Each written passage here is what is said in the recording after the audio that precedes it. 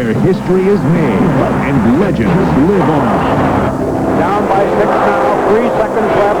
3rd and 10 at the SMU 41-yard line. McMahon throwing for the end zone. Who has the ball? Touchdown!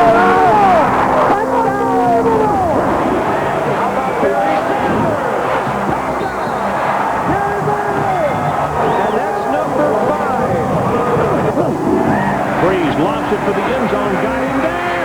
Touchdown! Isaac Joe. Your Breeze stuck it right in there. This one is over.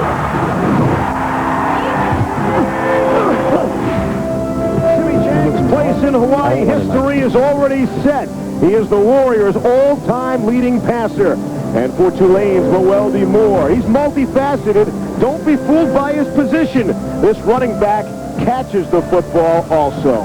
And with that, we welcome you to the inaugural Conagra Foods Hawaii Bowl.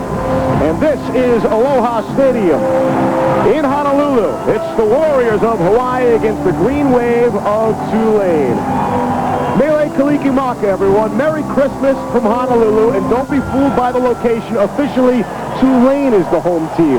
Hi, everybody. I'm Steve Lee. The great matchup, number 1 against number 1. Timmy Chang, the top passing offense in the country against Tulane. They forced more turnovers than anyone else in the nation. And Rod Gilmore, Merry Christmas to you first of all. Merry Christmas. Partner, if Chang has a problem, it is interceptions. Well, that's true, and he has had some trouble in the past, but he was banged up, had a bad hand. He's healthy now, and when he's healthy, he's something special. Look at his career numbers.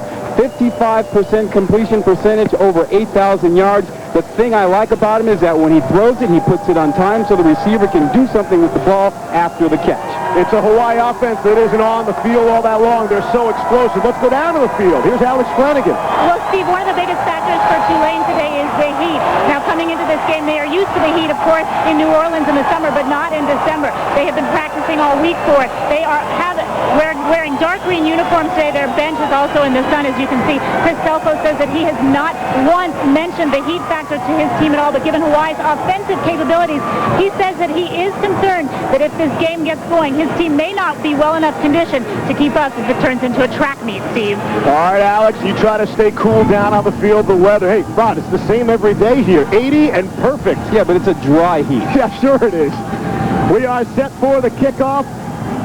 Chad Owens is back for Hawaii. Seth Marler does the punting and the kicking for Tulane. Hawaii won the toss. Forget about deferring. They want to put Timmy Chang on the football field. Ball teed up in the 35. Here's Seth Marler. And how about that? Marler actually recovered it. How about that to open? An onside kick to open the football game 4 seconds in. Well, you know, Steve, I saw Chris Selfo last night. He told me it was all about momentum. He was concerned about the travel over here, the environment, and doing something to get his team going on the first play. And he said that he might use something like this. Here it is, right off the bat. They go with the onside kick. Seth Marler coming up with it. The amazing thing about Marler, 54 of his 68 kickoffs have gone into the end zone. He always kicks it deep, but not there. A little trickeration to open, and great field position. 4 seconds into the football game for the Green Wave of Tulane. They'll open at their own 47 and open with 3 wide receivers. J.P. Lossman is the starting quarterback, the junior from Venice, California. So how did he wind up at Tulane? We'll tell you that story as we progress on this Christmas Day. And they'll pitch it and hand it off to Moeldy Moore. Made the first man miss, but not the second. Leonard Peters came up with the stop. Talked to J.P. Lossman. He said this is an opportunity to put Tulane back on the map. And if he has a good game, Tulane will have a good game. The rest of our Coors Light, running backs and receivers, Nick Narcisse, one of those players, likely will get single coverage today from that Hawaii defense. He needs to have a big game as well for the Green Wave to be in this. 2nd down and 7.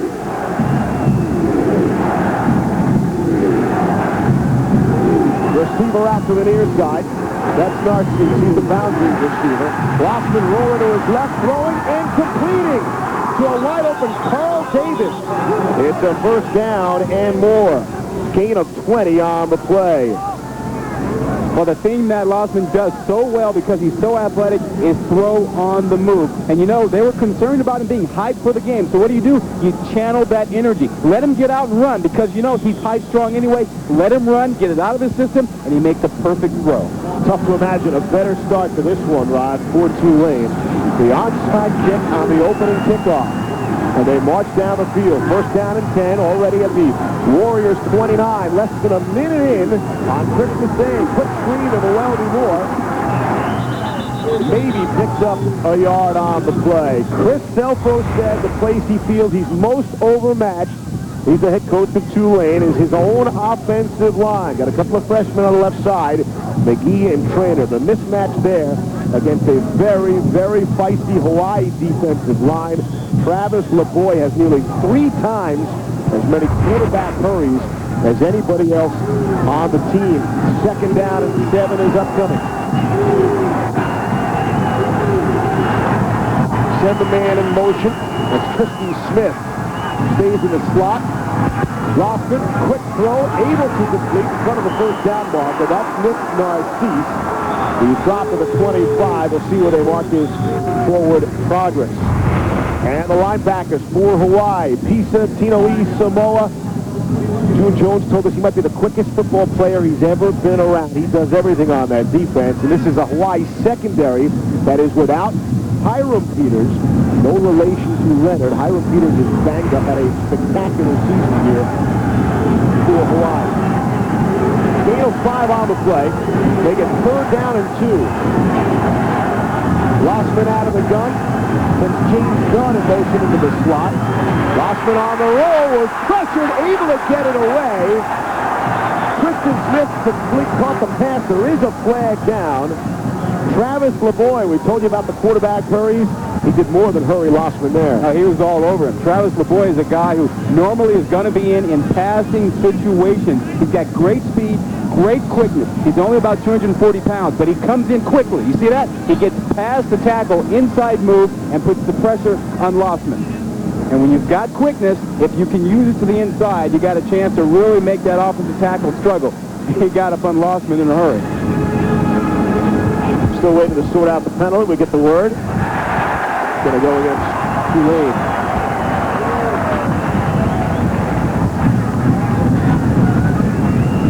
Well, they're trying to figure out if they want to decline it or accept it. If they decline it, then there's going to be a 4th down and a possible field goal attempt. If they take it, they've got a chance to push him back, but they'll give him a 3rd down opportunity.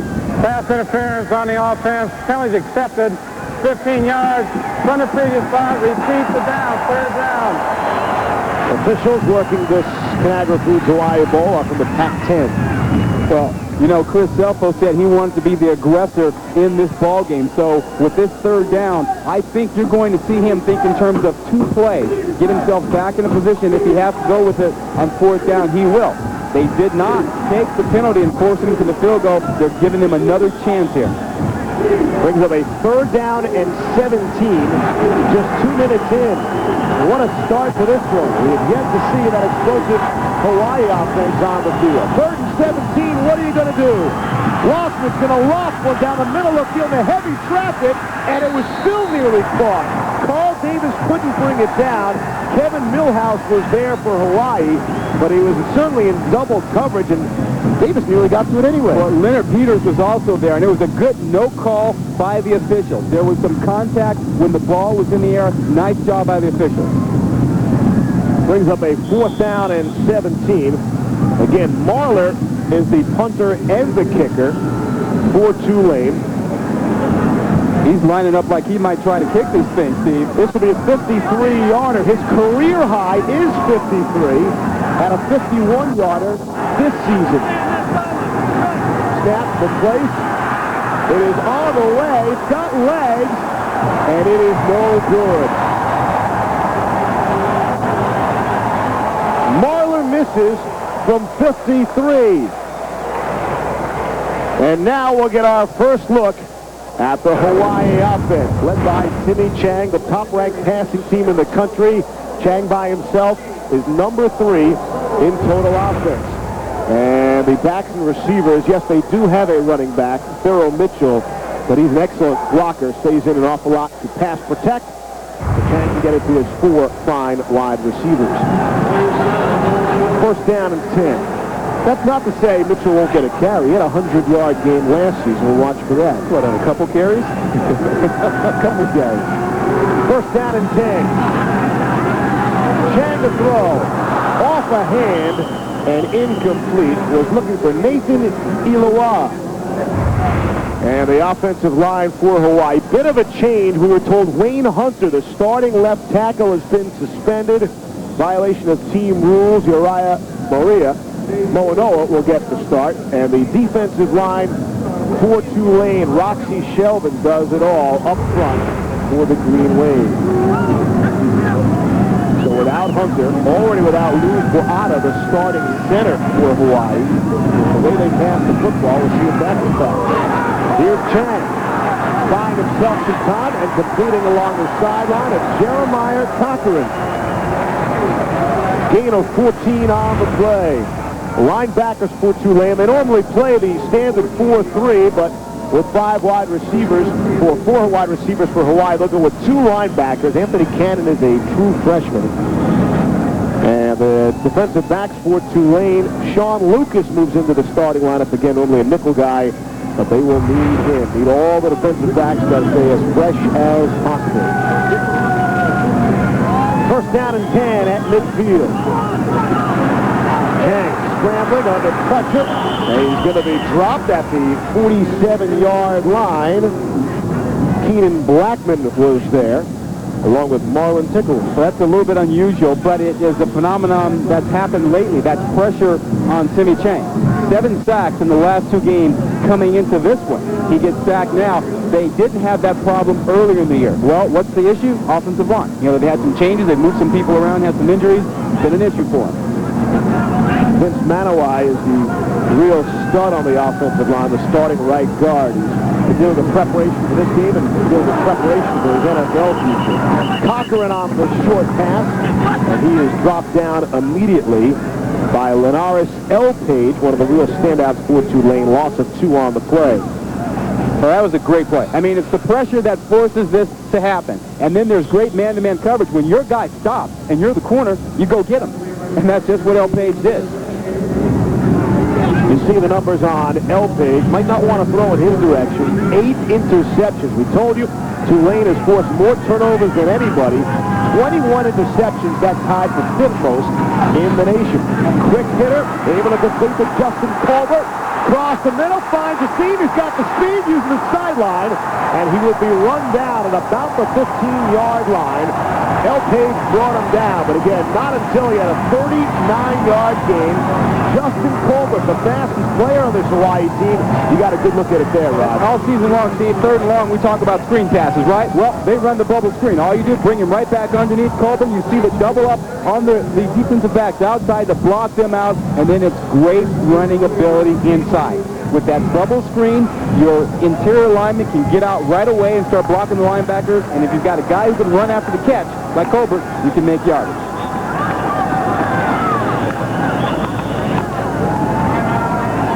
And it looks like Tulane will spend a timeout with 10:45 to go in the first quarter. June Jones and his Warriors are in scoring position. I think this is the one. It's beautiful. So, you're going to wear white after all. Just kidding, you crazy chick. Weddings are great, and they get better every time. Who is that? Vegas. That's right, baby. Round up the girls, kick up your heels, and party like you still got Daddy's credit card. My lips are sealed. Hello? Mama's got a hobby. Oh, boy.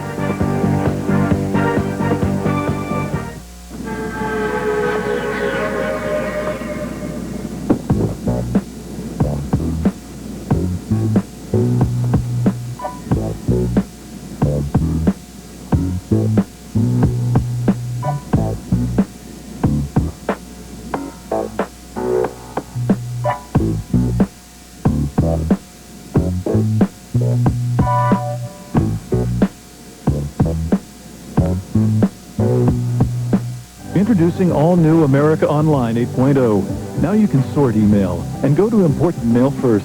And the new and better parental controls help safeguard your kids. New AOL 8.0. Welcome. Call 1-800-4ONLINE to sign up today. I'm at my mother's for dinner. She says, wasn't that chili unbelievable? I say, unbelievable. Where's the Alka-Seltzer? Only Alka-Seltzer's effervescent power relieves indigestion and pain fast. Get better relief. Get Alka-Seltzer. The holidays are here, and in the spirit of the season, Verizon Wireless lets you share time with your whole family with the America's Choice National Family Share Plan. Now get unlimited night and weekend minutes to share on up to 4 separate lines. And now you can enter our Lord of the Rings, the Two Towers sweepstakes to win an exciting trip for the whole family to New Zealand to visit where the movie was filmed. Because there should never be limits when it comes to sharing. Verizon Wireless, we never stop working for you. The Lord of the Rings, the Two Towers, now in theaters. Log on for sweepstakes details. Aloha and greetings from Hawaii. On behalf of the shareholders and the employees at Conagra Foods, I'd like to thank you for bringing us to your table today with products like Butterball, Hunt's, and of course topping off any dinner, Ready Whip. We're going to have a great day in Hawaii today, and I hope you enjoy the contest. Thanks again on behalf of all of us at Conagra Foods. Hey, Tim, we thank you for putting this bowl together. Had a chance to sit next to Tim yesterday at the Conagra Foods Hawaii Bowl luncheon. Rod is the keynote speaker. One of those great Bill Walsh stories. Screen pass from Chang to John West. Trying to cut it in, and he is just out of bounds. They'll mark him out at the 1-yard line. Sanchez cut him off after the gain of 14. How good is Timmy Chang in this run-and-shoot offense? He sees the field so well. He felt the man-to-man coverage and the pressure coming from the right side right away. And as soon as he saw the pressure coming, look at him. It's Michael Roberts, 95 right side. He just dumps it off quickly to John West. That's pretty good quarterbacking. We expect that out of Tim Chang, or Timmy. He might pull a Vic on us, Rod. Here's first down and goal from the 1. Chang's going to hand it off to Pharaoh Mitchell. Took a big body on, but able to cross the goal line.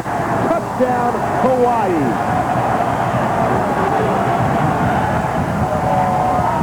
Pharaoh Mitchell does more than just block. He bowls his way into the end zone. This is going to be his 11th TD. Watch him at the point of attack. He gets met right in the hole. Big hit right there by Brandon Quick, but he just nails him. I mean, Brant Quick came up as hard as you can come up, but he just got smashed. That scoring drive is 2 minutes and 5 seconds, which is pretty typical for Hawaii in that explosive offense. Justin Ayotte is on for the extra point. And no problem. Ayotte able to put it through. 10:45 to go. Here in the first quarter, Hawaii on the board. At this point, Diamond Head has not been a distraction. 7-0. Marie Callender began every recipe the same way, with care. And her country fried chicken was no exception. Marie served it up with mashed potatoes, slowly whipped with real cream. Marie Callender put her heart into everything she made. And to this day, we're still making it Marie's way. Marie Callender's country fried chicken dinner in your grocer's freezer. Made with the care of Marie. Conagra Foods thanks you for inviting Marie Callender into your home this holiday season. How would you like your beach?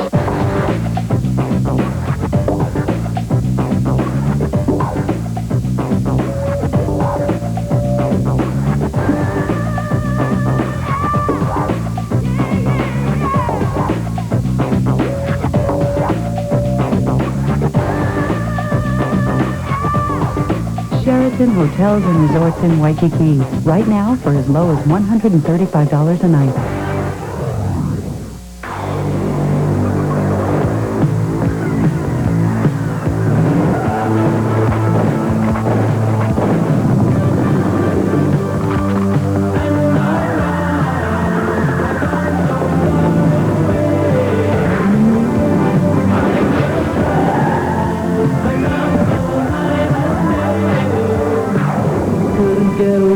Grand Theft Auto, Vice City. In stores now. Rated M for mature. Baby, I got the beat, baby.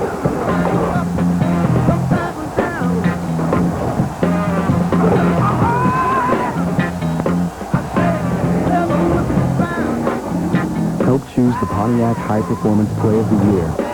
Vote online at ESPN.com, keyword Pontiac. The winning play will be announced live on the Tostitos Fiesta Bowl. Pontiac, fuel for the soul. Back in Aloha Stadium, Hawaii on the board thanks to the Thero Mitchell touchdown. The 4.0 student gets the 1-yard touchdown run. Of course, Timmy Chang got him down there, 405 for 65 yards. 205 on the scoring drive, which is not out of the ordinary. We told you they're hardly ever on the field. The offense so explosive that is just slightly under their average scoring drive for the season. They do it pretty quickly, huh? They do it pretty quickly. And often. The downside, of course, the defense has to be on the field. Lenaris Elpage is back along with Jeff Sanchez. And on a bounce, it'll be Elpage at the 5. Out to the 20, the 25, and the 30. And Elpage, defensive player who plays some offense, returns a kick to the 35. It's a kick return of 29. Tulane, the great start, really needed to get 3 there, Rod, early. They find themselves trailing now 7-0. You know, Chris Selfo talked to me about a luau. You know how you bring the pig over, you barbecue, slaughter the pig. He said they were brought over here to be the pig, and they weren't going to be the pig, so he wanted to attack. Right now, he's got to make sure his offense keeps the ball a little bit, get some continuity. They need to make sure that Terrell Moore is involved. Keep moving him around, get him some touches, and then try to find a way to get Tristan Smith involved, number 1. They do want to slow it down, take some time off the clock, and keep that Hawaii offense off the field. Rossman looked like he was looking for Carl Davis, who ran into the official, who was just now picking himself up off the AstroTurf and adjusting his head. That was Isaac Sopaonga who got in there. He put all the pressure on, and as you mentioned, the official went down as well. Now watch Sopaonga inside. He just gets going here. And J.P. Lossman is sitting up there. Uh-oh, here it comes. We're talking about a big guy, 320 pounds.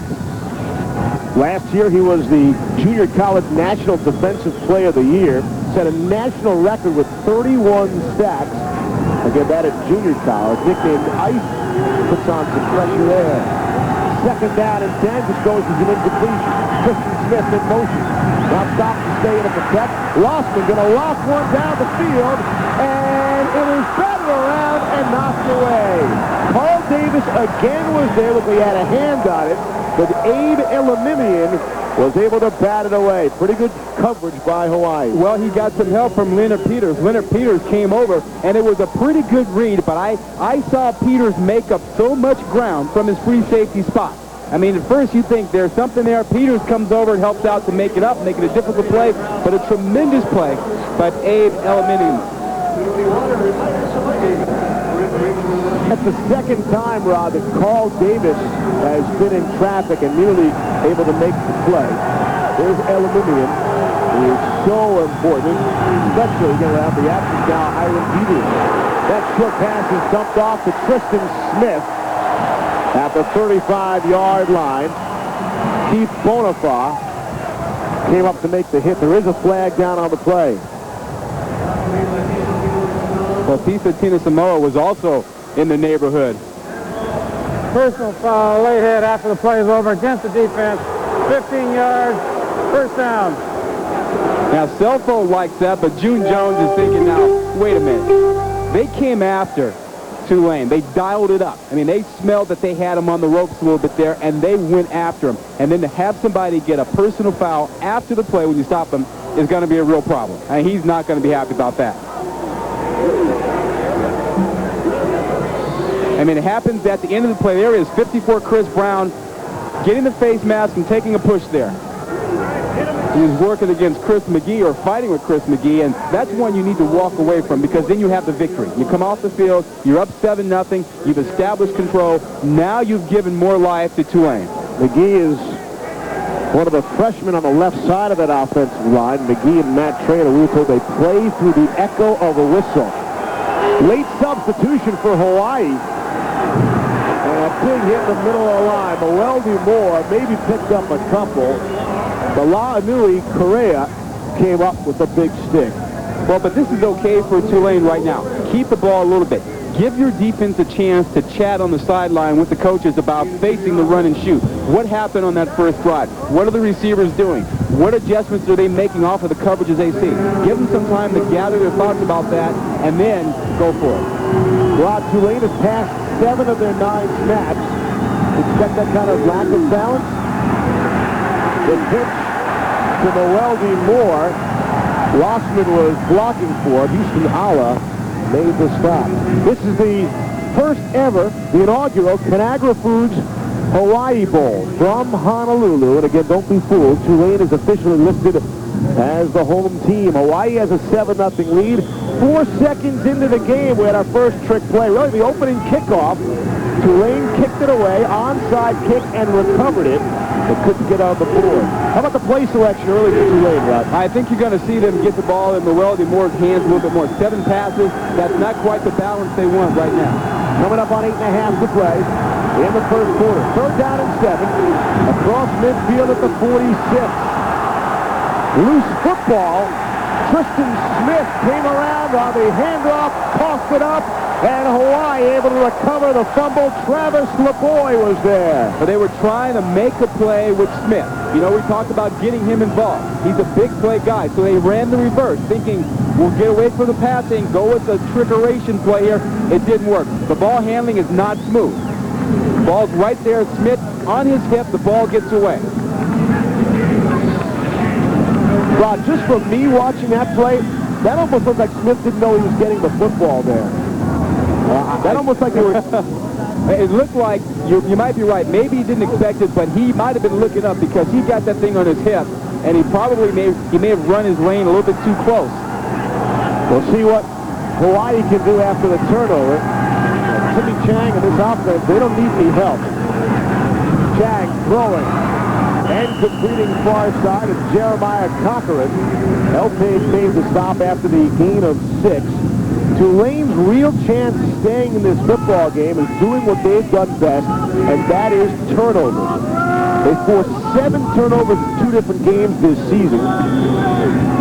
And in fact, in 6 of their 7 victories, they forced at least 1 turnover. They can't go the other way, turn the ball over to Hawaii. They've got to get turnovers, and I think an important thing is you've got to play the slot receivers well. They hurt you in a 4-receiver or run-and-shoot offense. You've got to take them away. 2nd and 3. There's a chance to take a shot down the field. Chang, little shovel pass. He shoveled it to Darrell Mitchell. And a bit of a gimmick or gadget play for Hawaii. Blake Baker wasn't fine. Steve, on that point about the run and shoot, 4 wide receivers and the inside receivers, what happens is they are more difficult to deal with because you get a better matchup offensively. You get good receivers against your 2nd or 3rd best cover guys, and in addition, they're off the line of scrimmage. So you can't really get your hands on them as a defensive back and stop them or control them. So when you run routes with your premier receivers inside in the run and shoot, it's a lot of trouble on the defense when they're inside. That one loss at home you saw was to Alabama, an ESPN game. Lost 21-16. Quick little toss across the middle. Chad Owens is in the football game. Got the catch and he's got the 1st down. And that's just what I'm talking about. I mean, Chad Owens lined up inside on the slot, and since he's off the ball, it's hard to get a hand on him and keep him from getting inside leverage. So Owens comes off the ball, he gets inside, and right now he can catch the ball. Now watch him come off, left to right. I'm sorry, right to left. He comes inside, he's off the line of scrimmage. You can't hit him, so then he gets inside, picks up a 1st down. Chang so far 7 of 8 for 77 yards. Pretty much what you'd expect. 3 to get it away, they do. Chang, pressure from behind, and he's going to be dropped. And Keenan Blackman comes up with the sack, had 5 during the regular season. That'll go with a loss of 5. And that's good defense because you had great coverage. Great coverage. Timmy Chang wanted to get rid of this ball, but watch him. Watch his head to the left. He's looking. He doesn't have his look. He tries to come off of it. Too late. Keenan Blackman got in there because of the coverage downfield. And Blackman showed some good quicks getting in there on that one. You know something about sacks, Rod. He is the school's career leader in sacks and tackle for losses. Very familiar with the play he just made. They got a 2nd and 15 now. Chang looks right, dumps off to the left to Justin Holbert. And excellent tackling by Blake Baker.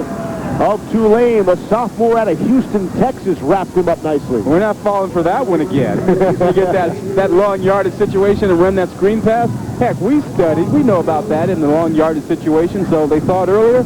They looked for it. Everybody reminded each other out there, and they played it well.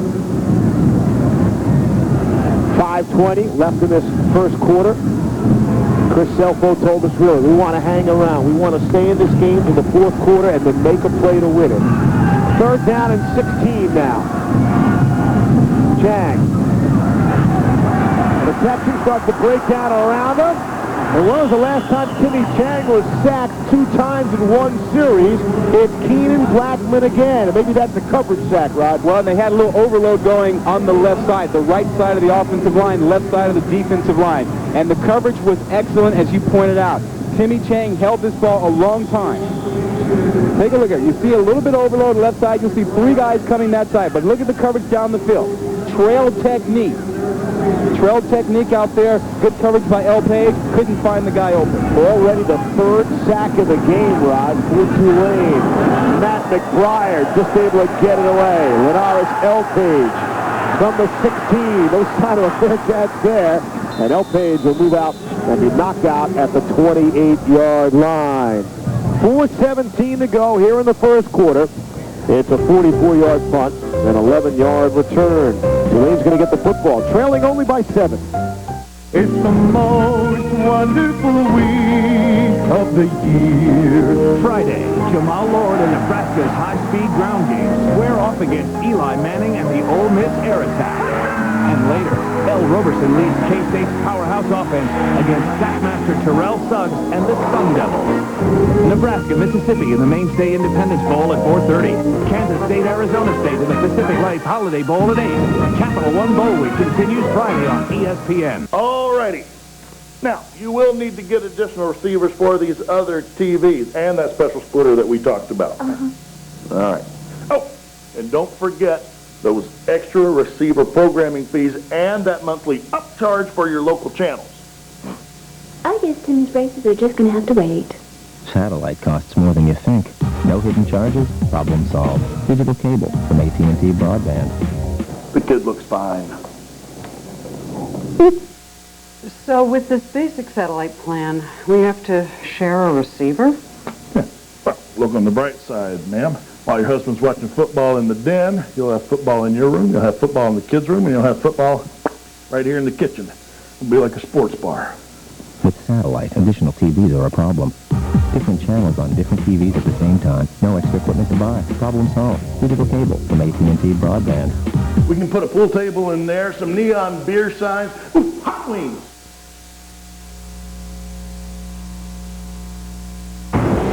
ESPN's exclusive presentation of the 2002 ConAgra Foods Hawaii Bowl.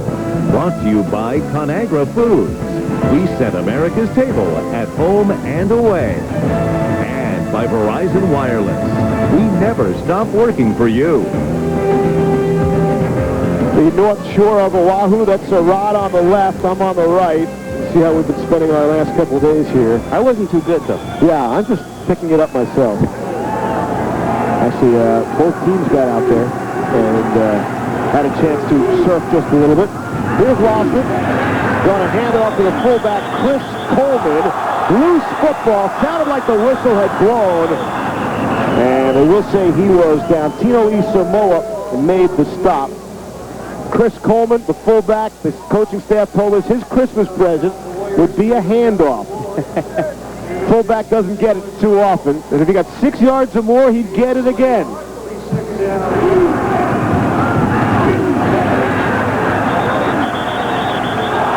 I heard the whistle. Did you hear the whistle? Clearly the whistle blew. Whistle before the ball came out. It was already wrapped up. But you like to throw a bone every once in a while to your fullback. And that was the Christmas gift of the Tulane coaching staff to Chris Coleman. Quick pass is complete to Nick Narcisse cutting to the middle. Kelvin Millhouse was there with him. But Narcisse has first down yardage, gain of 50. Hey, just going back to the surfing, the coaching staff for Hawaii, they talked about Rich Miano said, hey, you know, our guys, we have 20 guys out there on surfboards. Tulane had 10 guys on boogie boards, which is a real sign. He felt pretty comfortable with his team that win today. Yeah, he said that sort of his guys were loose and free and daredevils. How about Lossman? So J.P. Lossman gets out in the water. That's right. You know, and what, a sea urchin attacked him? He steps or sits on a sea urchin while he's out there surfing. Noeldy was worried about jellyfish going after him, and here is Noeldy Moore. Right now he's only worried about Warriors chasing him down. Keith Bonifaz made the stop there for Hawaii. Now, Noeldy Moore may not have been around a lot of beaches, but he's been around the football an awful lot. I mean, this guy is as good as it gets when you talk about an all-around back. Over 1,000 yards rushing, 46 catches this year. Last year, 60 catches, more than 1,200 yards rushing. He's a guy the NFL guys look at and they go, man, you know, he can do it all. Which do you play him at, a slashing kind of guy or a scat back? You wonder with his size, Rod, if he's a tweener. Wow, he took a big hit there. Moore was just flat out dropped by Isaac Sopaanga. Sopaanga will give you a little dance there. But he's going to be right in here, and he's going to come right up. You're going to see the block that is not there, and there's your problem. Missing blocks, Sopaanga getting in there, big hit. At Donald Madlack, the freshman guard, who was trying to do a little job of holding Sopaanga off, but he wasn't able to. Madlock is the backup for Seth Zondrek, who has been suffering from a case of the flu. And we wonder if that's affecting him. Maybe that's the reason Madlock, the true freshman, is in the game. Lossman, good protection, dumps it off underneath. Did that hit the official also, Rod? It hit the official. Looking for Tristan Smith, and again, the official who is part of the playing field, this time hit with the football. He's got to show better hands than that, or better feet. Get better feet, get out of the way. And keep your eye on the official right in the middle there. Keep your eye there. Watch him. Up, right there. Gets him right in the back. If you bend down a little bit more, Smith catches that ball. See, I credit the official. I thought he made a good effort, Rod, to get out of the way. He did make an effort. Chad Owens is back. Marlin puts it in the air. Owens will drop back and let it bounce. That's a good play. It'll go as a touchback. 93 seconds left to play in the first quarter after the 55-yard punt. On Christmas in Hawaii, and it's 7-0, the Warriors. Healthy Choice introduces everything you love about a grilled meal without the grill. New Healthy Choice Mixed Grills. Tender chunks of grilled chicken with seared-in flavor, tangy barbecue dipping sauce, and crisp vegetables. A delicious way to eat healthy. Real food and plenty of it. 6 new mixed grills from Healthy Choice. ConAgra Foods thanks you for making Healthy Choice the perfect choice for a healthy new year. Get up! Get on up! Get on up! Get up! Get on up! Let me now! Come on now! Stay on the scene like a sex machine. Get now!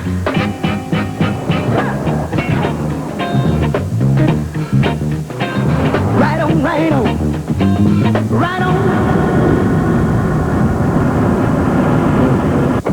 What have you been up to, Mr. Moneybag? It's okay. I put it on the credit card. Those interest charges are going to get us. Don't worry. It's our new Capital One No Hassle card.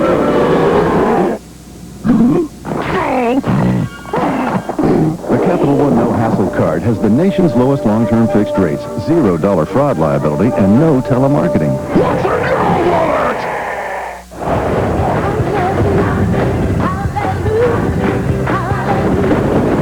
The gospel, according to ESPN, a great holiday gift.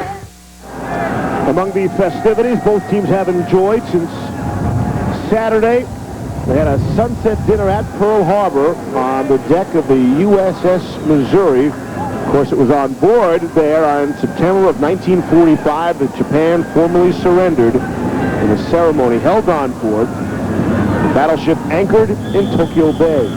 I'll tell you one thing. I don't think guys at any other bowls are having any more fun than these guys had at this bowl. They did a whole lot of things. I missed the luau the other day. You said, oh, I was there. Spectacular. Got the Tulane kids' attention, didn't they? Grass skirts and coconut. What's better than that for a college kid? Here's Tim Chang. Throwing on the money. It's Justin Colbert. And he's out to the 26-yard line. Jeff Sanchez was there. So Chang improves to 9 for 10. What do you want to go with? You want to go Tim, Timmy, Timothy? We kind of asked him about it. He said, you know, whatever. And then his mom called on the sofa. Yeah, I was going to say, I bet he goes with whatever mom says. Right. If mom says it's Tim, then it's Tim. If she says Timmy, then it's Timmy. Tim when he's a good boy. Timothy when he's in big trouble. Well, he's been in trouble today. 3 times he's been sacked. That is simply amazing. 19 on the season.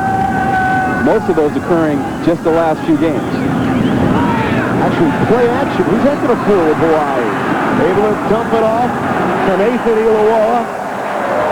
Trey Foger made the stop. Ilawa on the reception there. But you know, Timmy Chang eventually will want to get a big play out of Jeremiah Cochran. And he can't get it here. I mean, look at this man coverage. This is pretty good. He was chasing him. He made him work real hard to get deep. By the time he got a yard on him, the ball was already thrown. That's pretty good coverage by El Page. Look at El Page. No one in the NCAA curling has done this. You know what? He said he wants to do something special today, a special Christmas present. His son, he has a 3-month-old son. Wishing him a Merry Christmas, and he wants to do something real special for him today. I don't know if he can do anything more special than hitting for the cycle in football terms. Ball is tipped up in the air by Colbert. And was he able to bring it down? He was. Colbert goes 5'8", and that's interesting about Hawaii. They don't have your prototypical 6'4" wide receiver. Their tallest receiver is 6 foot, and they actually average a little less than that. Yeah, here's Colbert, 5'8", Rialto, California. Incredibly quick and fast. I mean, he's got great feet, about 4.4 speed. He was a great high school player. I mean, everybody seemed to want him. Washington State, Oregon, Colorado. When you've got speed, they'll come after you. You see the career leader for Hawaii in terms of receptions. Chang just threw it back behind Chad Owens. And the four is an incomplete pass. And that will end quarter number 1 in the inaugural Conagra Foods Hawaii Bowl here in Honolulu. We head for quarter number 2 with Hawaii enjoying a 7-0 lead. Merry Christmas, everybody. Big Monday, presented by Bud Light, returns January 6th on ESPN. In 1868, an American tradition was beginning, and Pacific Life was founded, both built on principles of persistence, performance, and strength. 135 years later, those beliefs still guide Pacific Life. It's how we help so many businesses and individuals reach their financial goals. Rely on the strength of Pacific Life. Watch the Pacific Life Holiday Bowl on ESPN, Friday, December 27th, 5 p.m. Pacific, 8 Eastern. Baby, I've got the feeling, baby.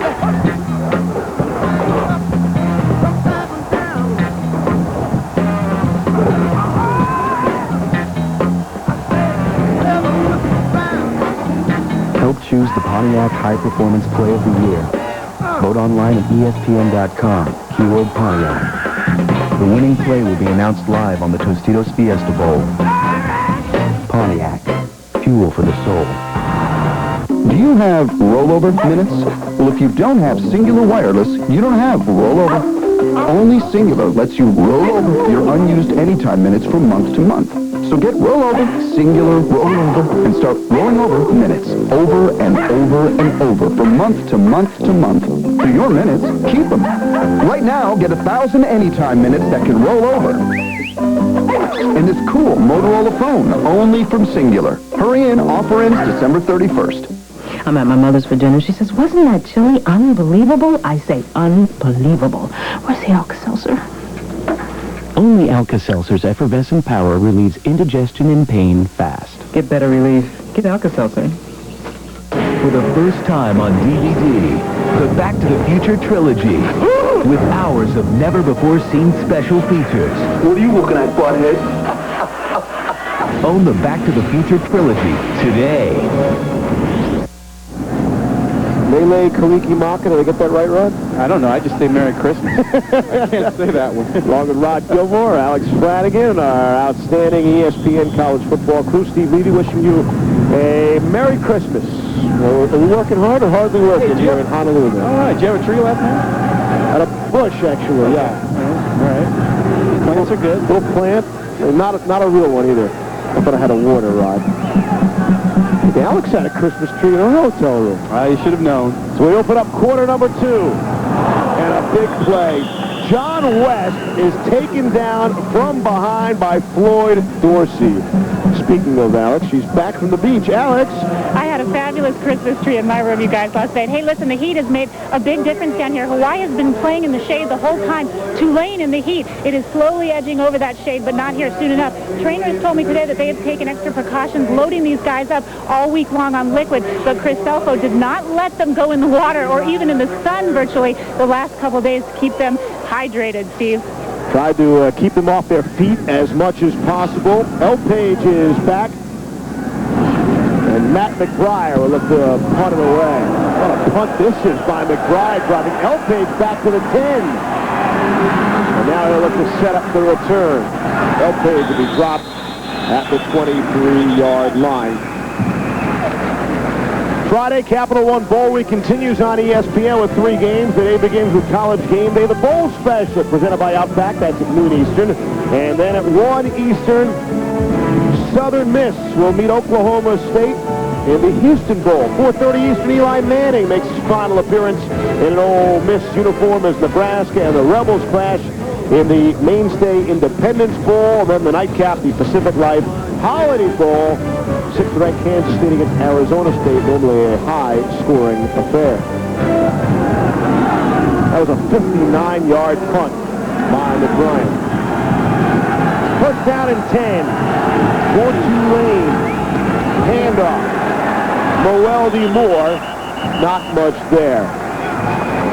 And this is pretty much a Tulane game right now. They are hanging in there, controlling the game, shortening the game, and it really comes down to, do you get plays out of J.P. Lossman? I mean, J.P. is the kind of guy who likes that pressure, too. He was as good a high school quarterback as you will find. Over 3,500 yards passing as a senior, 49 touchdown passes. Initially went to UCLA and then left there, transferred to Tulane, and everybody thought he was just going to be the man. He wants to be the man. He wants to be in the spotlight, wants to showcase his skills, and this is a program he feels he can do it in. And drop in the backfield, Moeldy Moore. It looked like they were going to go play action, but Lossman actually gave it to Moore. Anui Correa made the stop in the backfield for the loss of 4. You know, talking about Lossman wanting to be the man and showcase his skills. What quarterback would want to play in this Hawaii offense? Exactly, but right now this Tulane offense has a little trouble keeping Correa out of the backfield. He's all over Moore. Moore had no chance on that one. But you're right. At this situation, Lossman, the pressure's on him to start making some third down plays. He likes that pressure. Tulane 0 for 4 on third down. Do I hear 0 for 5? It's Moeldy Moore. No, that's their first down of the game, but there are flags that came late, Rod. It could have been a late hit or a face mask. But Moeldy Moore, boy, did he have a little bit of get up and go once he got the ball. He's got quick acceleration. It's a 15-yard gain. We'll see if, in fact, it's wiped out or they'll tack on more to it. Well, I think they're looking at Hawaii. Made after the play, the dead ball foul, personal foul against the offense. The 15 yards from the end of the run, 1st and 10. Well, it's going to be Kaczynski right there coming in at the end, cleaning up the pile. And linemen like to do that. And what has happened lately over the years is the officials have said they're going to protect defenseless guys. When I was playing, hey, these linemen would come down, and if you didn't have your head on a swivel, they would just get you, and nothing would be called. Kaczynski's an experienced guy on a rather inexperienced offensive line. He's played more snaps than any other offensive lineman this season for Tulane, but that's a penalty that will hurt. But linemen love to do that. They come down the field, they look around the tackle, who's standing around. and then they just try and tee off on him. And if you see the guy and you look up like you can protect yourself, they won't call it. But if you can't protect yourself, they'll hit you with it. So they get the first down, then they push it back, so it's still a first down now after the penalty. 2 seconds to snap it, they do. Lossman under pressure, forget about it.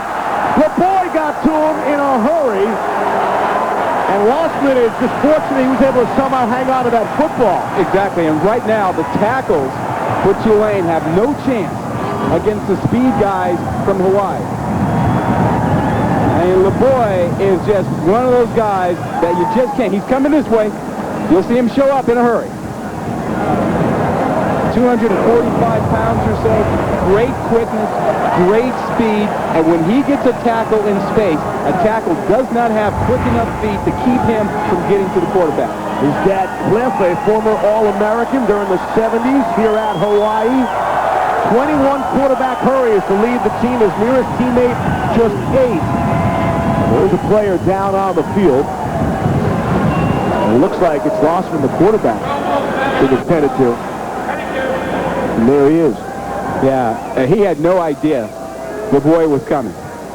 Derek Joseph is the backup quarterback, the senior from Harvey, Louisiana. And there's Joseph. Well, and Joseph does have skills. I mean, he has great speed, quickness, and he has a way of giving a little bit of a lift to the offense. He does some different things. He can throw it, but he is a much more effective runner than he is a passer at this stage. He's a guy who can run some option for you. He can drop back and take it and take off on you. We were told how many backup quarterbacks in the country are the fastest player on their team. Derek Joseph is just that. That's that Michael Vick influence. I mean, anytime Michael Vick's on the field, he's the best athlete, the fastest guy. Yep.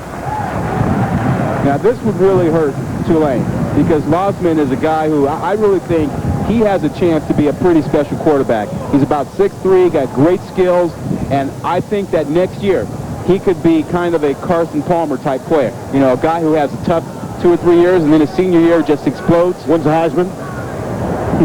I don't know about that. But he has taken his shots today. Look at him here. J.P. Lossman, he's got good speed, he's a good athlete, but there's not much you can do when guys are on top of you in a hurry. He gets rid of this ball, but goes down. He'll take another one from the left side. And you see the pressure keeps coming from the blind side. On the left shoulder, he gets hit. That last time, he had no chance to see it, but he's a tough guy. If there's any way he can get back in there, you believe he will, because he's got a whole lot of family watching. His head coach, Coach Zelfo, told us he is a fierce competitor that cannot be outworked. And he said if Lossman has a bad game, we'll have a bad game. That's how much their hopes are tied to their quarterback. So here is Derek Joseph. He's going to keep it. He's pushed out of bounds in a big way by LeBoy.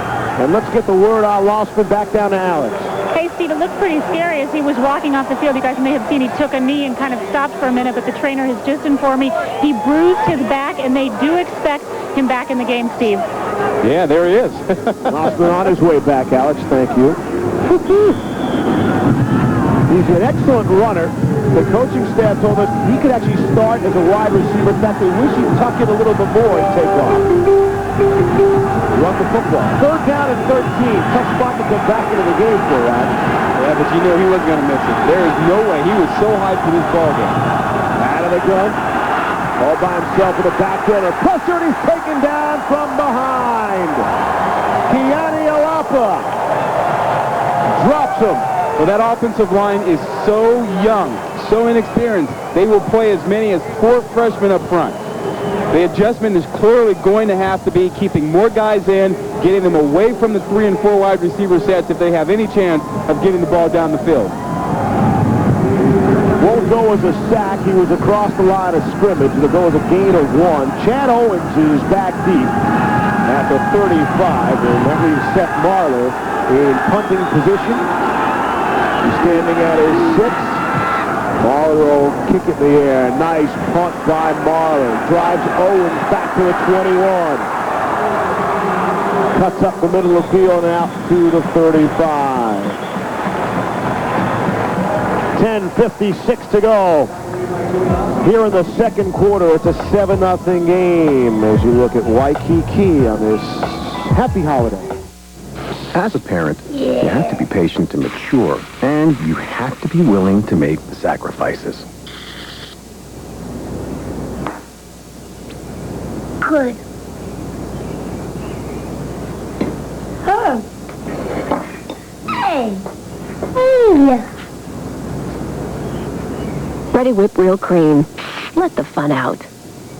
ConAgra Foods thanks you for topping off your holidays with Ready Whip.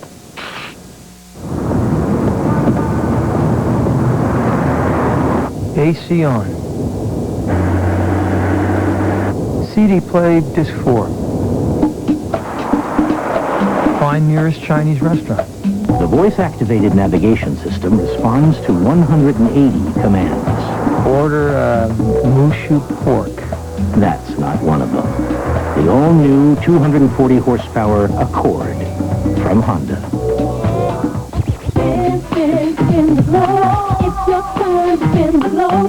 All around the world, Siemens provides hospitals and doctors with the tools they need to make the right decisions right away.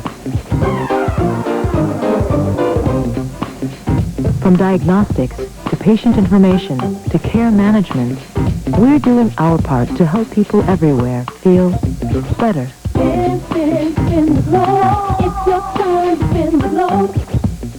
Capital One Bowl Week continues when Nebraska takes on Eli Manning and Ole Miss. Plus, K-State looks to cool down the Sun Devils. The Mainstay Independence Bowl at 4:30. The Pacific Life Holiday Bowl at 8. Capital One Bowl Week continues Friday on ESPN. Coming to ESPN Classic, America is cheering the Junction Boys. Now that's how it's done. An emotional raw-bone hunk of a movie. The special encore presentation of the Junction Boys, 9 Eastern Sunday on ESPN Classic. Chris Selfo and Tulane coming off the bus today. Now, normally, the Green Wave would head right to their locker room, but not today. They went right to the middle of the field. We're going to claim this field right now. This is our home field. We're the home team. When you're the home team, man, you're supposed to perform that way. That's what we expect today. This is our place. We're wearing green. I expect us to perform the way we're capable of performing. What do you think, Rod? Shake it up? Try something different? I think it works. I think the one problem, though, is that when you're the home team, shouldn't you get to choose the jerseys or choose the sideline or something? Yeah, the odds are stacked clearly against Tulane. They're in the dark jersey. They're on the sideline in the sun, yet they're in the visiting locker room. The only way they're the home team is if they're listed on the bottom, Tulane, with Hawaii on top. Chang off the play action. Dump it off to Chad Owens for the quick game. You think about some of the distractions that Tulane has been faced with coming here to the ball game in Hawaii. Coach Selfo told us, the exact opposite would be, let's invite Hawaii down to New Orleans around Mardi Gras time, have them out there for a couple nights, and then play in the Superdome. Oh, he was really worried about it because all of his players were on their feet, having a good time on the beach and doing all those types of things, and you have to wonder about, geez, where is the focus, and will they lose their legs before they get a chance to actually play the game? He said a good sign, however, was when he finally took curfew off in the early stages. He said the kids were still in bed by around 11 o'clock. They were that tired. That pass just behind Chad Owens, and it'll fall as an incomplete pass. And it'll go as a drop because Chad Owens catches those things, and he knows it. When those things are around him, he will get it, and that's probably drop number 71 on the season for Hawaii. And June Jones told us that this is a 60% quarterback, and he's always on the money. Well, his percentage is about 55 because of those 70 drops coming into the game. We mentioned interceptions have been an issue. Chang has 25 touchdowns, 22 interceptions on the season, but in 2 games, he threw 9 interceptions. Maybe trying to hit too hard. Today, Chang's 80%, Rod. 12 of 15. And he's going to add to that. Cool and calm and complete to Colbert. Yeah, and Jeff Sanchez is probably kicking himself just a little bit. And Sanchez is the right corner out there, and he gave him just a little bit too much room. On a 3rd down like that, he needed to know exactly where the area is. There he is right there. Sanchez in one-on-one coverage. Look how far off he is. About 8 yards off. And then he's giving a lot of ground well beyond the 1st down marker. Now, in fairness to Sanchez, he's a guy who just started playing corner last year. He was a running back, so he's still learning the spot, learning where he is on the field. If the coaching staff threatened Sanchez, maybe take away some of his playing time midway through the season, he started to pick it up. A pretty good second half. Here's Chang taking off and then taking an easy slide down. And he's got first down yardage. Tim Chang. Did you hear the crowd? Hey, the crowd started yelling. Why did the crowd get excited? Because they've wanted Timmy Chang to do this all season long. He likes to stay in the pocket. We're used to seeing a quarterback who will get out and go. Chang doesn't like to do it. He has a bit of a bad knee, and he won't run, but this time he took off. The crowd responded. There has been few in this area who have questioned Chang's toughness. The coaching staff told us he's come a long way in regards to that this season. Has proved his mettle, his toughness, and really earned the respect of his teammates. The guy played with a bad hand, a broken pinky, and completed passes. Here's Chang going to take a hit. Able to get rid of it. That'll go as an incomplete pass. Marlon Tickles got him, and there is a flag down. I think they're probably going to nail him for grounding. You got, if you throw it away, you got to be outside the tackle box, and the ball's got to go beyond the line of scrimmage. And no one was in the neighborhood. No, I don't think so. Well, they're going to wave it off. Pick it up, put it away. No penalty. Hey. Quarterback was out of the pocket. The ball went to the line of scrimmage. By rule, the legal pass. All right, well, he was out of the pocket. That was cool. Does the ball get beyond the line of scrimmage? That's pretty close, but I guess it barely made it.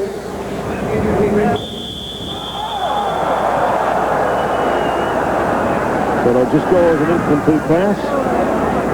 Second down and 10 upcoming. 9:24 to go, second quarter. Tulane is very much in this game, Rod. This is their game right now. I mean, the pace of it is Tulane's pace.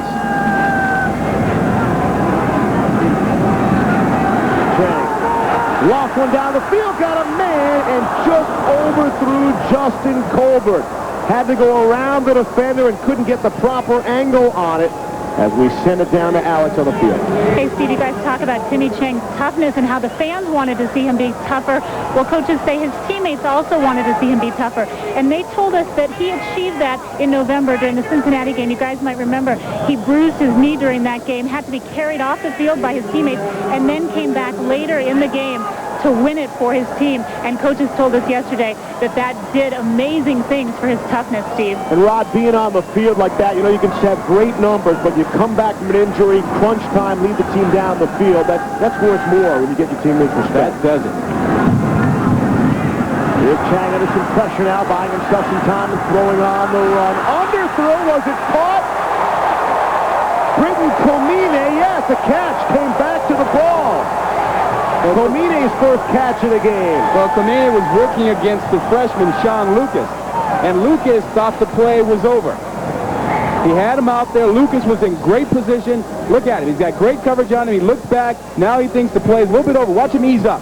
He eases up right now. Comine keeps looking back for the ball.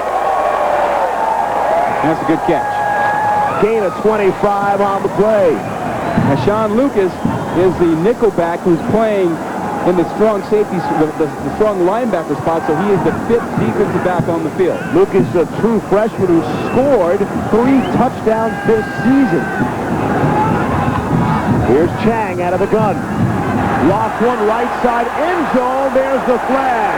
Jeremiah Cochran was the intended target when Horace Elpage was there on the coverage.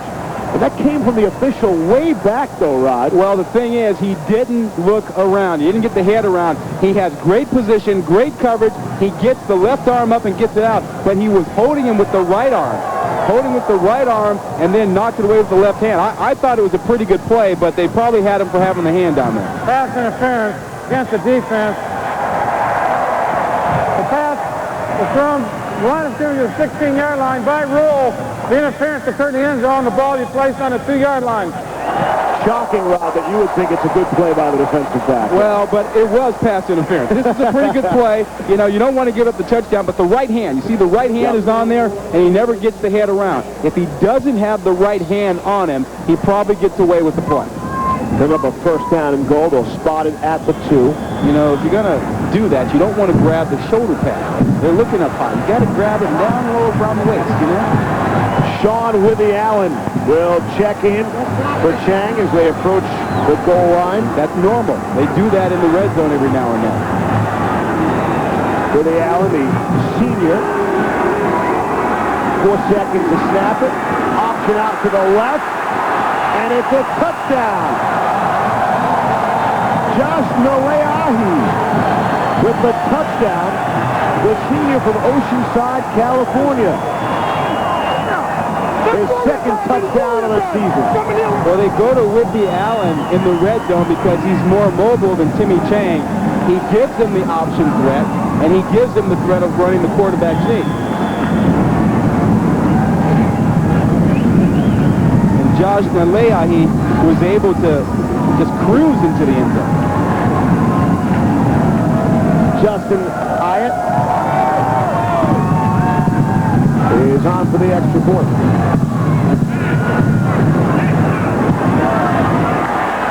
And it is good. A scoring drive. It's 2 minutes and 21 seconds. It is 16 seconds longer than the first scoring drive. Capital One Bowl Week continues. Pass interference call hurts, leads to that 2-yard touchdown and a 14-0 Hawaii lead. How would you like your beach?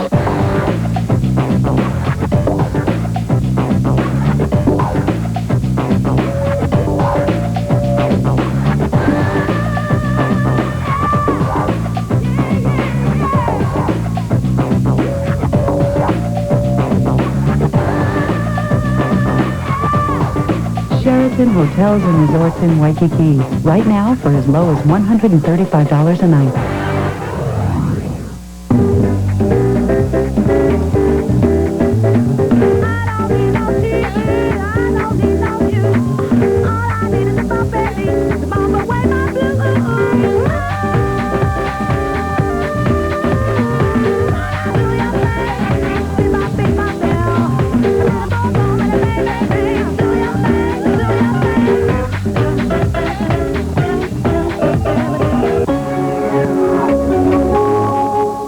I'm at my mother's for dinner. She says, wasn't that chili unbelievable? I say, unbelievable.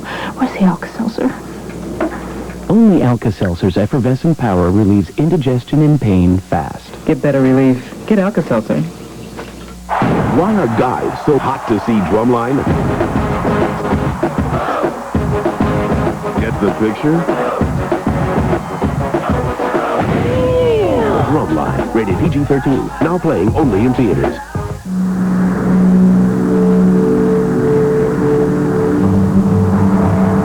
Will it catch the competition by surprise?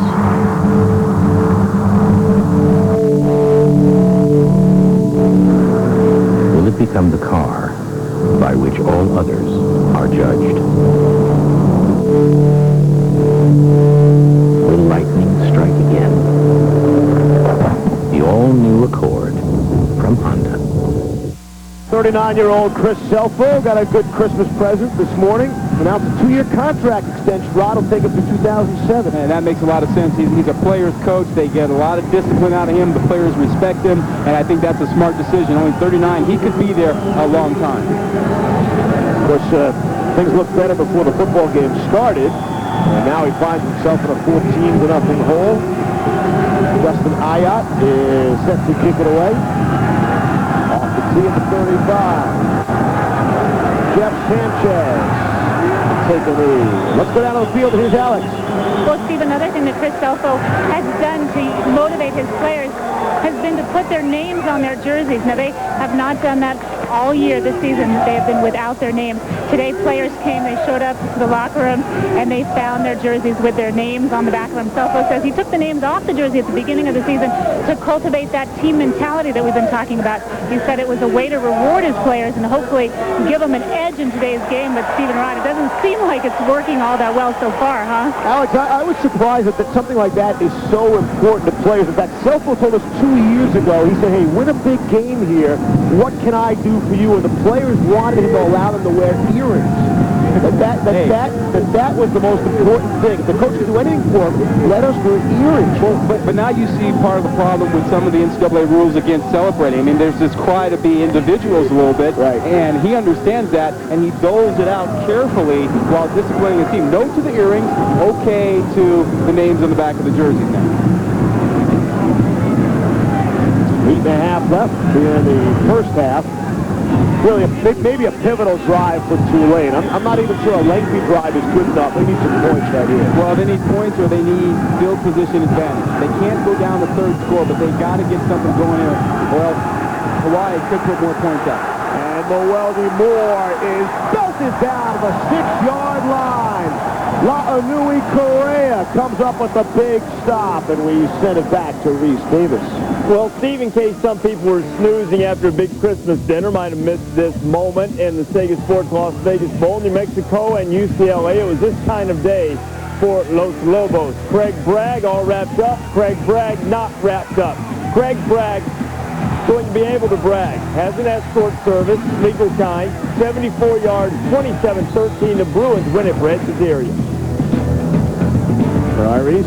Merry Christmas to you and the guys back in the studio. I think those guys back in the studio were kind of busy today. Weren't they digging out some snow and all that kind of good stuff? Well, Bristol wasn't balmy today? No, I guess we wouldn't help them, would we? We got enough sand to deal with here, right? Yeah, okay. Making things worse, probably. Picture blue skies.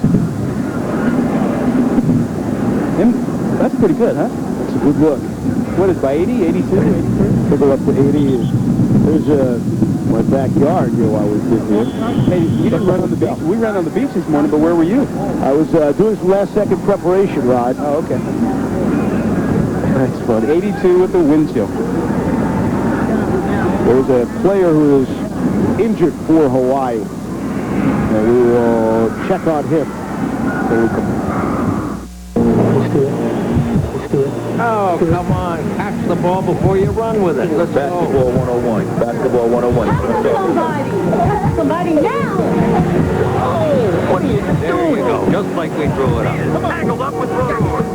Stay in the lane! Stay in the lane! Knock him down! Get out of the lane! No, just hit somebody. Go, baby, go! It's a disgrace. They ought to be ashamed of themselves. Now that's what I'm talking about! I got a new job in a new city. I wanted to bank when and where it was convenient for me. Gary at National City took care of it. I've got ATMs everywhere, free checking, a Visa check card, and online banking. Gary understood me. But that's no surprise, because the people at National City don't see me like this. They see me for who I really am. I'm Brian Spencer, and my bank is National City.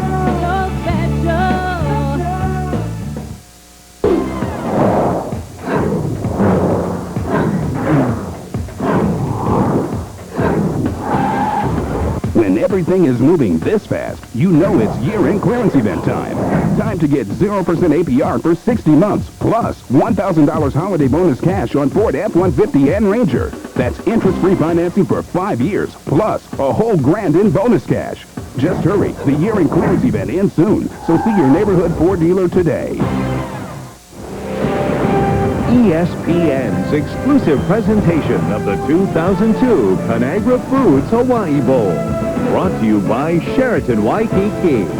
On Hawaii's most legendary beach, Sheraton Hotels and Resorts Waikiki. The heart and soul of Waikiki. And by the all-new Accord from Honda. It's more Accord than ever. Good luck off of Waikiki Beach. It's been beautiful. And the hospitality has been outstanding here at the Conagra Foods Hawaii Bowl. For the entire ESPN crew, we thank the locals and everybody involved in the bowl for that. There was an injury while we went away. Isaac Sopaanga went down, the defensive tackle for Hawaii. Yeah, watch Pisatina Samoa come in, number 10 at the end of this. You will see him show up, and watch the right shoulder to the helmet. Right there. And that's a hard-hitting guy. I mean, Pisatina Samoa may be the best defensive player on the Hawaii squad, and 210 pounds in quickness. He hits a ton. And that time, friendly fire. Yeah, hurts. You don't mind getting hurt when it's the other guy, right? You took a big shot. You want to hit by your own guy. Weldy Moore has been unable to get anything going. Here's 2nd and 16. Rossman gets it away.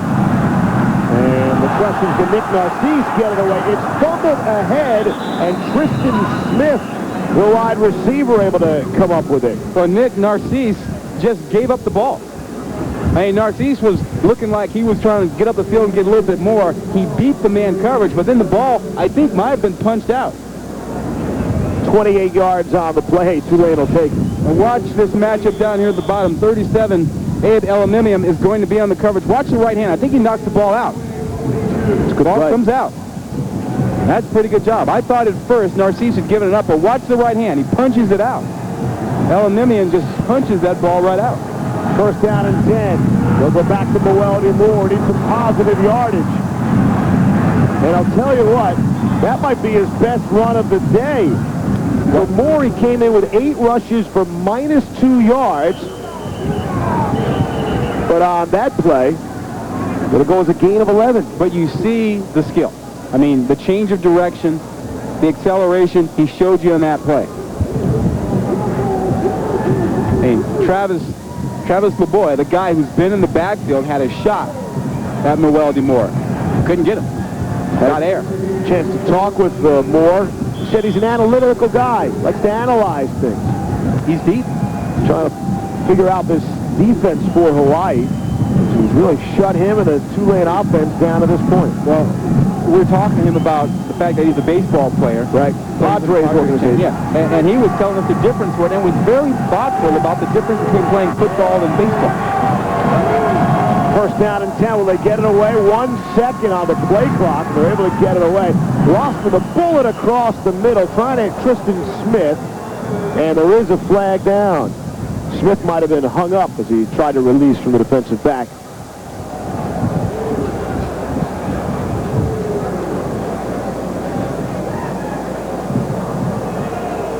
Well, this pass interference will give them a 1st down, but if you are a Tulane fan, your problem is you're not getting much done out of number 26. And give a lot of credit to Kevin Limpa, the defensive coordinator for Tulane. I'm sorry, for Hawaii. He's making sure that Weldy Moore has nowhere to go. I mean, they're getting an extra guy, at least 1, maybe 2 guys around him anytime he touches the ball, outnumbering the blockers so that they have him hemmed in. Lempa said he was more impressed with Tulane's running game than their passing game, and he was surprised, or we told him, that their running game is ranked 104th in the country. But they were much better than that, at least that way on the film. Moore trying to pound it ahead. Well, Limpa told us that he was afraid that his players thought he was crying wolf. And he would tell them, hey, their running game's pretty good. This guy Moore is pretty good. I think the players knew. They looked at the stats and they said the running game isn't good at all. And Limpa's going, hey, I think they believe I'm crying wolf when I tell them that they can run the ball and that this guy's pretty special. Tulane's a tricky team for an opponent to get up for, right? They're only on television once this year. And that's when they were blown out by Texas 49-0. Weldy Moore again. So haven't had a lot of national exposure. It was kind of a funny line by Self when we said, it's great to be on ESPN on Christmas night, et cetera, et cetera. But, there's a fine line between exposure and being exposed. And right now, they're not being exposed. It's 14-0, and they're on the move. Now, right now, they're exposing what Weldy Moore can do inside. He cannot just run the ball outside. He is good at running inside. He's got good feet. He knows how to change directions. He knows when to lower his shoulders as well. Moore coming on his last 3 carries for 11, 7, and 8 yards. Zablanga is back in the game for Hawaii. Rossman taking on Kelvin Millhouse. And they're going to lose that battle, though he'll gain a couple of yards on the play. And you knew he was going to take him on. I mean, that guy has so much swagger. I mean, as a quarterback, you want your guy to be confident. J.P. Lossman has a lot of confidence. And he believes he can be the best quarterback around. And he will take you on. This is his first year as a starter, Lossman. He's already the 6th leading passer in school history. Patrick Ramsey, of course, is on that list. Sean King is on this list. A handful of fine quarterbacks coming out of Tulane. Here's Lossman. Step, fires, and completes. The ball on the money there. Chris Bush at the 10-yard line. Well, this is the thing that makes me look at him and say, next year, he could be stellar. I mean, he's got great skills. You know, good size, 6'3", watch his ball get there in a hurry on time.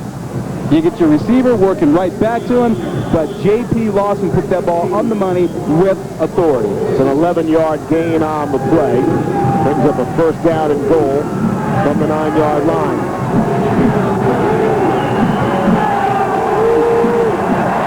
Lossman surveying the situation. They bring the corner blitz. Lossman picks it up, nearly intercepted. Nick Narcisse was there. There is a flag down. We talk about next year for Lossman. We talked to Mel Kiper Jr. Got his picks on some top returning quarterbacks. That's a good one. Pick along with Eli Manning. Rex Grossman. Can't forget about Rex. Flores got something to prove. Yeah, Roethlisberger is a pretty good one as well. He'll be back. Cody Pickett, yep. The fifth that comes from our game today, you might think it'd be Timmy Chang. And you'd be wrong. Mel likes Lossman as the fifth best returning quarterback in the country next year. Now, you see, Mel knew J.P. coming out of high school. He knew those numbers as well. Saw what he did at Venice High School in California. Headed out to UCLA. Changed plans. Went to Tulane.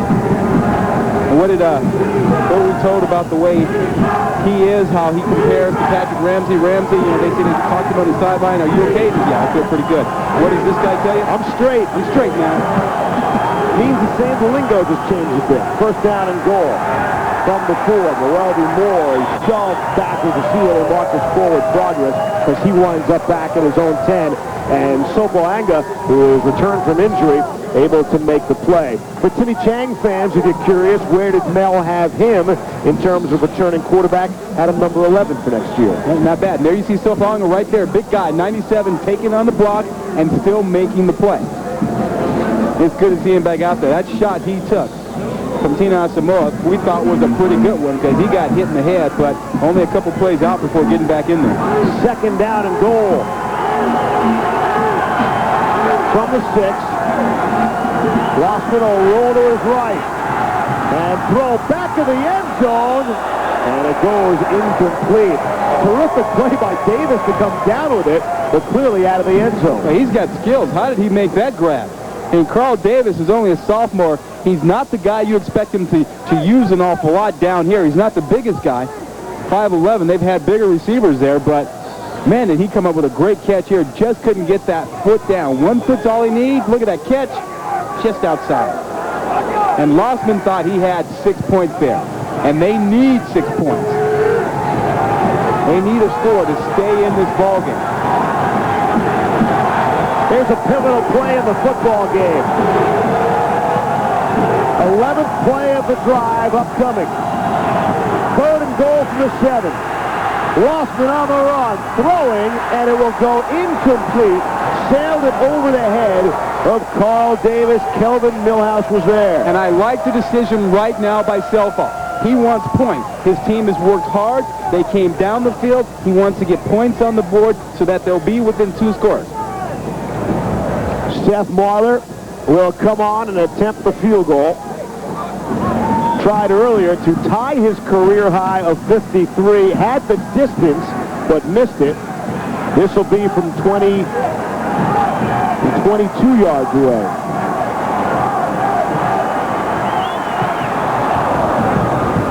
And he's able to boot it through.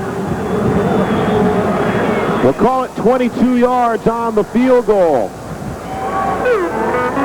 And Tulane is on the board. 5 minutes to play in the first half. It's 14-3.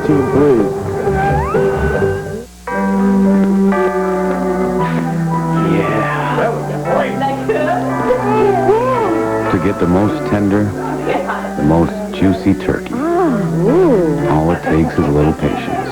How come you never look at me like that? And a butterball.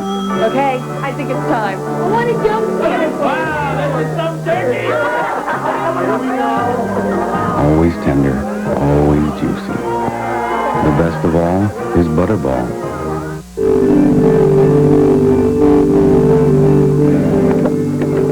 Lesson 1. Stilvoll. Stylish. Kraftvoll. Powerful. Was für ein Auto ist das? What kind of car is this? Introducing the all-new 240 horsepower Accord from Honda. Wie haben Sie das geschafft? How did they do it? I was looking for a great deal, so I talked to a good friend of mine. Emmett was desperate. That's when Alf told me about 10-10-220. I told him all calls up to 20 minutes are 99 cents. I was reluctant to sign up for anything. I told him he didn't have to sign up. Just dial 10-10-220. Push the buttons, man. Thanks to Alf, I dialed 10-10-220 right then and there. What'd you call? That's really none of your business. Well, dial 10-10-220, then 1 and the number. K-State's powerhouse offense looks to cool off the Sun Devils. Capital One Bowl Week continues with the Pacific Life Holiday Bowl, Friday at 8 on ESPN. J.P. Lossman, not wishing anybody a Merry Christmas. Not right now. He's on the floor with Frank Selfo, the offensive coordinator. By the way, the older brother, by 4 years, of head coach Chris Selfo, after a rather impressive two-lane drive, and they needed points, Rod. Yeah, and they did. They needed to get on the board, reward your team for all the hard work, give your defense a chance to feel like, hey, they can get something done. I think that was a good decision. I know you're probably tempted at that point to try and go for it on 4th down and get the touchdown, but you need the points. 12-play drive. Took 3.5 off the clock. How about that brother relationship, head coach and offensive coordinator? And what did Selfo tell us? He said, if he didn't get the job done, I'd still love him. I guess I'd just miss him. Have to fire him. Treat him like every other offensive coordinator in the country. If he can't get me 40 points, find somebody else who will. Chad Owens is deep in the end zone. He'll take it out of there. Cut at the 5, cut at the 10, 20, and was tripped up. And if he wasn't tripped up when he was by Michael Roberts, the freshman from Houston, he could have had maybe 20 more yards of running room. Tomorrow, Capital One Bowl Week will continue on ESPN with 2 more games. The evening begins with College Game Day Bowl Special, presented by Outback at 4:30 Eastern. At 5 Eastern, it'll be the Motor City Bowl. The Eagles of Boston College will take on Toledo. And then the Insight Bowl from Phoenix, 23rd ranked Pittsburgh, and Oregon State. Larry Fitzgerald, the receiver for Pittsburgh, had that big game against Miami. A tremendous season. What a receiver he is. And how about the job Walt Harris has done at Pitt? I think those two teams are going to be pretty good next year. Oregon State and Pitt. I mean, Pitt's got a chance to, I think, have a pretty strong season again next year. And Oregon State, I think they got their young running back and quarterback Jackson and their quarterback together. They could be pretty good next year in the Pac-10. There was a penalty for an illegal block on the in the back by Hawaii on the return, and that will send them back to the just outside the 5, between the 5 and the 6-yard line. As the shadows begin to creep onto the field, although you'll be happy to know the sun is still on the Tulane bench. He can't catch a break. Maybe in the 3rd quarter will be beyond them. 1st down and 10 from the 5. Here's Chang. Down the sideline. Got single coverage. Not even close. Justin Colbert was there. So too was Jeff Sanchez. Marlon Tickles had some good pressure on Chang. And there you see the running pass breakdown in terms of yardage. Rod? Well, pretty good job out of Tulane. I mean, they really wanted to make Hawaii one-dimensional. As strange as it seems, they didn't want Hawaii to be able to run the ball. They wanted to say, make them pass, we'll settle in and just play pass defense. And so far, Tulane has done a great job. Their corners have played great man-to-man coverage when asked to.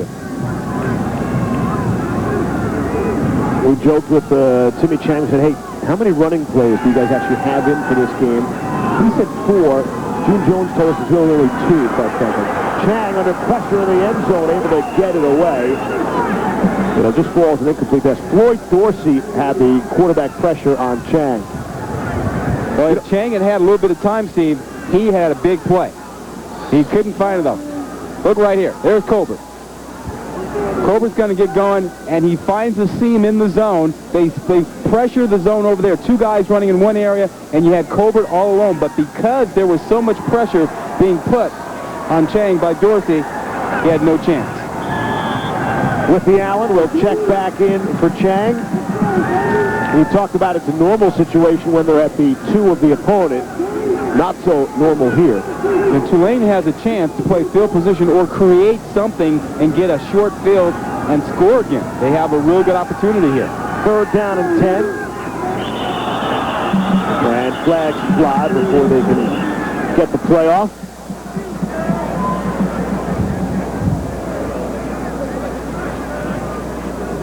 Dead ball prior to snap. 12 starts on the offense. Half the distance to go. Still 3rd down. Push him back a little bit more. You know, we told you about Coach Selfo and his contract extension. June Jones has 1 year left on his deal. And I get the sense, we get the sense in talking, he doesn't want to leave. He loves it here. I think he wants to be here, and I think, in fact, his agent is here talking to them. And Steinberg? Yeah, he's not particularly said, look, I'm leaving, but the NFL is always knocking him over. But he loves it here, and I think he brought Lee Steinberg out here to try and get a deal done, so he'll be here for several more years. Out of the shotgun now after the penalty. Woody Allen throwing down the sideline. Has to show off his arm. And I mean just overthrew Jeremiah Cochran.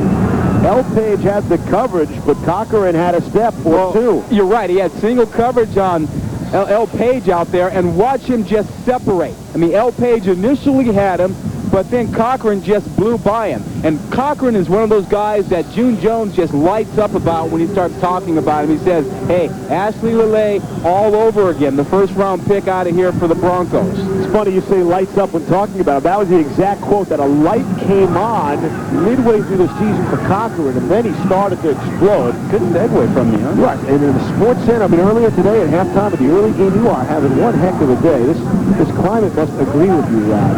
I have to sign something for you. Kick will bounce at the 50, and El Page will just let it bounce. That's a big kick. That is a huge kick that got Hawaii out of a hole. It's been a tremendous day, really, for both punters. That'll go as a 73-yard punt. We've had 4 punts over 50 yards already today. Well, he had a 66-yarder earlier this year. 66-yarder, had 3 61-yard punts.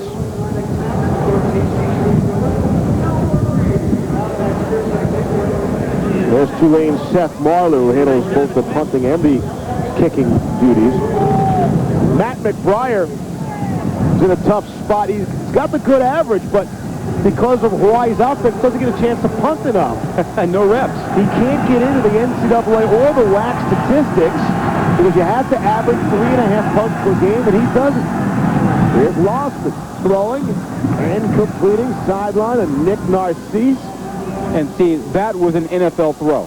I mean, when the scouts start looking at this guy, they'll put on this tape, they will look at that throw and say, whoa, he's got an arm.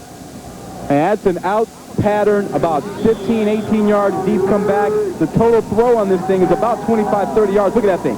Bam! Oh, that's pretty. Tight spiral. 11. That's why Mel Kiper has him as number 5 next year, because he could just explode next season. These are 2 quarterbacks we're seeing today. I know the Hawaii folks feel as if Chang will cut down on his interceptions next season and have a big year. And Lossman, again, this is only his 4th season as a starter, led them with 7-5 record during the regular season. Timmy Chang could wind up being one of the all-time great college quarterbacks. Tulane will spend another timeout. 4:07 to play here in the second on Christmas Day from Hawaii. There is a start. There is a finish. And in the journey between, there are dreams. The NCAA Hall of Champions keeps these dreams alive for you. More than a museum, the NCAA Hall of Champions takes you on an interactive journey. Relive some of the most inspirational moments in collegiate sports history and walk in the steps of a student athlete. At the NCAA Hall of Champions, you'll find something for every fan. Discover what it means to be a champion. The journey begins inside.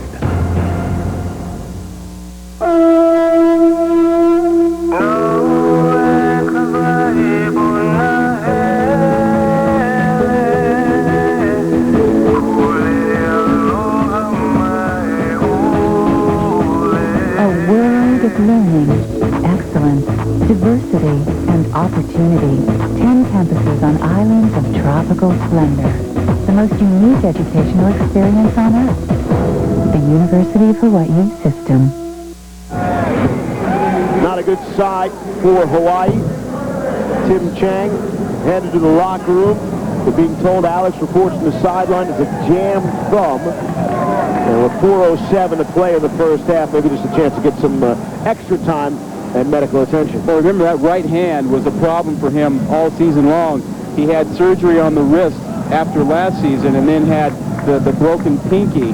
That was a problem earlier this year, which led to a lot of interceptions. And he looked healthy for the first time in weeks coming into this ball game. And now he's got the jammed thumb. And so we'll see more of Sean Withy Allen, too. Good look at that. Yeah, I'd like to see him without the helmet on. See what he's really got underneath. Moeldy Moore. Look at that. Couldn't get his hands on that. Hey, you know, look at this. He's got all this hanging out around. Look at that. Ponytail. Just pull it in a ponytail and you have it in one spot.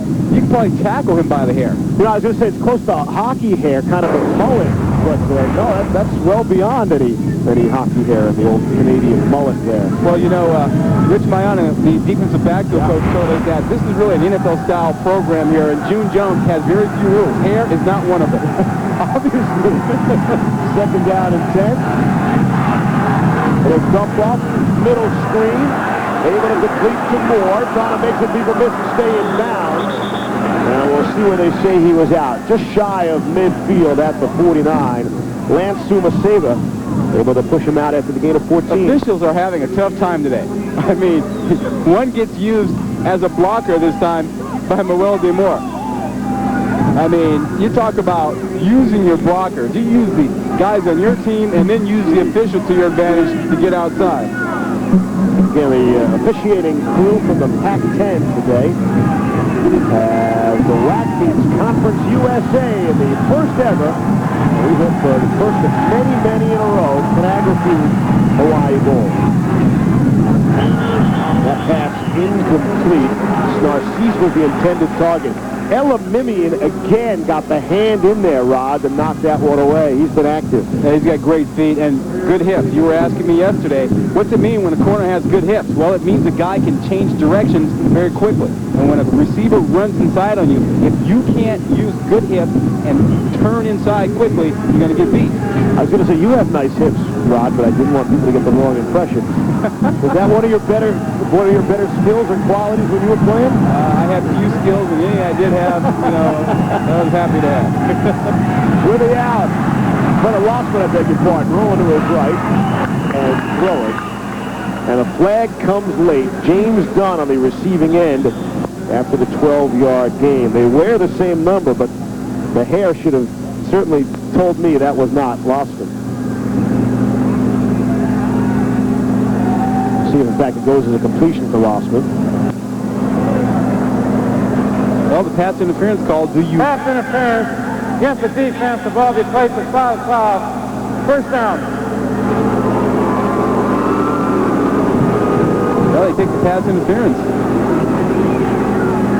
He's just shocked. Well, I thought it was a pretty good throw and catch. I thought they had a first down with it. Pad your stats a little bit, you know? Hey, Withy Allen. He took the helmet off. Alex must ask him, hey, could you do us a favor? Could you take the helmet off? I think his hair is about as long as Alex. I think that's pretty close. That's a good look. Maybe there. You know, but I think Alex has the right idea. That long, pull it down. Pull down the Ponytail, huh? There's Lossman throwing and complete. He got a man wide open. Bobby Hoover, the tight end, his first catch of the game. I'll tell you what, Rod, Tulane is on the move here. Yeah, this is feeling a little bit like Christmas is being good to Tulane, you know? 20 on the play, and here come the green wave. Yep. And Hoover, he was the freshman of the year, Conference USA freshman of the year as a tight end last year, and hasn't caught many balls this year, but came up with a big one that time.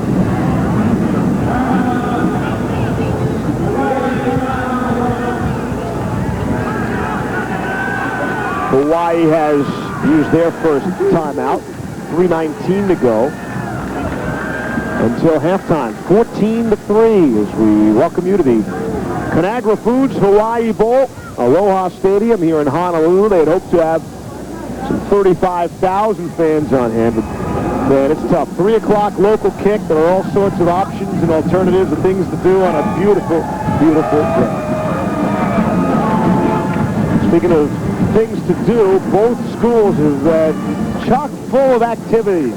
Their calendars have been flat out full ever since Tulane arrived. They got together for some island fun, a traditional luau at the world-famous Royal Hawaiian Hotel on Waikiki Beach. We've been fortunate to take in some of the festivities, and again, it's been first-rate, first-class throughout. Well, that luau was amazing. It was a lot of fun, and the Tulane players, they hadn't seen, the grass skirts and dancing and whatnot, and all of them were carrying video camcorders and cameras, and so when they saw things like that, they jumped up out of their seats, and the Hawaii guys just kind of sitting around kind of cool, saying, really, what's the big deal? He said, Tino Samoa told us, hey, we go to all these events with the opponent. We're not sure. Are we supposed to be nice? Are we supposed to be friendly? Are we supposed to try to be tough guys? Play a mind game, get your game face on early? It's kind of awkward, but there's no question about it right now. They find themselves in a tight football game. Lossman just led L. Page just a little bit. If he could have stayed on his feet, might have gotten more yards. And again, that's right. That is Lenarus L. Page, the mostly defensive player, getting a crack on offense. Yeah, but when you have scored touchdowns in so many different ways, they will put you on offense. He's got skills. He's had a couple of pick sixes, had a kick return for a touchdown, a punt return for a touchdown, an onside kick he returned for a touchdown as well. So he's got skills, and they want to get him on the field and get the ball to him. Being told he didn't run the right route there, and that's certainly understandable when he's so concerned with defense first. Lossman going to lock one of the end zone, got a man, caught it, let's see. They're going to say no. Out of the back of the end zone, Nick Narcisse, and Kelvin Millhouse was there on the coverage. Well, Narcisse's job today beat the one-on-one coverage. He had Millhouse this time. He did a nice job. He beat the coverage, but he ran out of room. Stop and go route. Watch him here. He gets separation. Great catch. Can't get the foot down. And you can carry the guy or force the guy out of bounds, and he's not going to be given credit for being in bounds. Rod, is that on the quarterback, and he put less air on it to give the receiver more room in the end zone to work? Exactly. Got to give him more room. This is just a fly ball to center field. He's going to come down with it, no one. Tristan Smith in a lock-up with Kelvin Millhouse, who batted it away. Tino Samoa had the pressure on. Lossman probably forced him to release it earlier than he would have liked to. Well, once again, though, you have a chance to put points on the board. I like the approach here. Remember, Selfo said, keep the game close. Get to the fourth quarter. Well, if they get this field goal, they'll be down by 8 points. They'll be close going into halftime, which is a key for them. This will be a 37-yard field goal attempt for Seth Marler. He's 1 of 2 on the afternoon, and he's got that. But Chris Selfo and Tulane feel pretty good about themselves right now. 2:28 to go here in the second quarter. This was a 14-0 game. And keep in mind that Timmy Chang has been banged up too. So all that becomes a factor, plays into where Tulane is and how they coach this game going forward. Chris Selfo, his first game ever as head coach at Tulane, didn't get off to a normal start. He coached in a bowl game. The last time they went to a bowl, the 98 Liberty Bowl. The Green Wave, they were led by current Buccaneer quarterback Sean King. They wound up defeating the Mountain West champ BYU to finish 12-0. Tulane was ranked number 7. In Selfo's career, got off to a pretty good start. And you saw they carried off the field Rich Rodriguez, now the current head coach at West Virginia, who was the offensive coordinator there, who thought he was going to get a job there. Things got a little messy there. It was bizarre. And Selfo walked into that situation, and he didn't do anything wrong except go get a coaching job, and players and others were not pleased with him. He didn't do anything.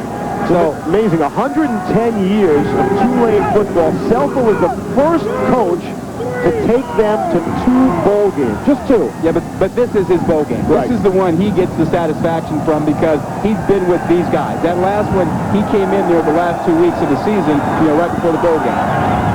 Marler will kick it away. In an 8-point game approaching halftime. Here's Chad Owens. Owens high-stepping one defender, and then at the 20, he was flat out rocked by Bruce Yeomans. And we send it back to Reese in balmy Bristol. Reese, take it away. It is beautiful. Steve, by the way, can I borrow your snow shovel? Coming up at halftime, we'll talk about the Sega Sports Las Vegas Bowl, a game that looked like anything but one that was played on a video game. And we'll also take a peek ahead to tomorrow's game, give you a little insight on the insight, and also a return engagement at the Motor City Bowl and a special day for the BC seniors. See you at halftime. All right, Reese, we look forward to that. Hope the snow tires are working. All is well. That is so wrong. I know, but that is so wrong. You know, in a couple of weeks, you'll be back there. Yeah, then you can call left. I'll call and give you grief. A little snow early this morning back in Boston. Turn to rain this afternoon with the weather forecast from the East Coast. On this Christmas night back there. Incomplete. Justin Colbert had it in his hands and juggled. Sean Willie Allen looked like he had it right there. As we look at the quarterbacks, we figure both starting quarterbacks could have really big seasons next year.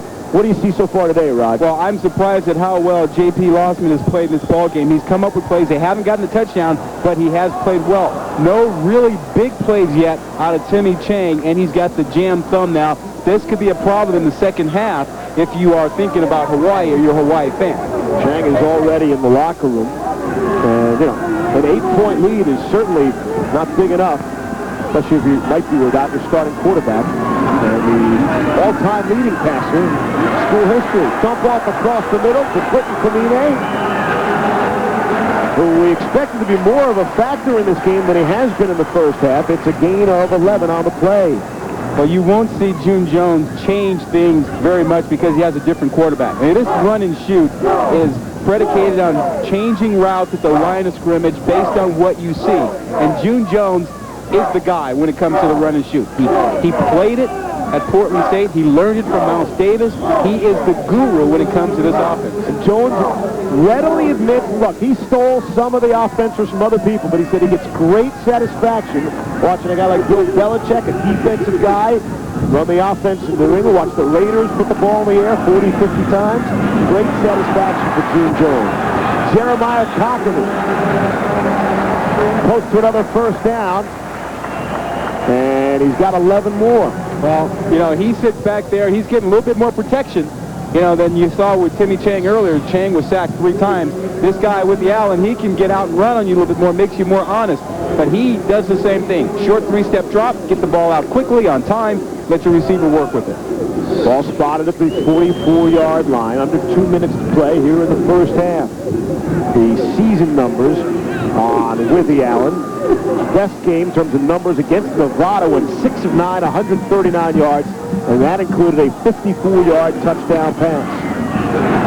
Withy Allen throwing, and it's a loose ball, and it's up in the air. It's Sean Lucas, the true freshman on the interception, trying the sideline. He's got some linemen to beat. There is a flag down, but Lucas is in the end zone. It'll be a 61-yard interception return for a touchdown, unless it's called back because of the flag. And if it isn't called back, give all the credit to Floyd Dorsey, who put the pressure on Withy Allen, hit his arm as he was trying to let go of the ball, and that caused the interception.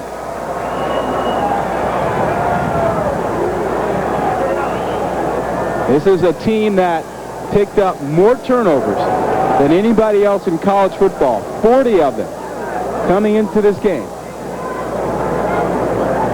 25 via the interception, 19 via fumble recoveries. And let's see, got the indication?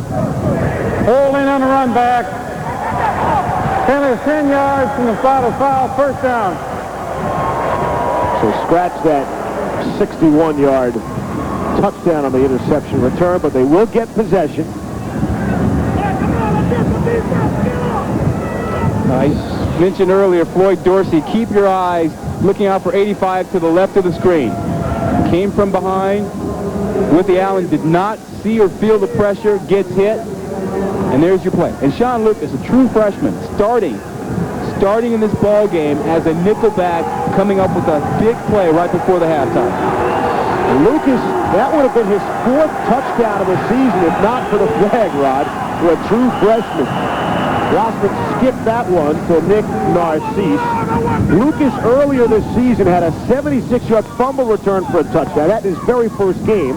Had a 42-yard interception return for a touchdown, and scored another touchdown off a lateral from Trey Boger, and Lucas went 53 yards. Well, that's the way they learned it back at, was it Stevenson High School in Stone Mountain, Georgia. Played with Anthony Cannon there. Two freshmen from the same high school starting on defense in this bowl game for Tulane. Putting up big numbers in the process. And somebody jumped. Might have been LeBoy, trying to be a little too quick off the edge.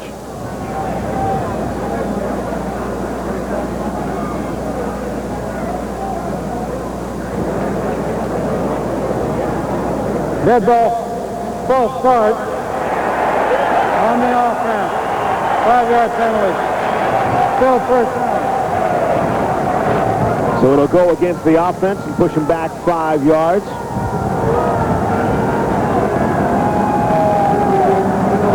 This is really a pivotal point in the game, Rod. Well, and Hawaii believes in attacking. And they want to make sure that Tulane doesn't get anything out of it. They're likely to come after them. Here's 2nd and 15. Again, LeBoy crossed the line of scrimmage. Was he drawn off, or did he just go early? Another flag. Well, I think they got him. He jumped to me. I thought he was clearly across. J.P. Lossman believed that he got him. He threw that ball away in a hurry. I think Lossman was looking for that same call the play before, though. And it went against him. Offsides on the defense. Repeat 2nd down after 5-yard penalty. So it's all even. That's about the only thing that LeBoy's done wrong today. He's got 2 quarterback pressures, 5 tackles, 1 fumble recovery, and also a sack. Coaching staff told us he has the most talent of any player on this Hawaii defense. And during the middle of the season, they said he really hadn't shown it to that point, but has come on. And the coaching staff said, this guy will play someplace and get a paycheck. 2nd down and 10. Just across midfield. Lossman will dump it off to Mweldy Moore. He's been rather quiet lately. Out to the 42-yard line. Very smart play. You see the stop and go, realize there was nothing inside, gets out of bounds, conserves the timeout, gives him a chance to come back and make another play. He's got skills. He's got really good skills. He reminds me so much of Marcus Allen. I mean, he's a guy out of the backfield who can catch it. You can split him out as a wide receiver. He can catch it. He can run in between the tackles. He can get to the corner. I really like him as a football player. 3rd down and 5 now upcoming. Tulane spent 2 timeouts early. So they only have 1 left. Send the man in motion. It's Moore in motion, top of your screen. Dump off underneath, and that was nearly intercepted. That Narcisse got in the way of LeBoy, who nearly picked it off. Yeah, they ran a zone blitz. LeBoy, who's been coming all day, this time fire zone, he will drop off of it and almost picks this thing off. You won't see him. He'll be right over here in your screen. There's LeBoy. Tulane now 1 for 9 on 3rd down conversion attempts. That was something in the regular season. They were only connecting on 36% of their 3rd downs. In contrast, for example, with Hawaii at 45% to lead the WAC. That's 3rd down conversion rates. So they didn't have enough guys on the field there. And Chris Selfo was just irate on the sideline. Marler at the 45. He's going to fake the pass. And let's see. Play clock expire? That's what it was. They did not snap it in the allotted time, the 25 seconds. Red ball. Delay of the game against the offense, 5-yard penalty. Oh, they had it set up, too. You're right. They were going to go with a little trickeration with Chris Bush. Not going to catch anybody by surprise now.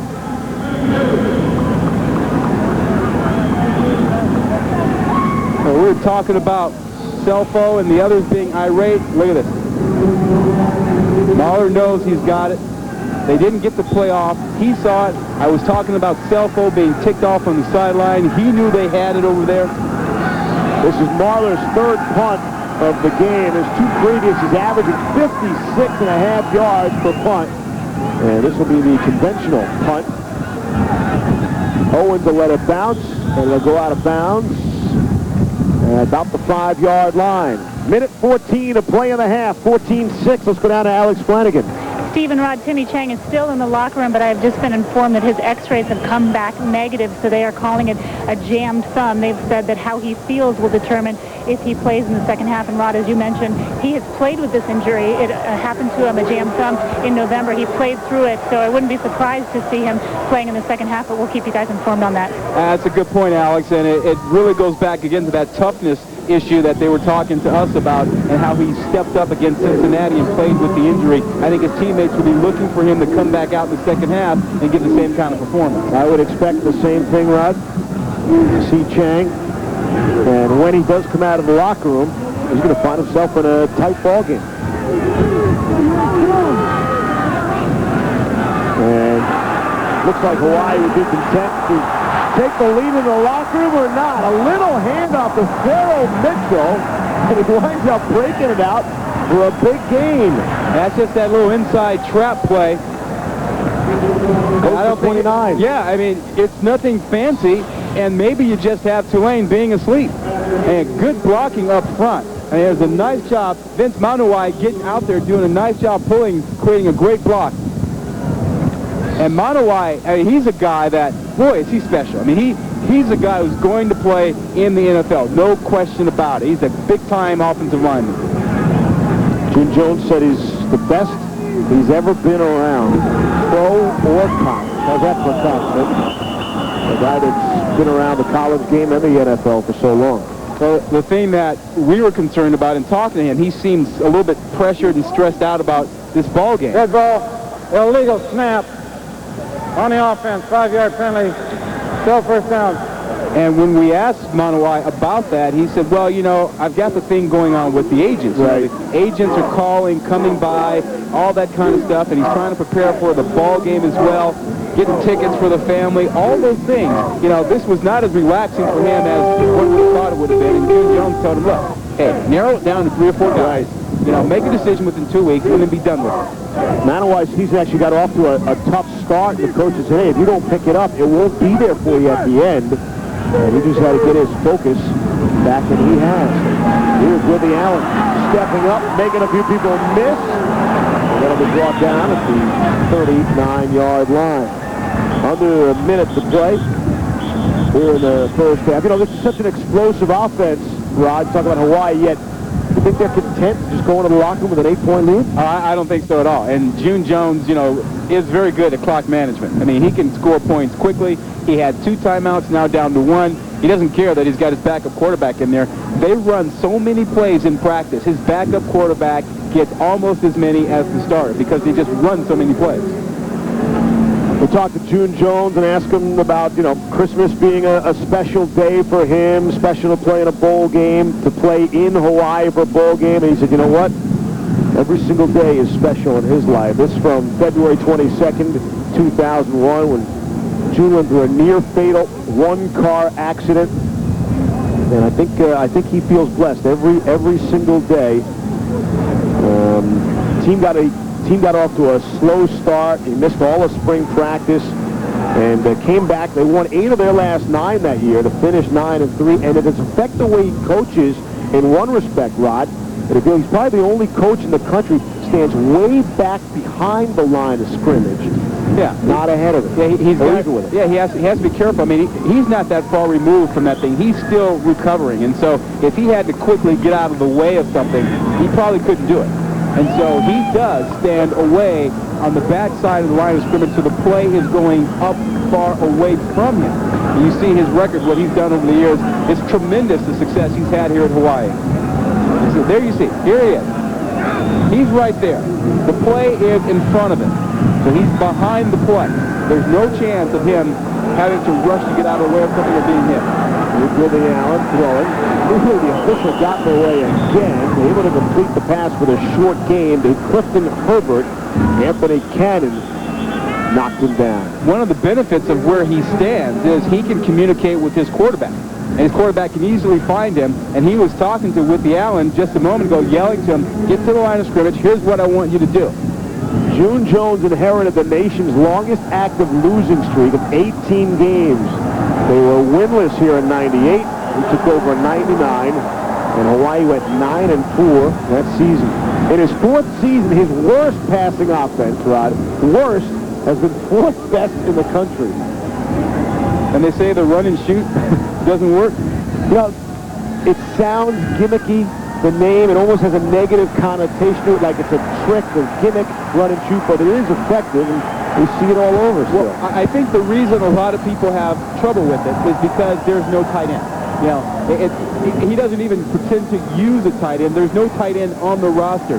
And you see guys in the NFL, they will run the 4 wide receivers, but they all have tight ends.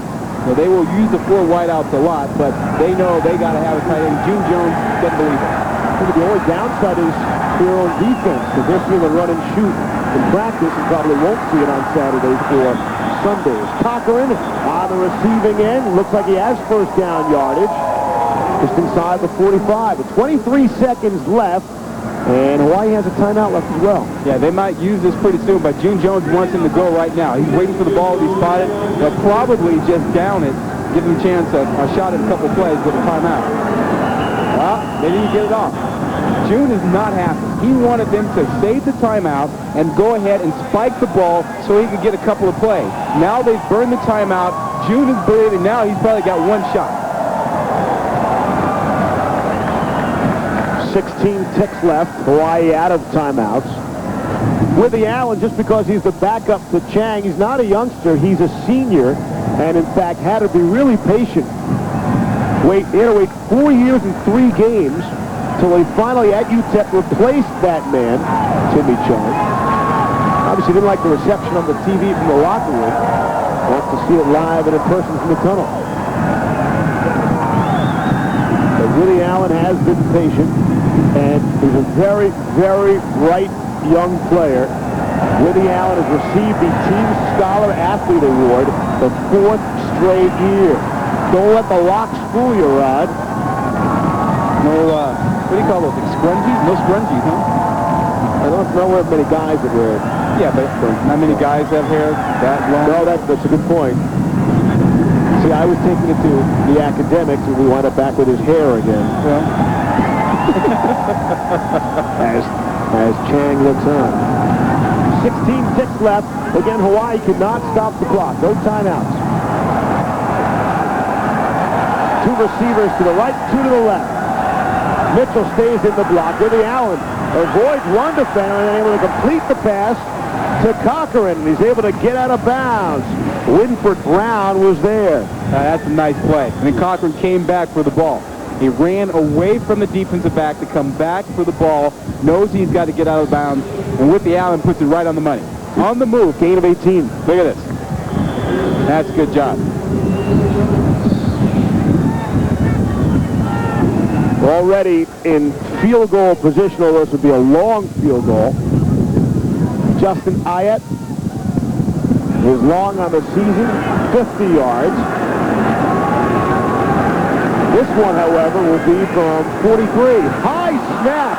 Willie Allen's the holder. The quarterback throws and completes. And brought down is Ryan Stickler, the freshman from California. And that will do it. The final play of the half.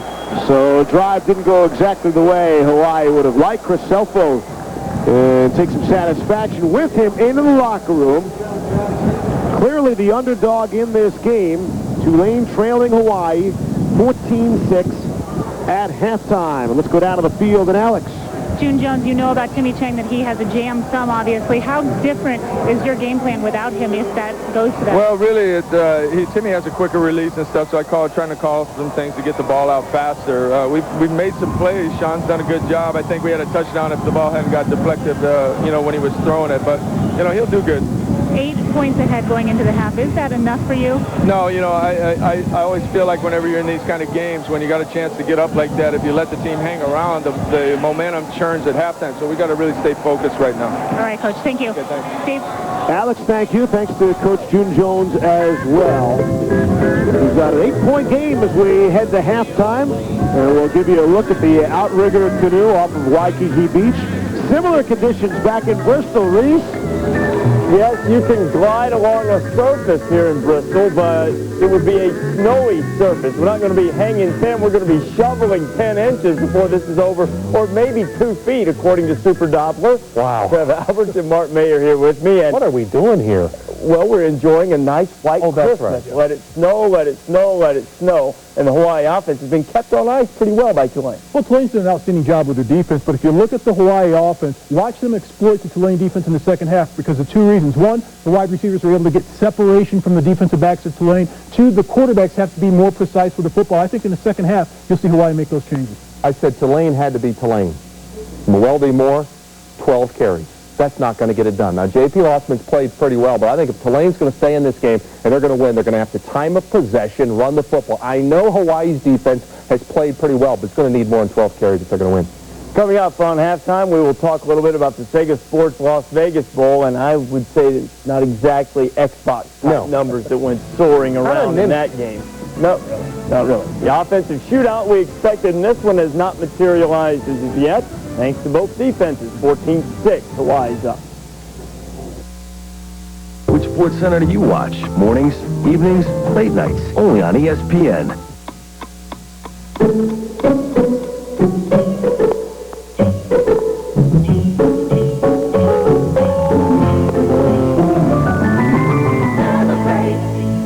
Ask your doctor about Celebrex.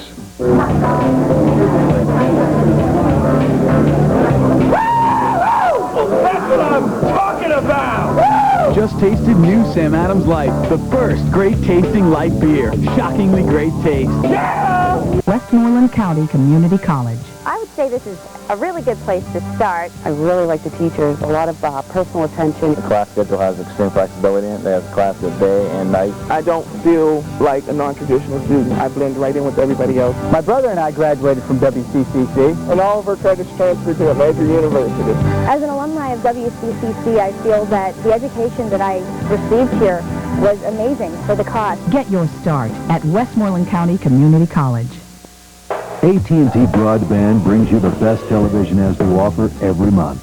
A test of courage. Give him back! A young hero's journey. I'm going to find those poachers. Featuring new music by Paul Simon. You will have your own challenges, and you will meet them splendidly. I think so too, Dad.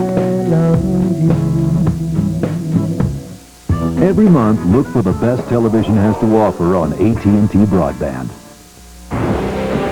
ESPN's exclusive presentation of the 2002 Conagra Foods Hawaii Bowl. Brought to you by Dish Network. Halftime Hawaii up on Tulane 14-6. Glad to have you with us, and Merry Christmas to all of you. Earlier today in the Sega Sports Las Vegas Bowl, Ed Kazarian leading the Bruins. He's an interim coach who is a longtime member of the UCLA academic staff and coaching staff. That's been about 10 years or so ago. Carl Durrell's going to take over next season, but Kazarian had his chance to finish his head coaching career at 1-0 against Los Lobos from New Mexico. And out in Vegas, you know what? This was anything but a sure bet by Drew Olson. Severe tactical error, a freshman mistake. Desmar Black takes it back. They just threw it right to him. Nice interception all the way back for the touchdown. And here's the point after attempt. Katie Knight, a female place kicker. Rocky Long sends her out. Rudy blocks it.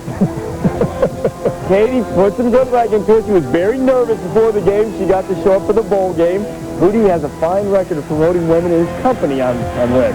Just trying to be fair. I read that. Craig Bragg has a fine record of taking punchbacks, 74 yards. That's more punt return yards on this play than UCLA had rushing all game long.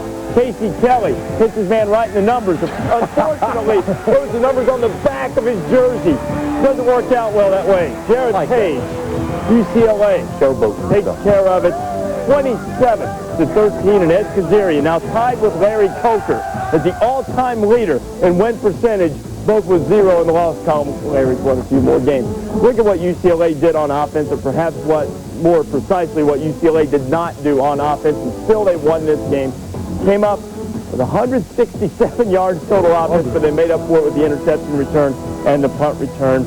Not exactly video game type numbers on the offense for UCLA, but as we spin this forward now, and the Bruins, they could have just packed it in, not shown up, interim coach and all of that, and they deserve a lot of credit for it. But what does Carl Durrell take out of this game for next season from what he saw? He was not at the game, but he was watching. I think there's talent at UCLA. If I'm Carl Durrell, what I'm going to do is I'm going to call Phil Snow. I think Phil Snow, the defensive coordinator, should remain the defensive coordinator at UCLA. If you watch them this year, they've been young on offense, but they made a lot of improvement defensively. Guys like Matt Ware at cornerback, sophomore, comes back. I think Phil Snow should be the defensive coordinator there, Mark. Fits in well. The cupboard's not empty on the offensive side of the ball either. 7 starters returning on defense, 8 on offense. You've got 2 sophomore quarterbacks next year and a sophomore running back next year in Tyler Ebo. So if you're Carl Durrell, you're looking at a situation where you've got a team that you can build on for the future. You've got youth, and you've got players that have played as freshmen and sophomores. So you're going into a situation in the Pac-10 with a very solid football team to look for in the future. And let's remember, one of the reasons this job is open, quite frankly, is because, or was open until Durrell took it, is because of injuries. UCLA was decimated by injuries. And they couldn't beat USC. Yeah, that changes, and when USC emerges as a national power again, then the powers that be felt like that maybe need a little shaking up there in Westwood, and they got it, and Carl Durrell is taking over next year. We will look ahead to the rest of this bowl season, particularly a couple of games coming up tomorrow. Hawaii on top from the Conagra Foods Hawaii Bowl by 8 on Tulane.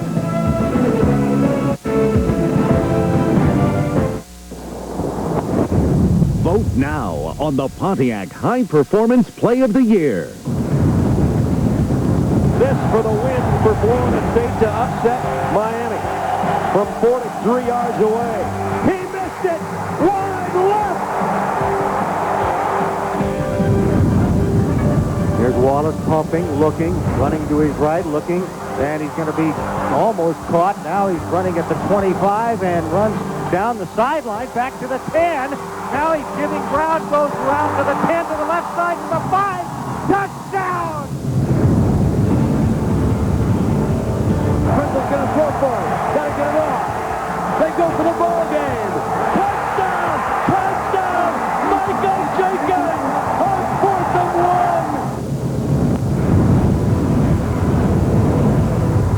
1. Final play of the game. Randall stops, throws it as far as he can. Count! Count! Touchdown! Last play of the game, and I'll believe it. Oh, my goodness. Larry Johnson closing in on the magical number. Gets the toss. Johnson, here he goes. This is 2,000 plus for Larry Johnson. Touchdown, Penn State. And he does it with style. To vote, log on to ESPN.com. Keyword Pontiac. This thing you carry with you everywhere. This thing you obsess about and face ridicule for. This thing you're not sure that you'll ever be able to quit may have just met its match. Introducing the new Commit Lozenge, an FDA-approved medicine that has the power to help fight your addiction. Its medicine keeps working even after the lozenge is gone. You use less and less until you use none. Imagine if this thing were just a thing. The new Commit Lozenge. Real power. Real help. Back on the College Game Day halftime report. Hawaii on top of Tulane 14-6. Warriors in the white, but on home turf. And the home fans enjoying the show so far, up by 8. And tomorrow in Detroit, Boston College takes on Toledo in the Motor City Bowl. For Boston College, this senior class becomes the first Eagle class to go to a bowl game in all 4 years. They take on a powerful team from the MAC, a Toledo team eager to knock off one of the clubs from a BCS conference, and very familiar surroundings. Pam Ward will have the call for it. Tomorrow, Detroit's 6th annual Motor City Bowl kicks off, but for the first time, it's being played downtown at the new Ford Field. Back for the second straight year, the University of Toledo. The Rockets from the MAC had a great showing in last year's Motor City Bowl, beating Cincinnati 23-16 behind Chester Taylor's 190 rushing yards. This season, Toledo overcame the graduation of Taylor, an All-American, winning 4 straight must-win games down the stretch to secure their spot in the Motor City Bowl. Quarterback Brian Jones leads the attack. The senior has been extremely steady for the Rockets. He leads Division 1A with a 70.6 completion percentage. And it doesn't hurt when you're protected by one of the nation's largest offensive lines, weighing in at a whopping 320 pounds on average. Toledo will face the Big East Boston College, playing in its 4th straight bowl game. And as usual, BC's getting it done on the ground. Junior Derek Knight slipped and wiggled his way to 1,300-plus yards this season, making it 5 straight years the Eagles have had a 1,000-yard back. And this year's senior class, the first at Boston College to play in a bowl game each of its 4 years. Sam, thank you very much. You look at BC, and they let a couple of games sort of slip away from them. They gave Miami a fight for about a half and really thought they let that Virginia Tech game get away. Could have been so much better. They were sparked by their quarterback.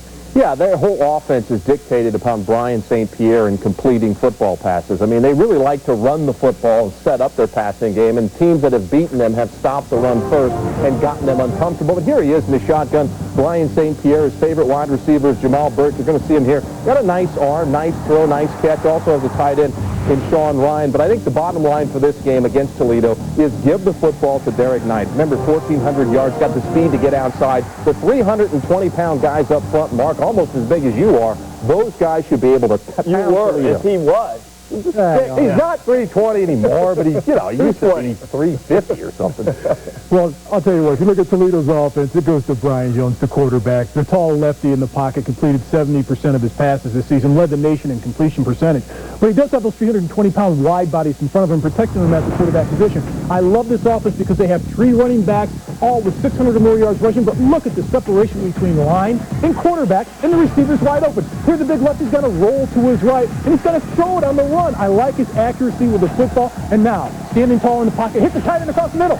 Touchdown, Toledo. Outstanding job by Tom Amstutz in this offense, and I like the way that Toledo is very diverse on offense, not just throwing the ball with their quarterback, but those running backs. 3 running backs over 600 yards, that's cool. Toledo has better athletes. I mean, Toledo has better athletes than Boston College in this football game. Boston College has to be physical on both sides of the ball if they're going to win. Well, Toledo certainly has some experience winning in this game. Someone once said that Chester Taylor from last year was the real deal. Apparently, Brian Jones is too. Apparently, it was you. No, it wasn't me. Would I quote myself? I might. Who knows?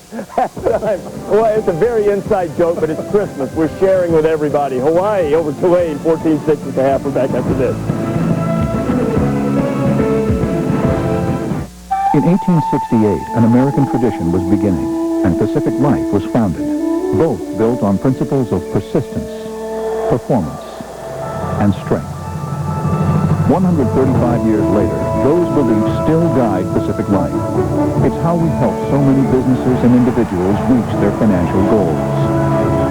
Rely on the strength of Pacific Life. Watch the Pacific Life Holiday Bowl on ESPN, Friday, December 27th, 5 p.m. Pacific, 8 Eastern. Whether you're shopping, traveling for business, or back at school studying, this new year your family can stay in touch thanks to Verizon Wireless. Get them the America's Choice National Family Share Plan, now with unlimited night and weekend airtime minutes on up to 4 separate lines, so everyone can share all they want. Plus, hurry and buy 1 Motorola phone for $29.99 and get a second free, so you can have a family get-together whenever you want. Verizon Wireless, we never stop working for you. Can you hear me now? Good. We are a distinguished university in one of the world's most distinctive cities. We are a campus of oak trees, magnolias, and azaleas. We are a culture shaped by our river, our music, and our traditions. We are scholars from every state and every continent. We are scientists and poets and artists and engineers. We are leaders. We are learners. We are Tulane University.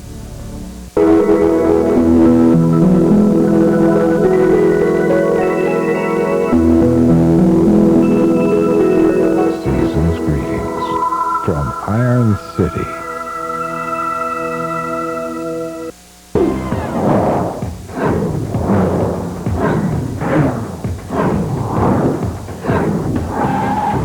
The year-end clearance event means everything is moving fast. Like the safety-minded 2003 Ford Taurus, now with $3,000 total cash back, thanks to $1,000 holiday bonus cash. Or choose a combination of $1,000 holiday bonus cash plus 0% APR. Better move fast. The year-end clearance event is clearing out soon. See your neighborhood Ford dealer now.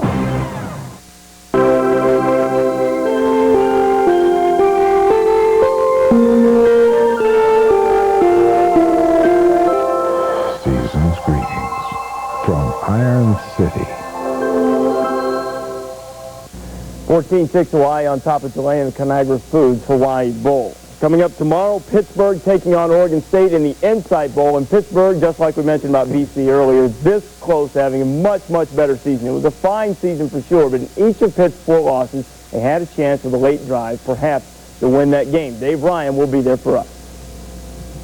All right, thank you. Here at the 2002 Insight Bowl in Phoenix, Pittsburgh and Oregon State going through their final preparations for their big matchup. The Panthers just going through their final workout behind me now. Now, both these teams have a lot to offer, some special Christmas gifts that are under their tree. They're both fully stocked. With more on the Pittsburgh Panthers side, let's go to Mike Golan. Thank you, Dave, and a Merry Christmas to everybody out there. Certainly head coach Walt Harris has already had a great Christmas season, yet another bowl with a team that's just loaded with presents under their tree.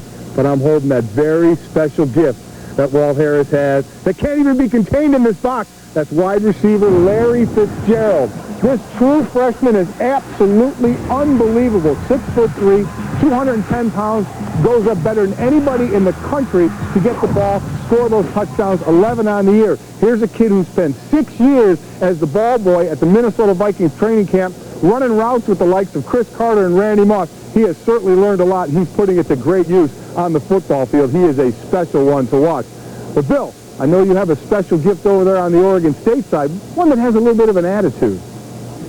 Mike, I like the way you were grasping that present. I've got another precious present here. This gift does come with an attitude and an awful lot of ability. It is Steven Jackson, the great running back for Oregon State University. 1,656 yards of power, speed, grace, and a heck of a stiff arm.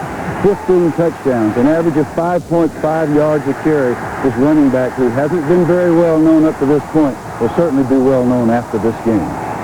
So, Bill, what we have here are two of the most explosive offenses in the nation, led by two of its most spectacular players, in Steven Jackson and Larry Fitzgerald. They meet here at the Bob's, and what turns out to be the first ever matchup between these two schools. It comes at the 2002 Insight Bowl. Now let's go back to the studio.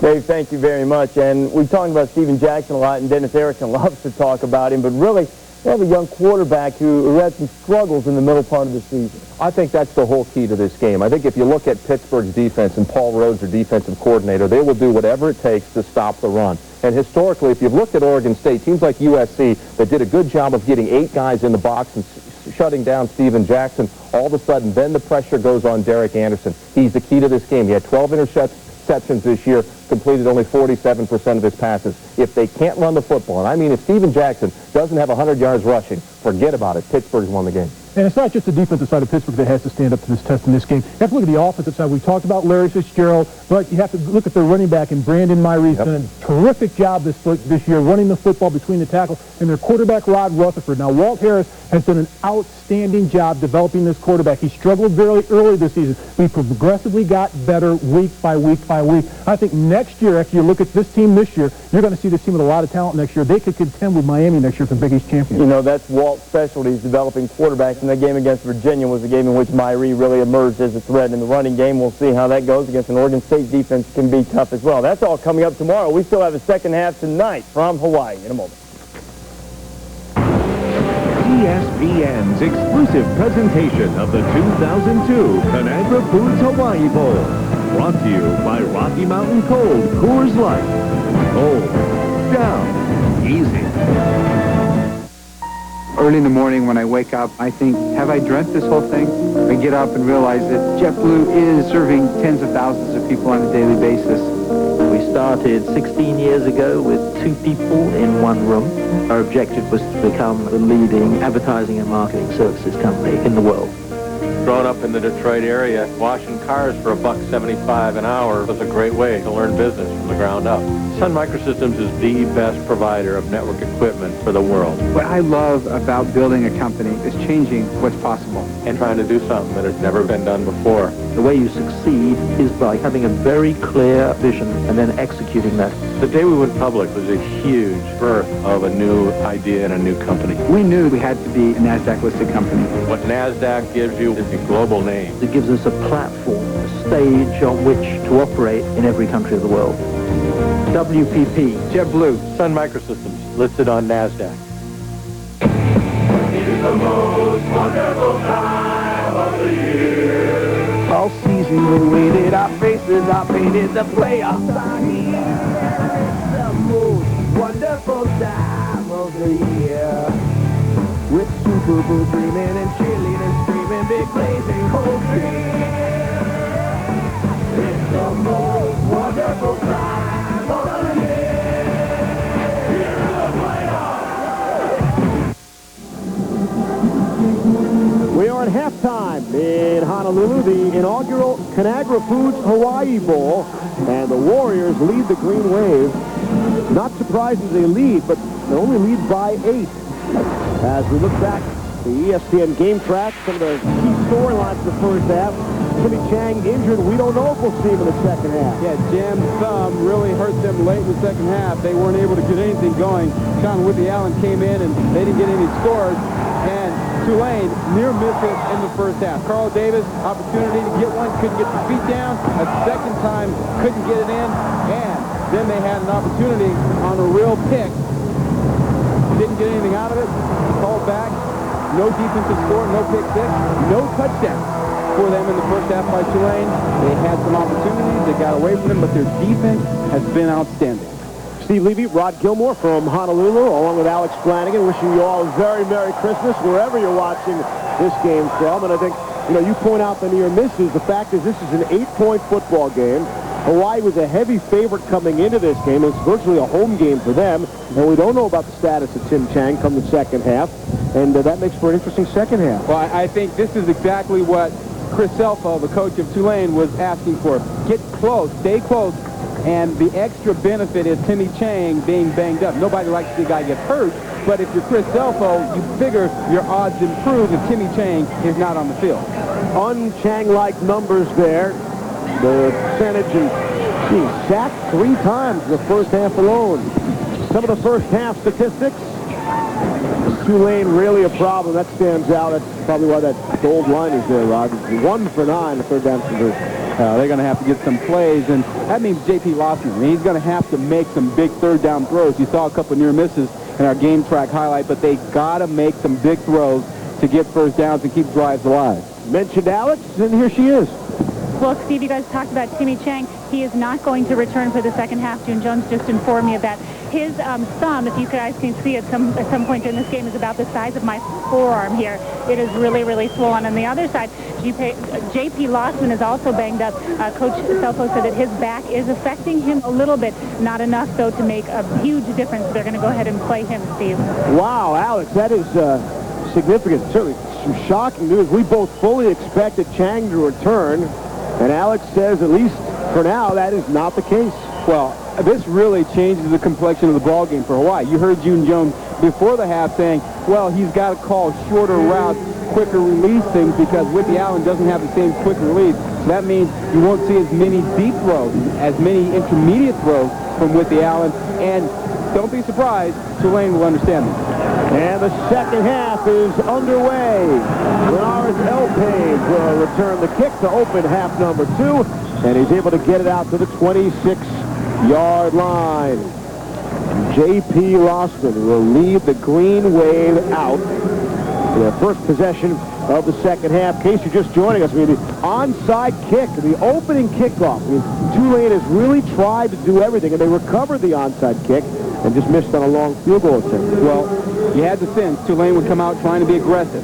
Selfo said he wanted to do that. The onside kick, they did that. They tried a 53-yard field goal. They missed that. They keep attacking.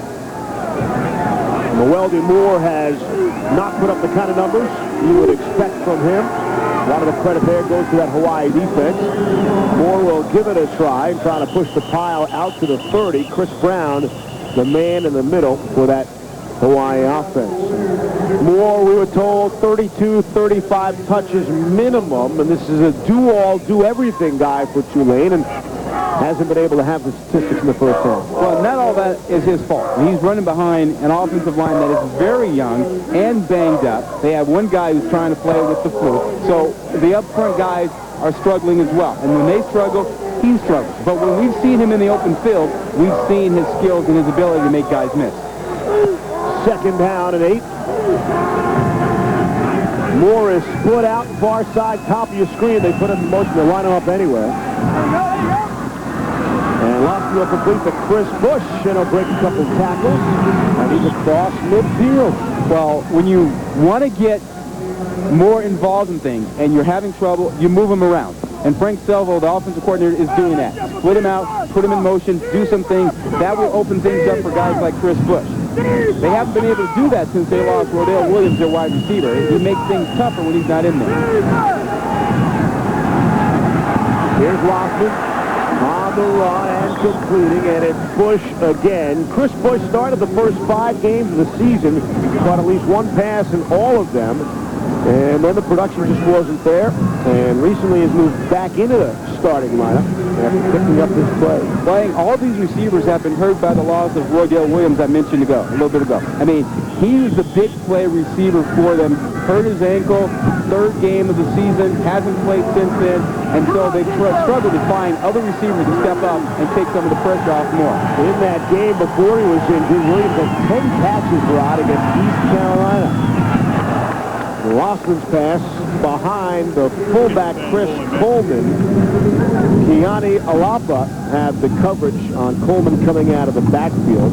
And the loss of, you talk about the other receivers, because of Williams going down, it's really affected Lossman as well. He was their go-to guy, put him in a bit of a funk, and really has to find another go-to guy now. Well, when you think about it, you're a young quarterback in terms of inexperience. You have a young offensive line. Your go-to receiver is gone, and then your running back, well, he can't run because of the young line. 3rd and 2. They take it up the middle, hand it to Moore. He's got the first down and more. Noeldy Moore. A big gain, which is exactly what they've expected out of him throughout. He's all the way down to the 8-yard line. I love what Frank Selfo has done. He's moved him around. You saw him line up as a receiver. You saw him run inside. Here you get the quick toss out. Get him outside. Flip it to him. Let him attack the edge. And he gets up the field in a hurry. He got an extra 13 yards after he made that guy miss. A 29-yard gain on that play. Lossman, the drop and the throw, and Narcisse got one hand on it, but couldn't get the other to bring it down. It'll go with an incomplete pass and 2nd down and goal. I mean, this is good coaching, though. I mean, I love what they're doing with Noeldy Moore. And his idea, you got a great player. He struggled in the first half. You got him a few touches. You move him around. Find a way to get the ball to him, and they've done that so far in the early part of the 3rd quarter. And you mentioned the future being bright for Tulane, this offense. 31 of 33 players on their 3 deep on offense. They're all coming back next year. Frank Selfo, the offensive coordinator, up here in the broadcast area. And a flag flies. Kelvin Millhouse has been rather busy today. The coverage on James Dunn, and looks like it wasn't going to be good enough, the coverage, and the reason for the marker. Well, Millhouse was beaten. Dunn had him to the inside, and he kind of climbed his back, tripped him. Pass interference. The penalty occurred in the end zone. Against the defense, the ball be placed at the 2-yard line. 1st and goal. But Millhouse is a very good corner, and he knows that you got to keep the guy from getting inside. Dunn runs around him, and you see the trip there. See? Pass interference. I can say it. Wow. I can actually say it. A rare admission, Rod. Millhouse, 2nd team all-WAC this season. But he put his defensive base in a tough spot here. 1st down and goal from the 2. Listen, if they get 6, Rod, they go for 2 right here? Come on, you know the rules. This is the Reese Davis rule. Wait till the 4th quarter. And I'm with Reese on that all the way. He'll be back in the snow then. Here's Lossman. Maybe got it down to the 1-yard line on the quarterback keeper. Chris Brown makes the stop. I'd like to know what Chris Selfo said in that locker room. And these guys have come out in the 2nd half and made plays. I mean, they've gone right down the field. Good kickoff return, big play. Noeldy Moore got the ball to him like they wanted to. Here they are, 2nd down and goal. And I think if they're going to push this thing in, Bobby Hoover is going to have to make a play and tight end, either a good block or he's going to have to catch the ball down here. 8th play of the drive on 2nd and goal for the 2. Lossman, quick throw, and it's knocked away. Nick Narcisse had the opportunity there. Millhouse was there, and a good defensive play that time. No hanky. Good corners forget what happened, and you play the next play. Pass interference, that was then. This is now. You come back and you play well, get your head around. That's it. Took away the inside, only allowed the receiver outside. One way he can go, one way you attack. That's good coverage. Mister, they're slow as talking coach. Is this 4-down territory here? 3rd and goal from the 2. No, I still want points. They are chomping at the bit. They're getting there, cutting it back a little bit. Get the touchdown here. If you don't, kick the field goal. There's Lawson. Rolling to his right. Cuts inside. He's being pulled down from behind. Not even close. Laanui Correa was able to bring him down, but there's a flag down. It looks like the play clock had expired. They might not have snapped that in time. I think you're exactly right, and I think you're going to get a second shot at it if you're Tulane. But going back to the 4th down issue, if you don't get the touchdown, you don't kick the field goal, you lose the momentum you built up at the beginning of the 3rd quarter. No, that is true, but how about the other side? Give your offense some confidence, show them some faith, go for the jugular. This is a game you're not really expecting to win. There's no penalty on the play. There was timeout called prior to the time expiring. Timeout Tulane, timeout number 1. You can read June Jones' lips there. He said baloney. Tulane will spend a timeout, and it'll be well worth it. They got the timeout, apparently, before the zeros on the play clock. We'll be right back at the 2-yard line. Marie Callender began every recipe the same way, with care. And her country fried chicken was no exception. Marie served it up with mashed potatoes, slowly whipped with real cream. Marie Callender put her heart into everything she made. And to this day, we're still making it Marie's way. Marie Callender's country fried chicken dinner in your grocer's freezer. Made with the care of Marie. ConAgra Foods thanks you for inviting Marie Callender into your home this holiday season. It's a toy. You don't like it. No, it's great. You know, you're always going on and on about I how know. much- As they say, it's the thought that counts. Hey, look, I really like it. It's the nicest. Unwrap a Jaguar S-Type for exceptional values. Visit your local Jaguar retailer now through January 6th. They call this art?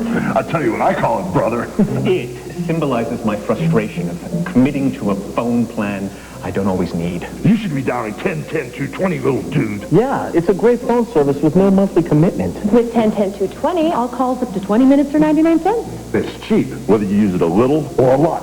That is a great deal. Now, this speaks to me. It says cheap. Dial 10-10-220. Brother. There is a start. There is a finish. And in the journey between, there are dreams. The NCAA Hall of Champions keeps these dreams alive for you. More than a museum, the NCAA Hall of Champions takes you on an interactive journey. Relive some of the most inspirational moments in collegiate sports history and walk in the steps of a student athlete. At the NCAA Hall of Champions, you'll find something for every fan. Discover what it means to be a champion. The journey begins inside. Back in Hawaii, Tulane may have saved the scoring opportunity. Watch to the left of your screen. James Dunn, the wide receiver right there, is going to actually call a timeout. He calls it right now. That's his hand. He calls the timeout. That saves the scoring opportunity. So June Jones does not win this argument. The officials were right. Tulane lines up again, Steve, to take another crack at it. Well, clearly it wasn't Lawson who called it because he carried out the plays. You know he didn't call the timeout. Good job of the eyes of Rod Gilmore. 3rd down and goal from the 2. Here we go. Lussman rolling to the left. Under pressure. In big trouble now. And he's going to go down in a big way. Dropped to the 17-yard line. Laanui Correa was having himself one heck of a game for the Warrior defense. And now I say there's no question, Rod, you attempt the field goal. Well, I think you have to. Correa and David Gilmore both got in there, but you got to have coverage to make this happen.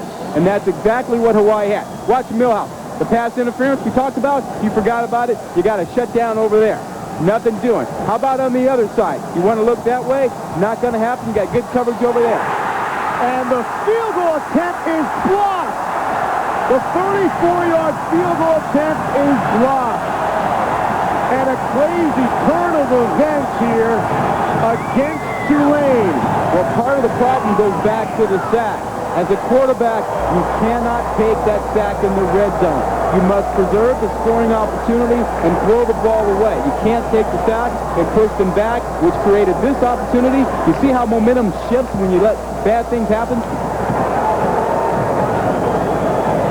And the penalties on the After the play, dead ball, personal foul against the Speed offense at that time. They have to take their goal.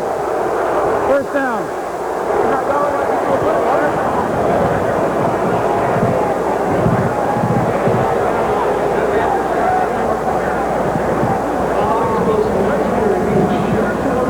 I'll give some credit to Hawaii's defense. Kevin Limpa, the D coordinator, told us a couple days ago, hey, we're aggressive. Our offense is aggressive. We're aggressive. We're going to go after the sack. If we get beaten, we give up the touchdown. We give up the touchdown. Our offense gets back on the field. You know what? They can score. Clearly they can. Marler was attempting from 34, had it blocked. And that will give Hawaii the football back. And the penalty, the extracurricular after the block, pushes them back to the 8-yard line. You saw J.P. Lawson on the sideline. He's telling his coach, I'm straight. I'm straight. All right. This terminology. I got it. I'm pretty good. I will make that mistake. Sean Withy Allen, again, playing in place of Timmy Chang. Hands up. Withy Allen airing it out.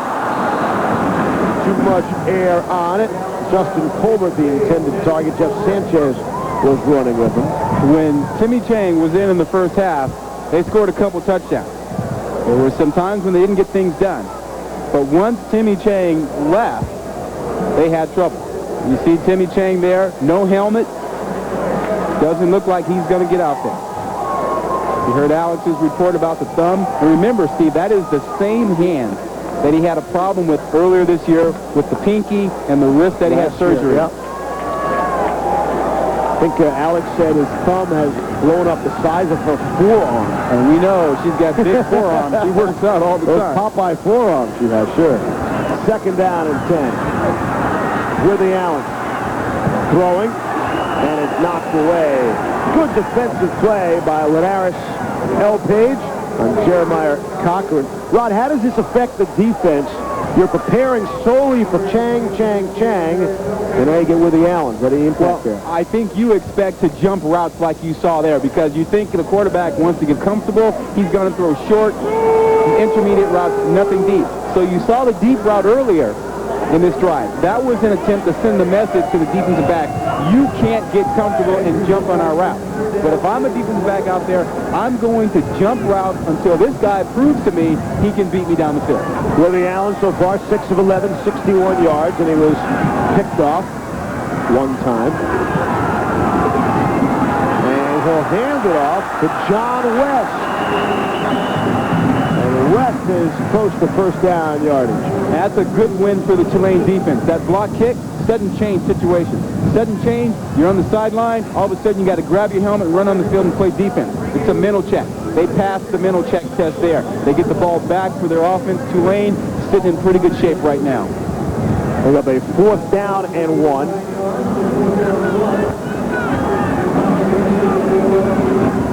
Matt McBriar has had himself a pretty good game, averaging 58.7 yards on his 3 punts so far. Maybe a pretty good game is an understatement. And that one's a low line drive. And it bounces right into the hands of El Page.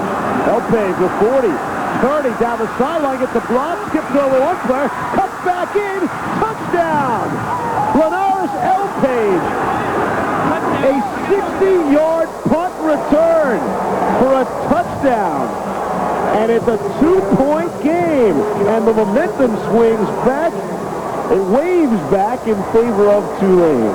How do you like that Christmas present to Junior? His 3-month-old son. Did anyone do something special for him? How about a punt return where you make 4 tacklers miss?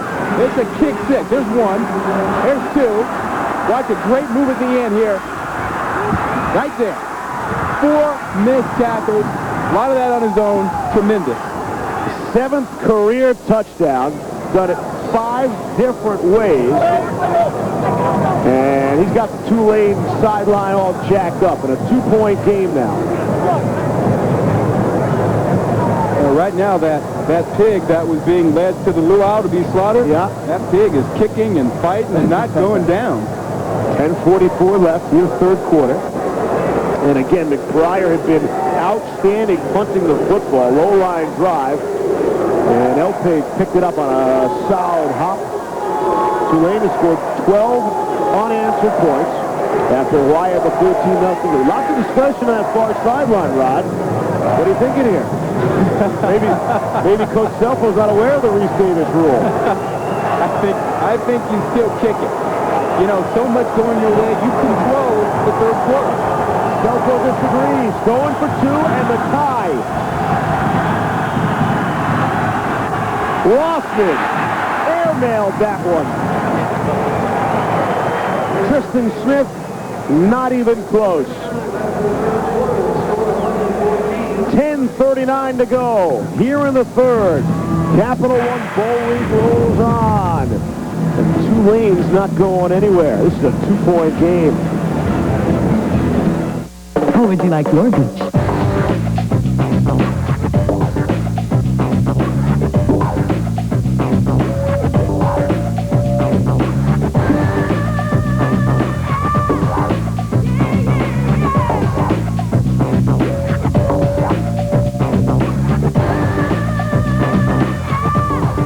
Sheraton Hotels and Resorts in Waikiki. Right now for as low as $135 a night.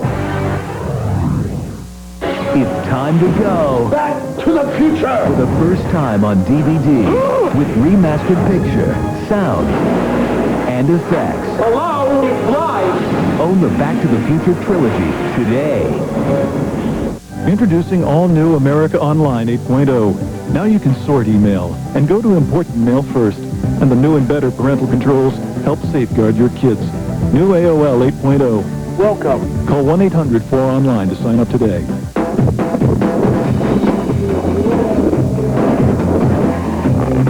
This holiday season, it's time to get rolling. Because Singular is changing the world of wireless by offering 1,000 anytime minutes for $39.99 and letting you keep the minutes you don't use from month to month. It's called Rollover. It's big, and it's only from Singular Wireless. 1,000 anytime minutes, and every one of them has rollover. And now get this cool Motorola phone, only from Singular Wireless. It's a... I told you. You don't like it. No, it's great. You know, you're always going on and on about I know. As they say, it's the thought that counts. Hey, look, I really like it. It's the nicest... Unwrap a Jaguar S-Type for exceptional values. Visit your local Jaguar retailer now through January 6th. Lars Elpage told us at first he really just wanted to go to a bowl game, any bowl game. Then found out it was the Hawaii Bowl, the Conagra Foods Hawaii Bowl. He said it was a bonus. And I would say a 60-yard punt return for a touchdown would serve as a Christmas bonus. And they're probably having a pretty good time in New Orleans right about now. Yeah, he's done them proud. He's had a great week here. About the only thing he didn't do was surf very well. Couldn't do that. Yeah. If these guys can't do it, makes me think I might be able to do it. Marler will belt it into the end zone. Owens won't even give it a try. Now they'll take over first and 10 from the 20. 2-point game. There is a flag down. All of a sudden, there's lots of laundry on the field, Rod. Kind of slows down the game a bit. We've had quite a few. You're going to have a passing game anyway. A lot of flags today. And this one had to be after the fact, after the ball was down in the end zone. 16 penalties already. Well, personal foul against the receivers. The player is ejected. Wow. That's got to be over the line. I mean, you've got to be fighting, throwing a punch, or doing something to be ejected. That's not your normal personal foul. We'll see if we can pick it up. exactly where it happened. Player has been ejected for Hawaii. And it was after the ball had been downed in the end zone, after the play was done.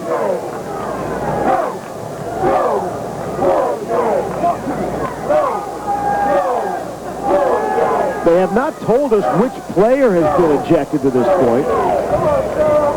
I guess we could watch to see who heads for the locker room.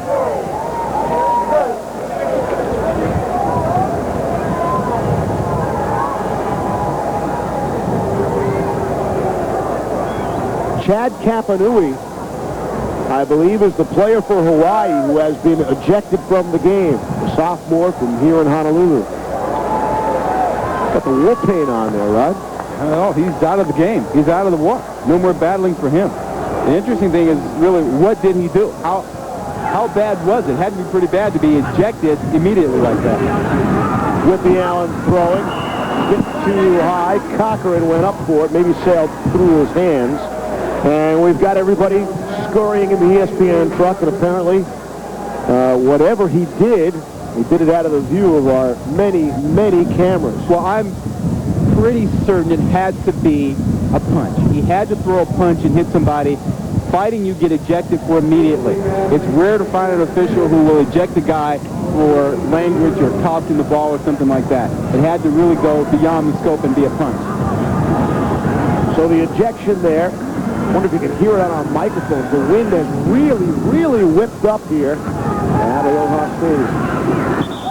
The pass will go incomplete to Colbert. Although I wouldn't expect any sympathy, Rod, from the folks in the Northeast. But we got a little wind here in Hawaii. I can't tell if it's having any impact on the field down there, because in this stadium, the field is so low and protected on so many areas. There's not a real open end where the wind just blows through. This is Aloha Stadium, the site of the Pro Bowl every year. Whippy Allen now dealing with the wind, and he's 0 for 4 passing so far here this quarter. 3rd down and 10. Whippy Allen steps up and able to complete. Clifton Herbert comes down with it, and he has 1st down yardage. Hey, Steve, let's go back. I think we have Chad Kapanui actually caught in action. Here he is right here. Here's number 5. Watch Chad Kapanui and see what happens here. He's holding on. And there's a punch. You saw the right arm go back just as he went out of the frame. There was a right-handed punch. I saw him start to throw as he came out of the frame. And fighting, throwing a punch will get you ejected immediately. And that's how you know when a guy's done also. No shoulder pads anymore. Done for the day. Under 10 to go here in the 3rd quarter. Handoff to Mitchell. And Brant Quick made the tackle for Tulane. Well, if you're June Jones, the disturbing thing is that you don't have any rhythm. The offense is totally out of rhythm. There's nothing fluid about this run and shoot right now. And timing is so important to the run and shoot. And with Timmy Chang on the sideline, it just might be that the timing is going to be off for a long time until Whippy Allen can get into the flow and on the same page with his receivers, reading the coverages and deciding the routes to run when they see the coverage. Send the man in motion, back and forth goes Herbert. Hand it to Chad Owens, the wide receiver. Not much doing there. Again, Whippy Allen had to be patient. Had to wait some 4 years and 3 games.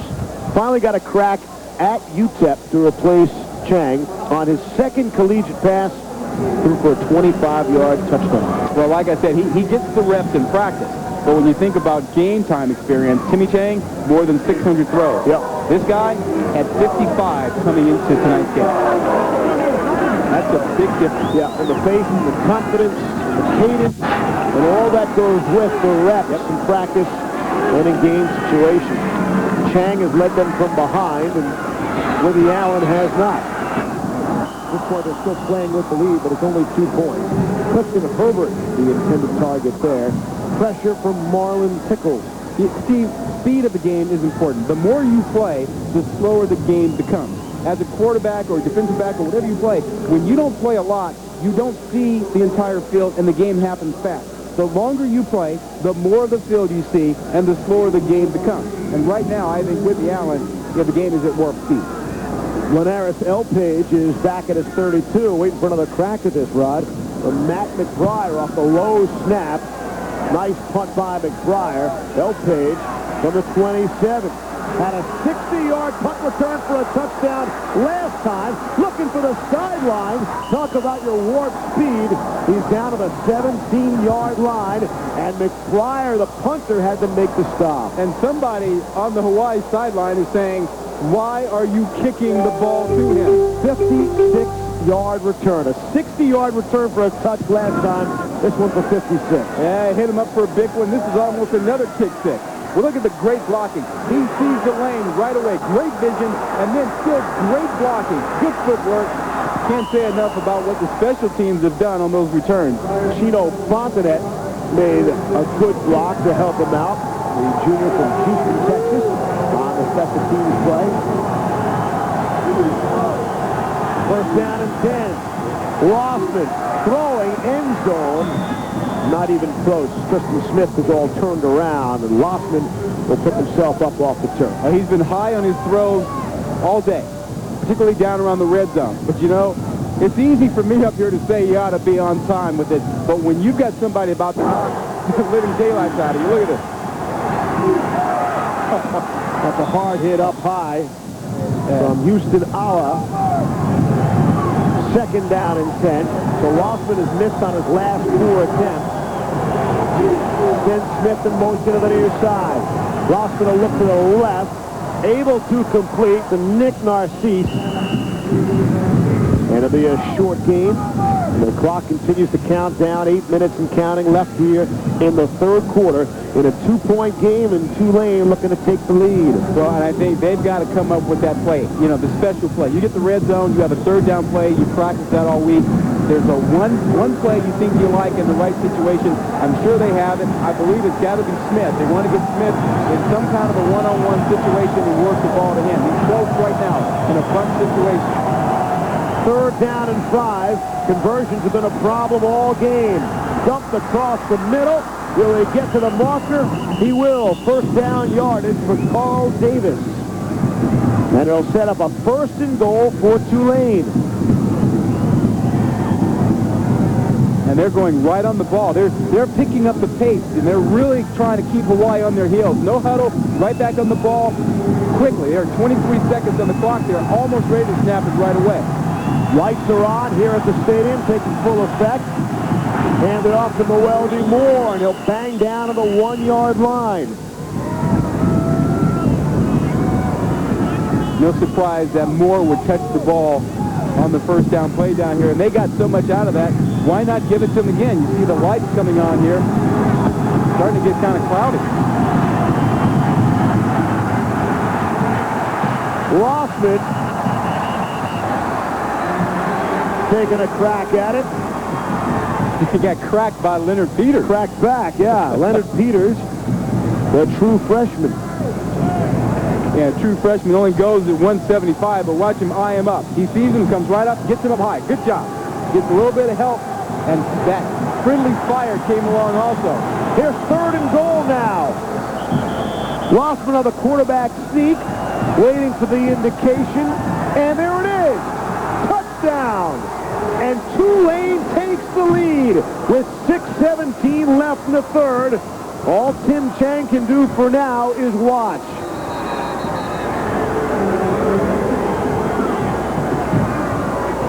And there is a flag. Rossman had an indication as if somebody might have gotten him around the throat area. Maybe another personal foul.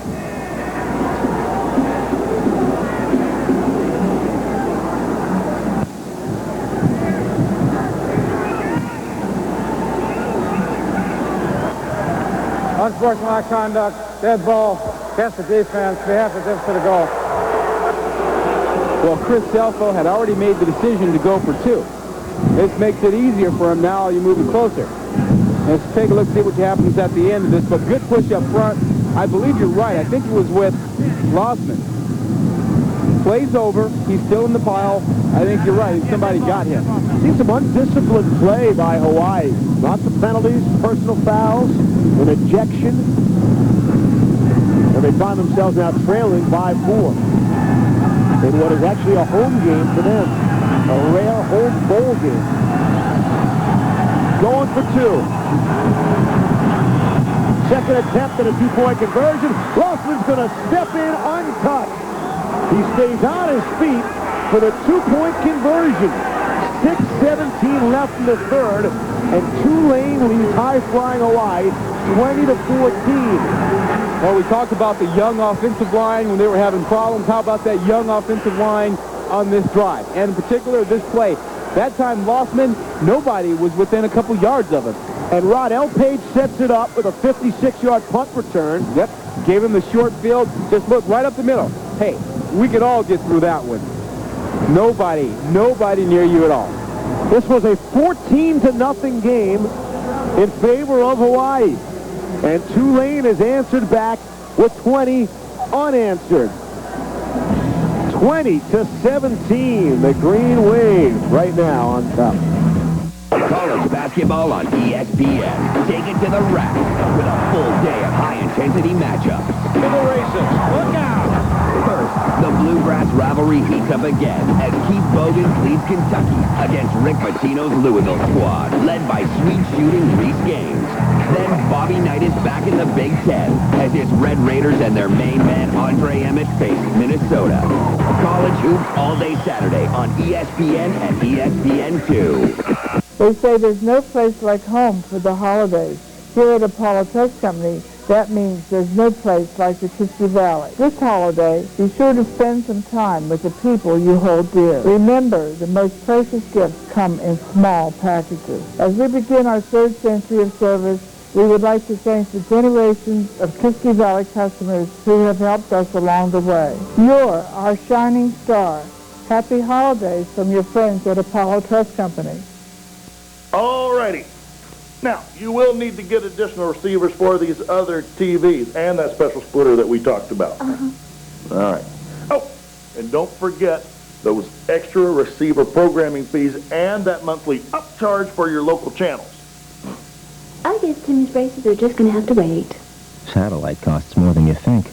No hidden charges, problem solved. Digital cable from AT&T Broadband. The kid looks fine. ESPN's exclusive presentation of the 2002 Conagra Foods Hawaii Bowl. Brought to you by Sheraton Waikiki. On Hawaii's most legendary beach, Sheraton Hotels and Resorts Waikiki. The heart and soul of Waikiki. And by the Unwrap, a Jaguar holiday event. Well, right now, here in Hawaii, Tulane is playing the role of Grinch on a Steal Christmas away from the Warriors in a 20-14 game. Hawaii 14 points for the 14-0 lead. Tulane 20 unanswered. 6:17 to play here in the 3rd quarter.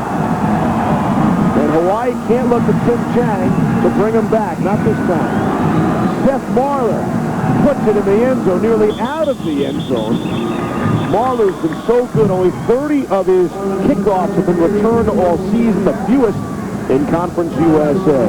We got a quarterback conference here. You see Whitney Allen, number 7. You also see Jason Wood at number 8. Which one is going on the field? Because this offense, nothing in the 3rd quarter. 27 yards, Steve, on 9 plays. That's it. It's going to be Whitney Allen for now. Wielden was warming up. Wielden's a junior from Orange, California, who saw action in 4 games during the regular season. But for now, it's Whitney Allen time. Wielden will remain on the sideline. Again, for now, subject to change. On 1st down and 10 from the 20. Whitney Allen poised in the pocket, able to complete the short pass to Justin Colbert. Look of a 2nd down and short after the gain of 3. Well, we talked about the Tulane secondary playing well. They've done a nice job all game of disguising their coverages. I mean, what they're doing is they're trying to show this all game. 2 deep, 22. You know, 2 guys out, 2 guys deep. They show that as a shell. They play it sometimes, and then sometimes they come out of it to even play man-to-man. But that's the look they try to give on every play. Second down and 3. Owens in motion, but they put it out into the flat for Nathan Eloy. And he's got first down yardage.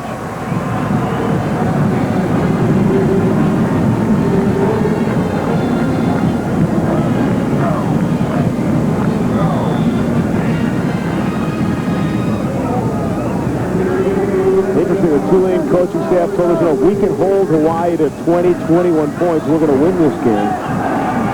That sounds unthinkable, the way the Hawaii offense plays this game. 20, 21 points, are you kidding?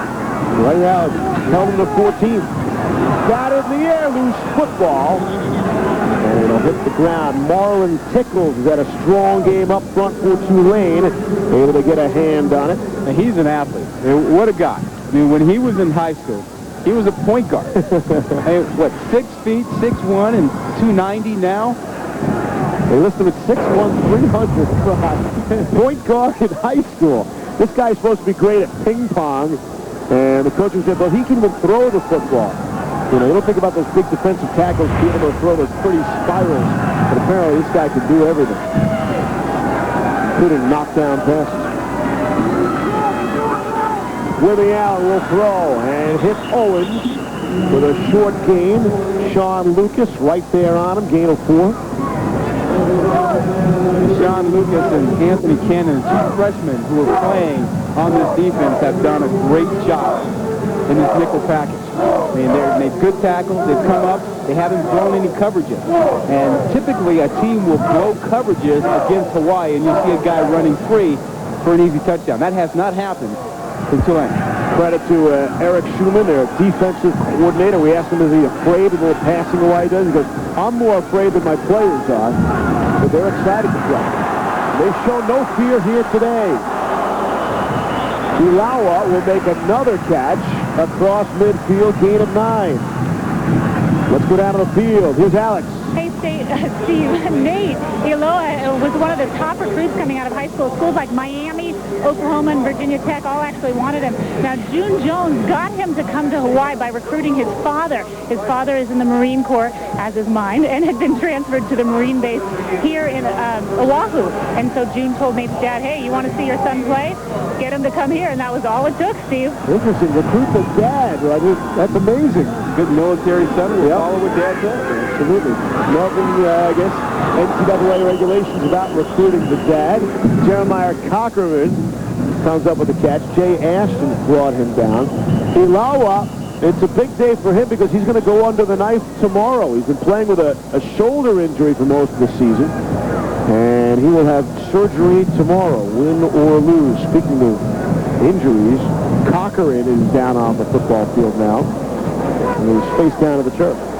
Well, if he comes out of this ball game for any length of time, the Hawaii offense will really have a problem. They've lost Chang already, their best quarterback, and this guy is their big play receiver. You take those 2 guys out of this offense, it's a different offense. And trying to play from behind, too. It's not like you're protecting a lead. He's up here. You'll see him come on inside, and he'll make the catch, and he'll take a couple hits. Let's see if we can see exactly what happens to him. He comes down. He goes up high and comes down on it. It's like it was down on his shoulder or so. Nice ovation from the home fans here. Jeremiah Cochran, the numbers on him for the game. Had a big game against Alabama. 9 catches, 270 yards for Cochran.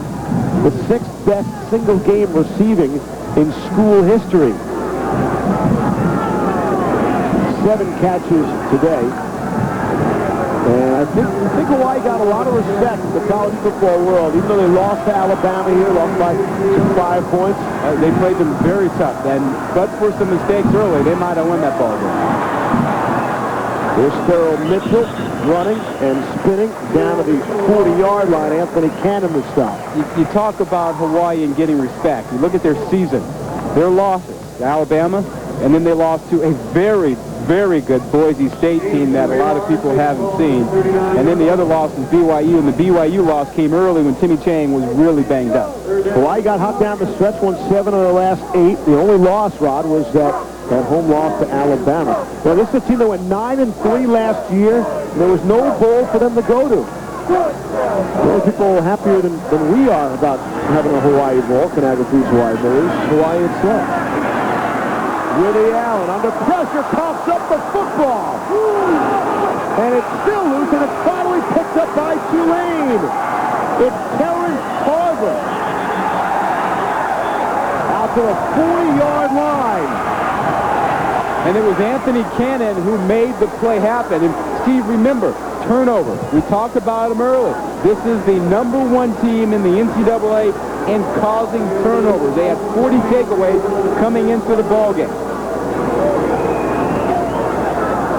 Anthony Cannon, you'll see him right here, playing as the linebacker, about 6 feet, 210 pounds. A freshman comes in and makes this play, puts a heck of a lot of pressure on Whitty Allen, causes the ball to come out, and Tulane in business with another takeaway, Steve. Tarver had missed the final 2 games of the season with a groin injury. It's almost 2 months since he's played a game when you think about it. If you are a Hawaii guy, Hawaii fan, you're wondering, did the ball, was it a fumble, or did the ball come out? Was he throwing a pass? And the question really is, was there an arm movement forward? And Noeldy Moore will carry the pile down to the 25-yard line. And this game has turned. Think about it. Marler has the punt block, and it looks like it's all set up for Hawaii, and Tulane never got rattled. First down and 10. 2.5 left, third quarter. Give it to Moore. He's bagging straight ahead. Got some help from the official again. Did he get there? Touchdown! Noeldy Moore, touchdown! 25 yards in the score. And a shocker brewing in Hawaii. It's all Tulane right now. And great backs will make you miss tackles. Chris Brown missed a tackle in there. And Noeldy Moore did the rest of it.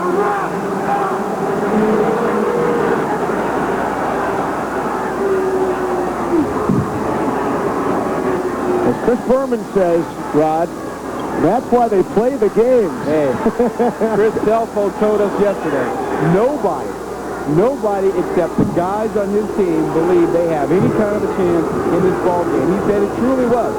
They're guys against the world. And they're going to go for 2 again. Well, they have to. Once you start going for it, you got to keep the catch-up rule, I understand. Lofton throwing. And they're now 1 for 3 on 2-point conversions today. 2:16 left here in the third quarter. Hawaii used to have a 14-0 lead. Tulane has countered. 26 unanswered. We're late in the third quarter. Healthy Choice introduces everything you love about a grilled meal without the grill. New Healthy Choice mixed grills. Tender chunks of grilled chicken with seared-in flavor, tangy barbecue dipping sauce, and crisp vegetables. A delicious way to eat healthy. Real food and plenty of it. 6 new mixed grills from Healthy Choice. Conagra Foods thanks you for making Healthy Choice the perfect choice for a healthy new year.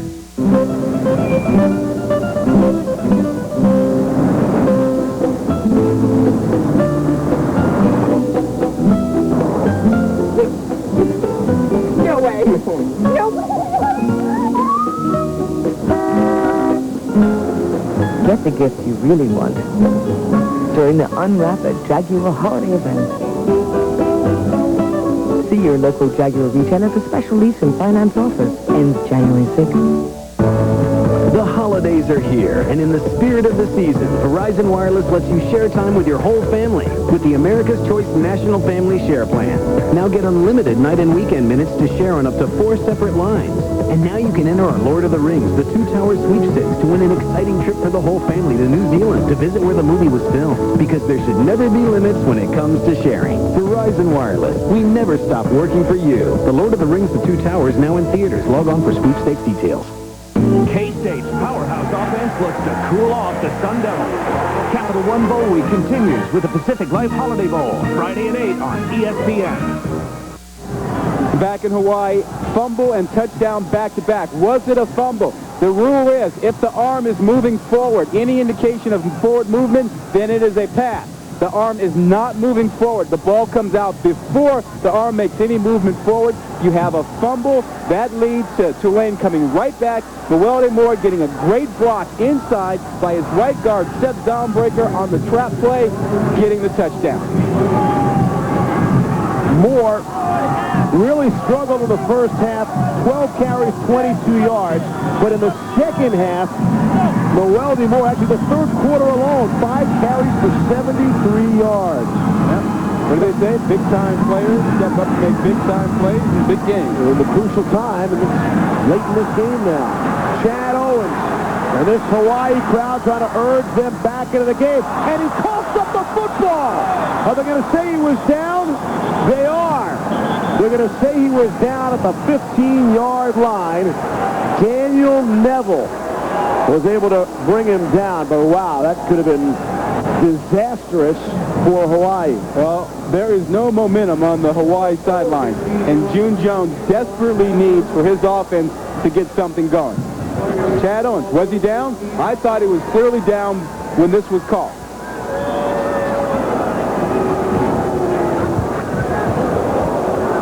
Tackle had occurred. Ball comes out. He's on top of the other player. He's on top of the other guy, but he's down. Okay. What, you're going to wait for his knee to roll over? And Woody Allen still in there. He's dropped it. He lose the football. He did. Lloyd Dorsey stripped it away and able to recover. And they are going after Whitney Allen. They're turning it loose, going after him. A little bit of, concern if you're Whitney Allen after the last fumble. This one just gets slapped away. What else can go wrong for the Warriors? Young quarterback, inexperienced quarterback, you go after him. That's what happens again. Good movement. Floyd. Oh, my goodness. Floyd Dorsey just reached around, forced the fumble, and recovered it. And June Jones is thinking, what in the world do I have to do just to get a playoff? His vaunted Hawaii offense, their last 4 possessions, giving up 60 and 56-yard punt returns and lost 2 fumbles. First down and goal for Tulane. Hand off to Llewellyn Moore, and he's not going anywhere. A minute 50 to play here in the third. Tulane up 12 and looking for more. LeBoy made the stop for Hawaii. Sports Center, if you're looking for that, will come up immediately following our game. And if you're Hawaii and looking for something, you better have your defense step up now. Because at this point, Chris Selfo's team is going to be conservative, I believe, to try and make sure they come away from this with exactly points. In some way, it's points. Flip it to Moore, and Moore will get flipped around. La'anui Correa, another play out of him. That's a good play, and you got to keep Hawaii to Tulane to a field goal here. That's so important for Hawaii. They have to do that. Now, on the other side, if you're J.P. Rossman, if you're throwing this ball, you cannot take a sack, you cannot force a throw. Be content to have the 3 points at the very least. He's got to show he learned from that previous series down in this neighborhood, where it put him in awful field position, really out of field goal range, and then they had the field goal block. And do they have the confidence to put the ball in his hands to make that decision? I'm not sure they do. They might just give it back to Moore. Third down and goal. Gonna let him put it up. Pressure, thrown. Is it caught? No. Looked like a near touchdown to James Dunn, but he could not hang on. Well, Davis ran a great route to get inside. Down on the goal line, you're never supposed to let the receiver get inside. That time he gets inside of Abe Aluminium and has a shot to make the play. Gets his hands on it.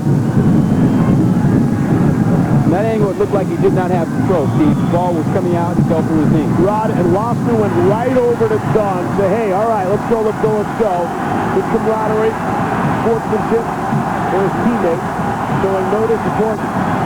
Seth Marler from 24 is blocked again. Abe Aluminium blocked it. Marler has consecutive field goal attempts blocked. That's a sudden change stop for defense. That's huge. That's a momentum shifter. That's like a turnover. And here's the roar from the crowd.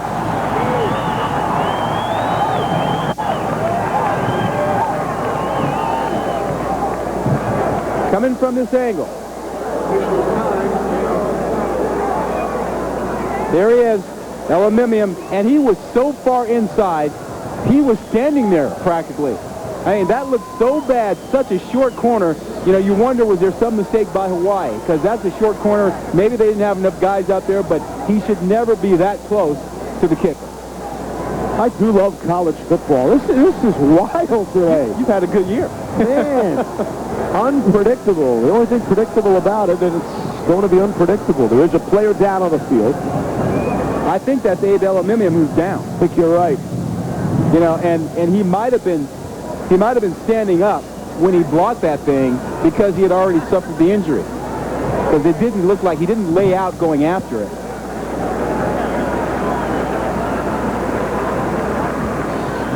You watch him come out the corner. See how he's standing up?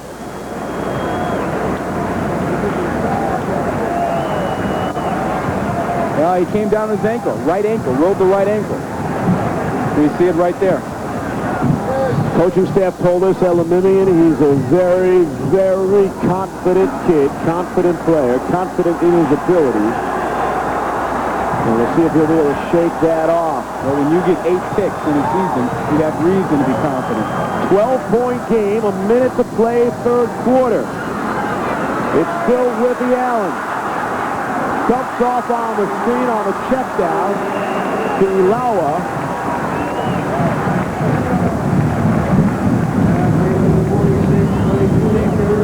Well, you talk about a new quarterback coming in. How's he compared to the old guy who was in? Well, almost the same number of attempts. The yards are okay. The big difference, ball security. The ball has come out of Whippy Allen's hands twice, been on the carpet, they've recovered, it's led to scores. Timmy Chang took better care of the football when he was in the ballgame. You know, Chang was still in the game, Rod. You'd say 12 points and kind of laugh at that. That's nothing for Chang in there with this Hawaii offense, but without him, you have to wonder. Whippy Allen gets good pass protection. Got Green in front of him as he wants it. He'll take on some people. He bumped out at the 34. Wesley Heath put a lift on him. And he got out there because he got a great block by Ryan Santos on Daniel Neville. Gain of 12 on the play. You know, when a quarterback decides to go, his lineman has got to help him out. And he'll yell go to him. The lineman will get out there and give him the block. 9 seconds to play in the third quarter. We're coming up on 3.5 hours to play 3 quarters. You sound surprised. I mean, you figured you were going to get 50 to 60 passes by Hawaii, and who knows what Tulane was going to give you. Whippy Allen, hands off inside, hand up to Cyril Mitchell. Mitchell's out to the 39-yard line. Roxy Sheldon to stop.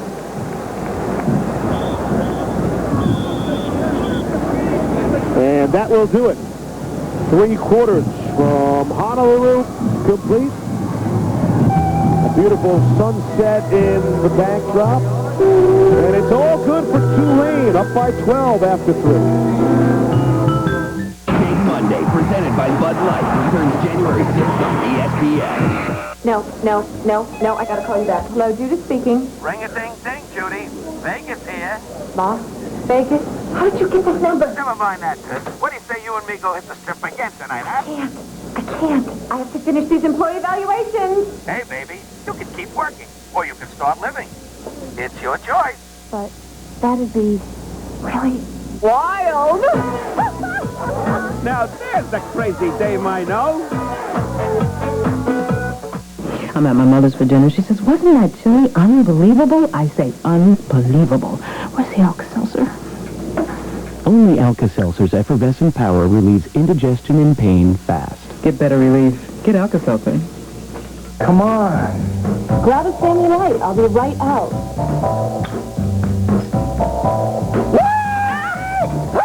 Just tasted new Sam Adams Light, the first great tasting light beer. Shockingly great taste. Okay, look, once you got the ball. Once you got the ball, where did they Right point, fires a shot. Now that is mad dog defense. Now that's a good tactic. If they just work it a little bit more like that. Impossible. Here we go. Nice hit. Way to crash the board. Basketball 101. Basketball 101. Hurry up. What are they taking their time for? Help somebody! Help somebody now! That's bush league. That's all it is. Nothing but bush league. Always collapse. Come on. Push it, Fisher. Knock him down. Don't foul. Make a play! Get him, Rick. Run it left.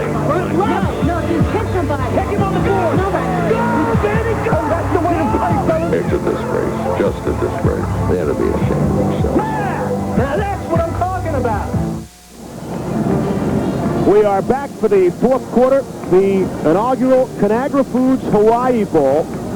14 points for Hawaii to open the scoring, 26 unanswered by Tulane. Along with Rod Gilmore, Alex Flanagan, and our entire crew, Steve Levy, wish you all Merry Christmas, Happy Holidays, and wishing for you mostly to stay tuned. As soon as we are through here, Sports Center will come your way immediately after the game. Not a single player on this Tulane roster had ever played in a bowl game prior to this one. I'd say, Rob, they're getting some good bowl experience here today. And they had a good time to boot. Yeah, leading up to the game. Here's Willie Allen now. And he is brought down. What a tackle with one arm by Roxy Sheldon of Tulane. Let's send it down to the field. And here's Alex Flanagan. Hey, Steve, Sean Withy Allen is actually a local kid, so fans are pretty happy to see him out there. He graduated last week with a degree in communications with a 3.8 GPA. He actually was recruited pretty hardly by Harvard University. He was accepted there. They wanted him to come there, but he chose to stay home instead. So making some folks proud here tonight getting in the game, Steve. Alex, a communications degree. What's he thinking? Look at us. Communications is the way to go, Rob. It's the major to have. I would certainly vote for that. Another guy's going to take my job in a few years from now. Cochran on the completion, able to pick up out to the 41-yard line, and maybe Withy Allen starting to settle in, gain some confidence, some relatively easy passes to complete. And having a guy like Cochran back in the lineup, he walked out after he was banged up a little bit. Having him back in will give you some confidence. You know you've got a big play guy. You have a guy who you get the ball to, he can do something with it after the catch. And that's what they need. They need somebody to help Withy Allen out and make a big play. This is fourth and a long one. How about a big play here?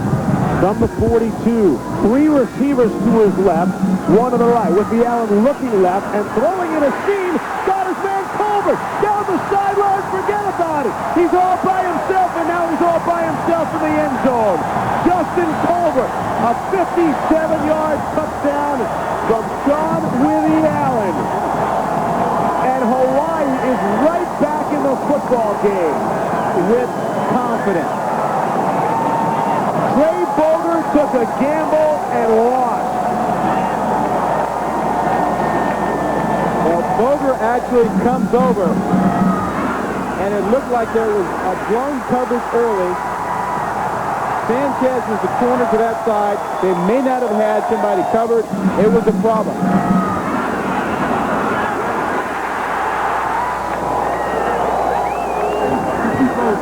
Justin Ayat is set for the extra point. And he puts it through. Hawaii, amazing, Rob. What are the odds? 13 and a half to go in the fourth quarter, and that's Hawaii's first touchdown catch in pass of the game. Sean Withing Allen has got the Warriors right back in this one. As a parent, you have to be patient and mature, and you have to be willing to make the sacrifices. Good. Oh. Hey. Hey. Ready Whip Real Cream. Let the fun out. ConAgra Foods thanks you for topping off your holidays with Ready Whip. How would you like your beach?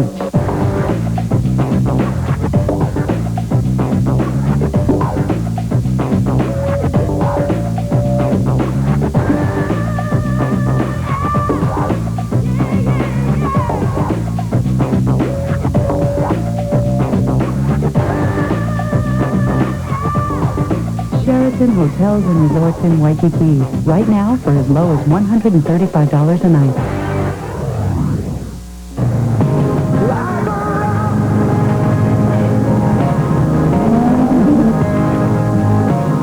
Silverado is here, now with quadra-steer four-wheel steering.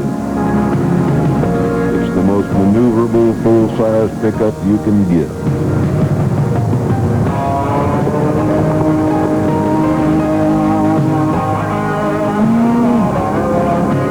Silverado, the truck from Chevy. Capital One Bowl Week continues when Nebraska takes on Eli Manning and Ole Miss. Plus, K-State looks to cool down the Sun Devils. The Mainstay Independence Bowl at 4:30. The Pacific Life Holiday Bowl at 8. Capital One Bowl Week continues Friday on ESPN. Justin Colbert on the receiving end of that touchdown pass in his 38th consecutive start, leading the way for the offense.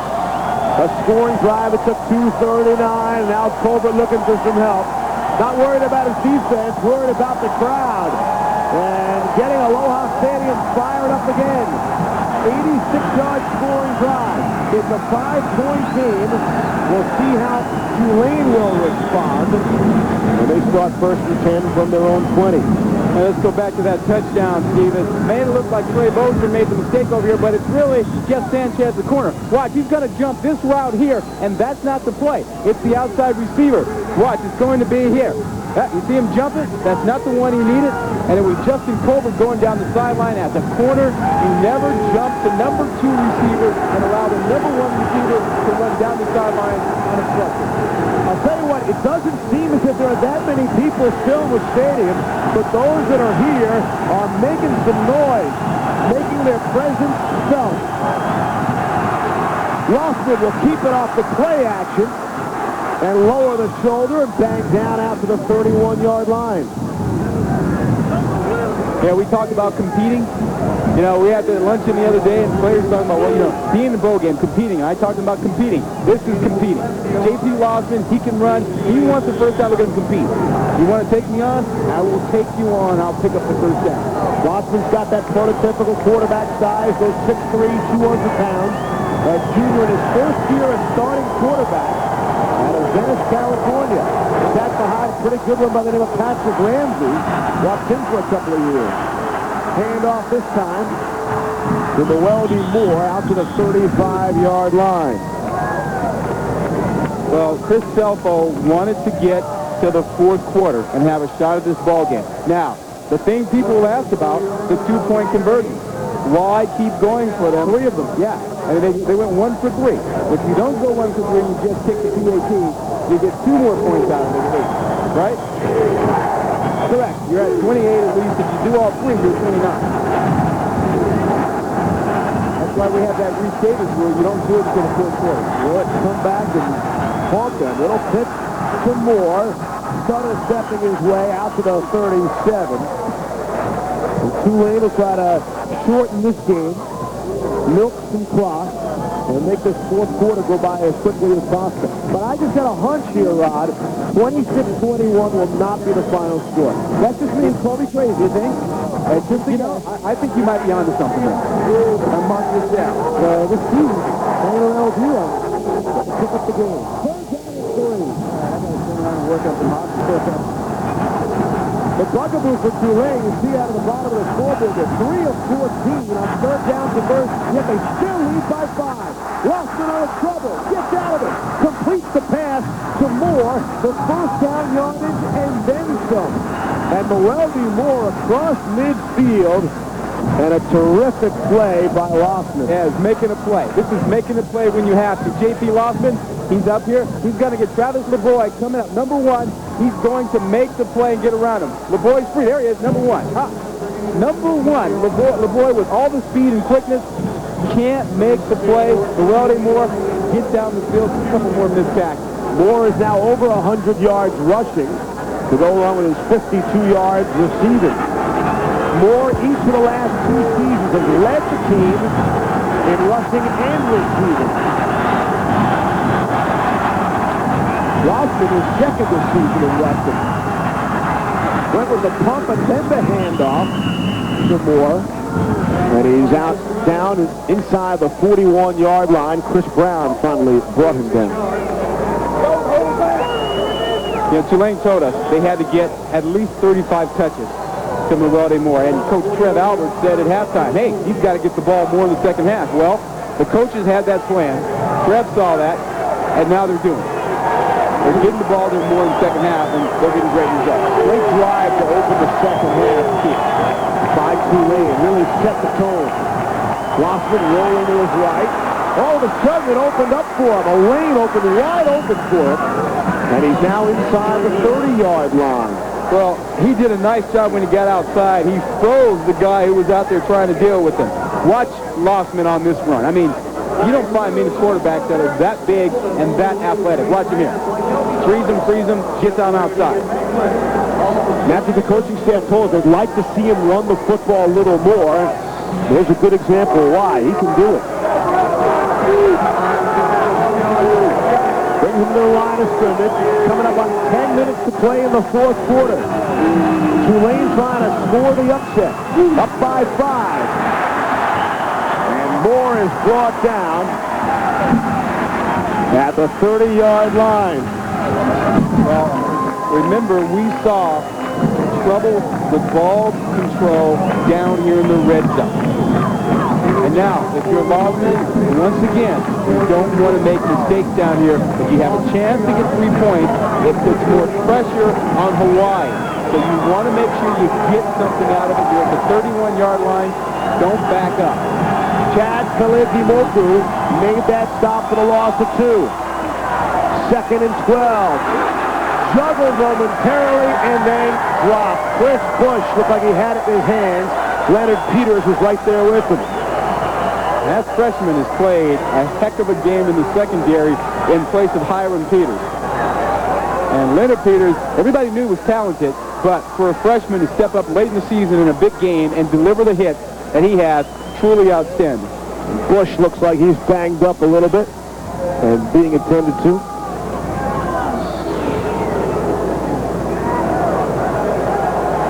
That's just a big hit. He just separates the receiver from the ball. That's just good stuff.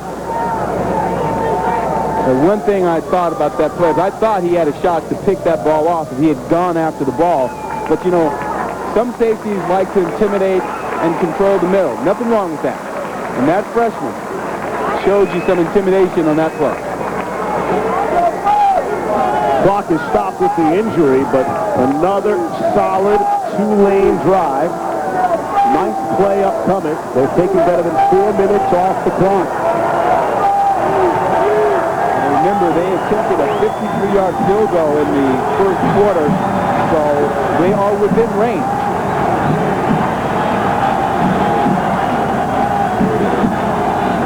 Sports Center comes your way immediately following this game. Here's 3rd down and 12. From the 30. Lossman stepped up nearly under center. Now lost it down the sideline, and it is caught. It's a catch by Moelby Moore, the running back out of the backfield. That's unbelievable. Lossman out of the shotgun, then stepped up when he received the snap. Well, that was something. You got 2 great players out there going after it. Moelby Moore piece of Tina Samoa. He had him in man coverage, and this is a tremendous catch. Watch Mallory Moore just make the leap at the end of this. That is something. He gets up over Tina Samoa. First and goal. And inside the 5. Rossman likes the end zone. He's got some more. J.P. Rossman. Matt Wright nearly had a chance to bring him down. Couldn't make the tackle. And Rossman is back into the end zone. And J.P. Rossman showed some quicks and had a little shake in him to make Matt Wright miss the tackle inside the 5-yard line. Second rushing touchdown of the game for Rossman, who also has a 2-point conversion. You got a quarterback with a strong arm, a quarterback who can show you some good footwork and run like that. You've got some danger. That is danger. That's big-time stuff. Rod, you go for 2 and you don't get it. You're playing catch-up. They're going to go for 2 again. Like I said, once you start it and you miss it, you got to keep going to make the numbers work for you. Keep trying to catch up. 11-point game. Looking to make it 13. The fourth 2-point conversion attempt of the game for Tulane. Rossman will throw, and they'll get the 2. So make it 2 for 4 in the game for Tulane. It's DeMarcus Davis, the true freshman from Shreveport, Louisiana, on the 2-point conversion. Rossman on that drive ran 3 times for 28 yards and a touchdown. Able to connect on 2 of 3 passes for 43 yards. J.P. Rossman able to connect, and then a 2-point conversion.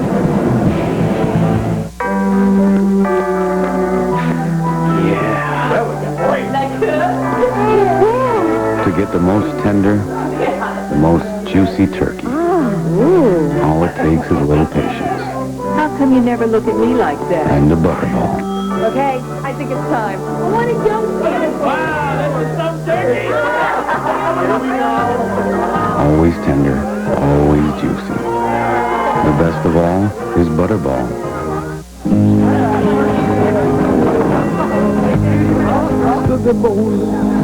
Okay, see how the side of the rails a lot more than the other side? Felt like a million. Felt like number 1. Like a... What are you handing down to your kids? Chevy, the most dependable, longest-lasting trucks on the road.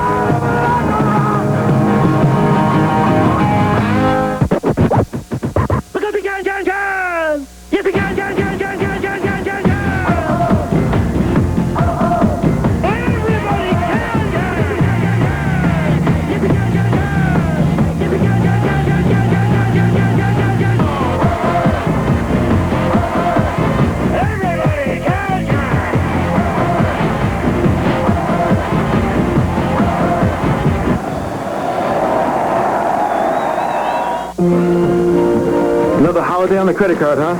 Yeah, my balance is really piling up. I'll worry about that in January. You could get a Capital One no-hassle card. Nah. High interest charges running up your balance? Get the Capital One no-hassle card for the nation's lowest long-term fixed rates, $0 fraud liability, and no telemarketing. What's in your wallet? We knew the Hawaii offense wouldn't be on the field that often with that explosive offense, but the Tulane offense, look at this. A scoring drive, 10 plays, 80 yards, take 4.5 off the clock. You know, you think about a long drive like that, you're bound to make a mistake, Rod. Not the case with this Tulane offense, not on this Christmas Day. Well, they had the quarterback make some plays, and that helps avoid mistakes. When anytime your quarterback can run down the field and get you a first down, that's huge. Chad Owens will look to make a play from his end zone. Out to the 10. Cutting it up the near side. And he fumbles the football. Let's see. They're going to say he was out of bounds when he fumbled the football. 13-point lead by Tulane.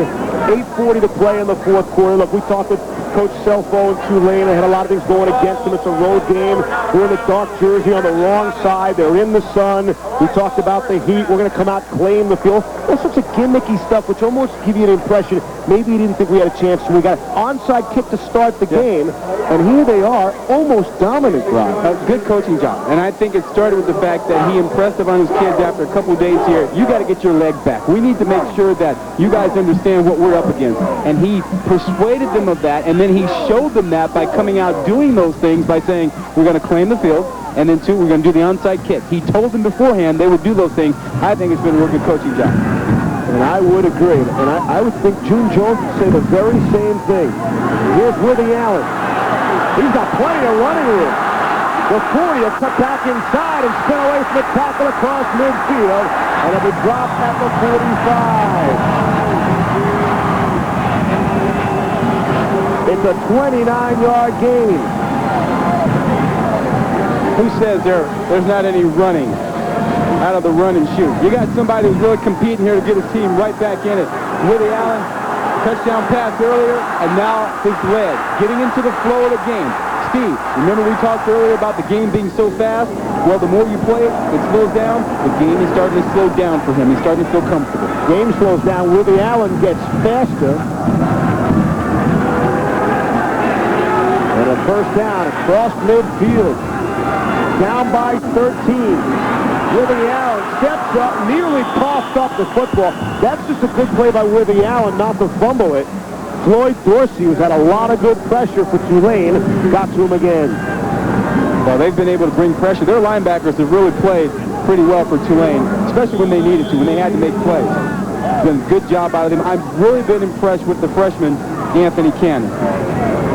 That is the 6th sack, Rod. Imagine Hawaii giving up 6 sacks in a single game. That's hard to believe. They had a dominant offensive line. They played the exact same offensive line until the final 2 games of the season. And today dealing with a suspension for their starting left tackle, Wayne Hunter. Already without their starting center, Justin Colbert on the receiving end there. And the clock continues to wind. Well, we talked about the linebackers for Tulane playing well. Well, part of the reason is this guy over here. That's Garrett Sashery, the outside linebacker coach. He's got his guys here doing a great job, and he's operating under some duress. His wife, Lauren, did not make the trip out here because she's pregnant, expecting their second child, due on the 28th, or any time now. Looks like a beeper on. Here's Willie Allen now. Under pressure. Showing some good foot speed before he's finally taken down by Sean Lucas, who was just a little quicker. Sean Lucas, again, another freshman who's playing well. Remember we talked about next year, this Tulane team, how good it could be? Well, folks in Conference USA, including South Florida, when they come into the conference next year, will have to deal with an experienced team that is also explosive. You know, you made a great point to Coach Selfo. You said, hey, is this the last game of this season or the first game of next season? And he agreed with you. First game of next season. Well, he's got a lot of young guys, and he's got a quarterback who's going to have a year under his belt. They're gaining some experience that you couldn't get otherwise, the extra practices, and a big-time opponent for them in front of a national television audience. So it's 4th down and 12 now. Willie Allen has good protection. The bullet across the middle, able to complete. It's Cochran. It's a first down, and that'll stop the clock. Gain of 16. He's starting to get comfortable. You can see it. You can just see it in the way he walks around on the field now. He's starting to act like, all right, it's my team now. I'm not here for Timmy Chang. I'm here to do it myself. And this guy helps him out quite a bit. Jemiah Cochran runs a nice route, and this is a good catch. He has to reach back. That's a nice job. This is the 3rd meeting all time between these two schools. In the 89, Hawaii beat them 31-26. In 93, beat them 56-17. One of those games was in a bowl game. Willie Allen, strong arm one, and it was knocked away. There is a flag on the play. Anthony Cannon knocked it down with his hand, but looked like behind him there might have been some contact. We'll see. Yeah, there should not be a flag on this one because Anthony Cannon got his hands on the ball, so once that happens, there should not be pass interference for contact. There's no penalty on the play. The ball was tipped. Therefore, by rule, there's no interference. pick that hanky up and put it in your pocket. Yeah, he's only 17 years old, but he knows how to play coverage. You'll see him right there in the middle. That's Anthony Cannon. Not a circle, kind of a little curly cue. He's right there. Look at it. Gets his hands on it. That's why you don't have pass interference. Once that ball is touched, receivers are fair game. So we talked about, claiming the field, putting the names back on the uniforms. And you know what? Whatever he's done, if any one of those things worked, then it was worth it, Rod. This guy's only 39 years old.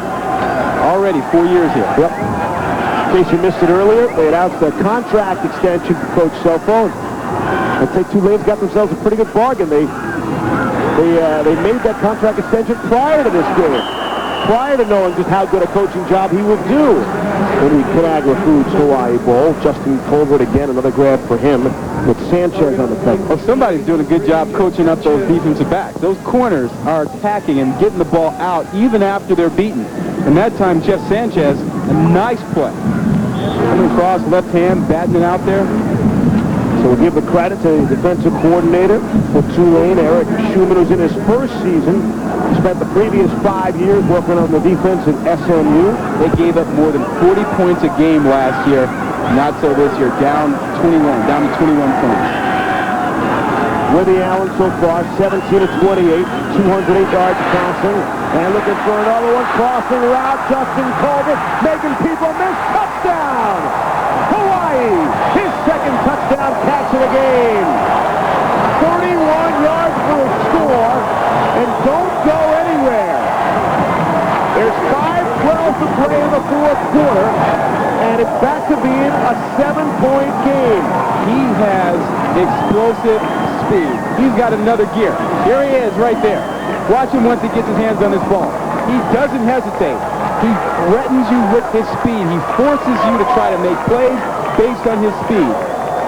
Colbert, 9 catches, 158 yards, and 2 touchdowns. Well, if you're going to throw touchdown passes, you better be a tough guy. You got to stand in there and take it like Floyd Dorsey just delivered that blow. Justin Ayotte is on for the extra point.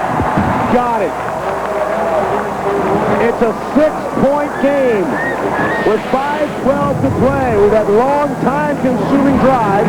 That's a 74-yard drive, and Colbert knows how to finish it off. I am the moon. I am the moon. I'm always the ball. 7 celebrities in Hawaii. If they play nice, they'll win the prize. But one will betray them all. I am Mole-licious. Celebrity Mole Hawaii. ABC Wednesday, January 8th.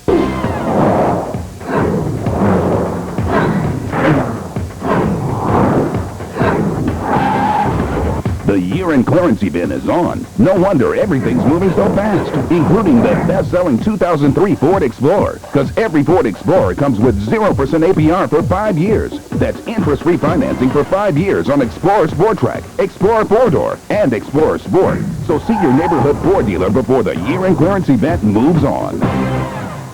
My daddy gives to work to the job site. Because he has bills to pay. Mouth to feed. He keeps a roof over our heads. When he's not at work, he talks to Mommy. Watches TV. My pop goes to the gym. After that, my daddy said he'll play catch-up. Give me a hug. Read me a story. He'll have time just for me. Just for me. Just for me. He promised.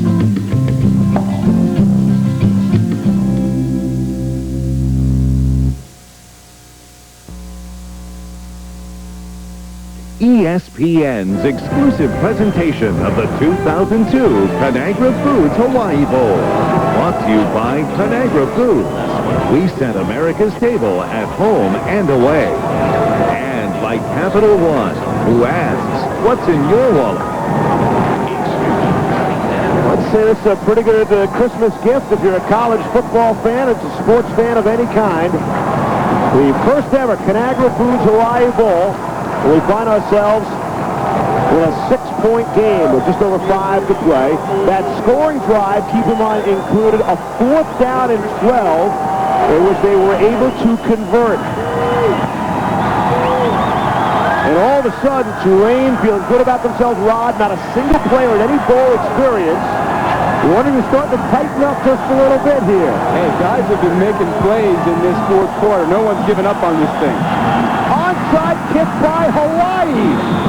And it's recovered by Tulane and Daniel Neville, the junior from New Orleans. And people are going to ask June about that. Why not kick it off?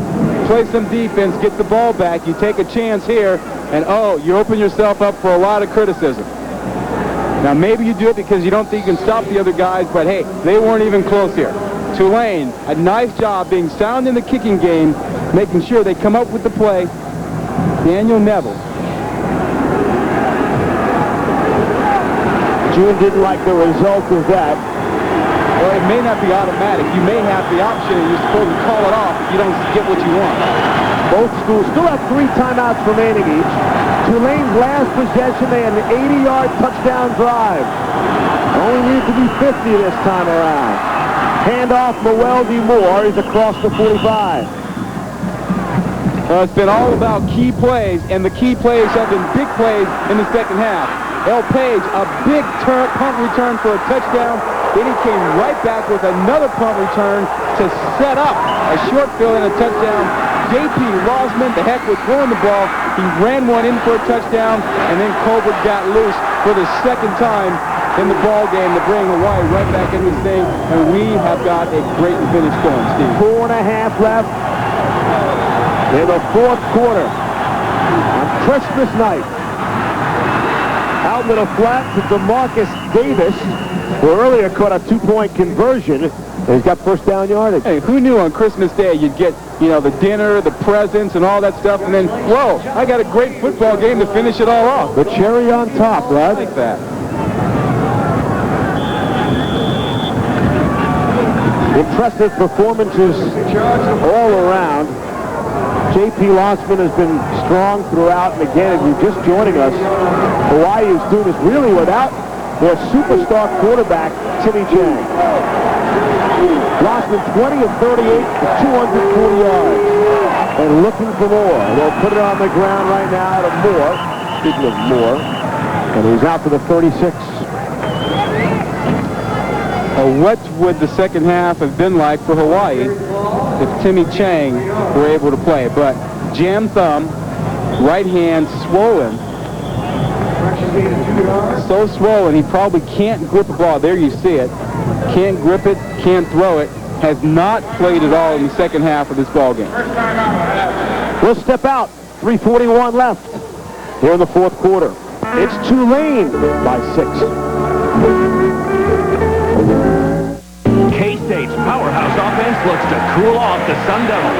Capital One Bowl Week continues with the Pacific Life Holiday Bowl, Friday at 8 on ESPN. There's a place that I travel when I want to roam, and nobody knows it but me. The roads don't go there, and the signs stay home, and nobody knows it but me. It's far, far away, and way, way afar. It's over the moon and the sea. And wherever you're going, that's wherever you are. And nobody knows it but me. Chevy Tahoe, like a rock. Get an amazing Gateway holiday deal for home or office. Buy one award-winning PC and get a second award-winning PC free. Purchase a Gateway 700XL PC or a Gateway 600XL notebook and you'll get a Gateway 300S PC free. Get one and give one. Call 1-800-GATEWAY now. The Gateway 600XL uses the mobile Intel Pentium 4 processor M. You know, ideas and inventions come from people in all walks of life. Do you have an idea for a new product or invention? If so, Invention Submission Corporation has information to help you get started. ISC is America's largest inventor service firm. Call now and learn how to submit your idea to companies through ISC's data bank and apply for a patent. Even if your idea is just to improve an existing product, call for ISC's free information. For your free inventor's information, call 1-800-554-9000. Steve Levy, Rod Gilmore, Alex Flanagan, and our outstanding ESPN college football crew wishing all of you and all of yours a Merry Christmas and Happy Holidays wherever you're watching. Sports Center is coming up immediately following this outstanding college football bowl game, the first ever Conagra Foods Hawaii Bowl. Moore's the ball carrier. The clock will tick away. Pisa Tinoe Samoa made the stop along with Chris Brown. Tulane is thinking 4-minute offense here. You want to move the ball enough, try and pick up first downs, try and get another score, keep them off the field. They get one more score, they'll be all right. But they've got issues now. When they come back, it'll be a third down.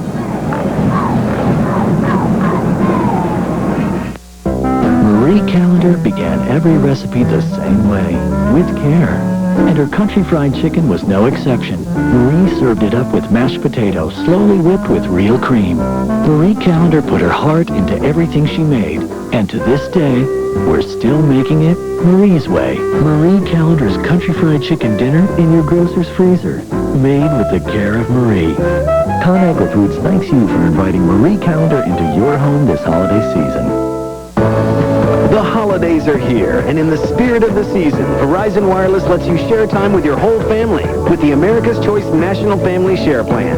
Now get unlimited night and weekend minutes to share on up to 4 separate lines. And now you can enter our Lord of the Rings, the Two Towers sweepstakes to win an exciting trip for the whole family to New Zealand to visit where the movie was filmed. Because there should never be limits when it comes to sharing. Verizon Wireless, we never stop working for you. The Lord of the Rings, the Two Towers, now in theaters. Log on for sweepstakes details. We welcome you back, and we do so for third down and 6. For Tulane at the 34-yard line. Up by 6. Rossman off the play action. Chased by Tino Isamoa. Throwing downfield, and it is caught. No!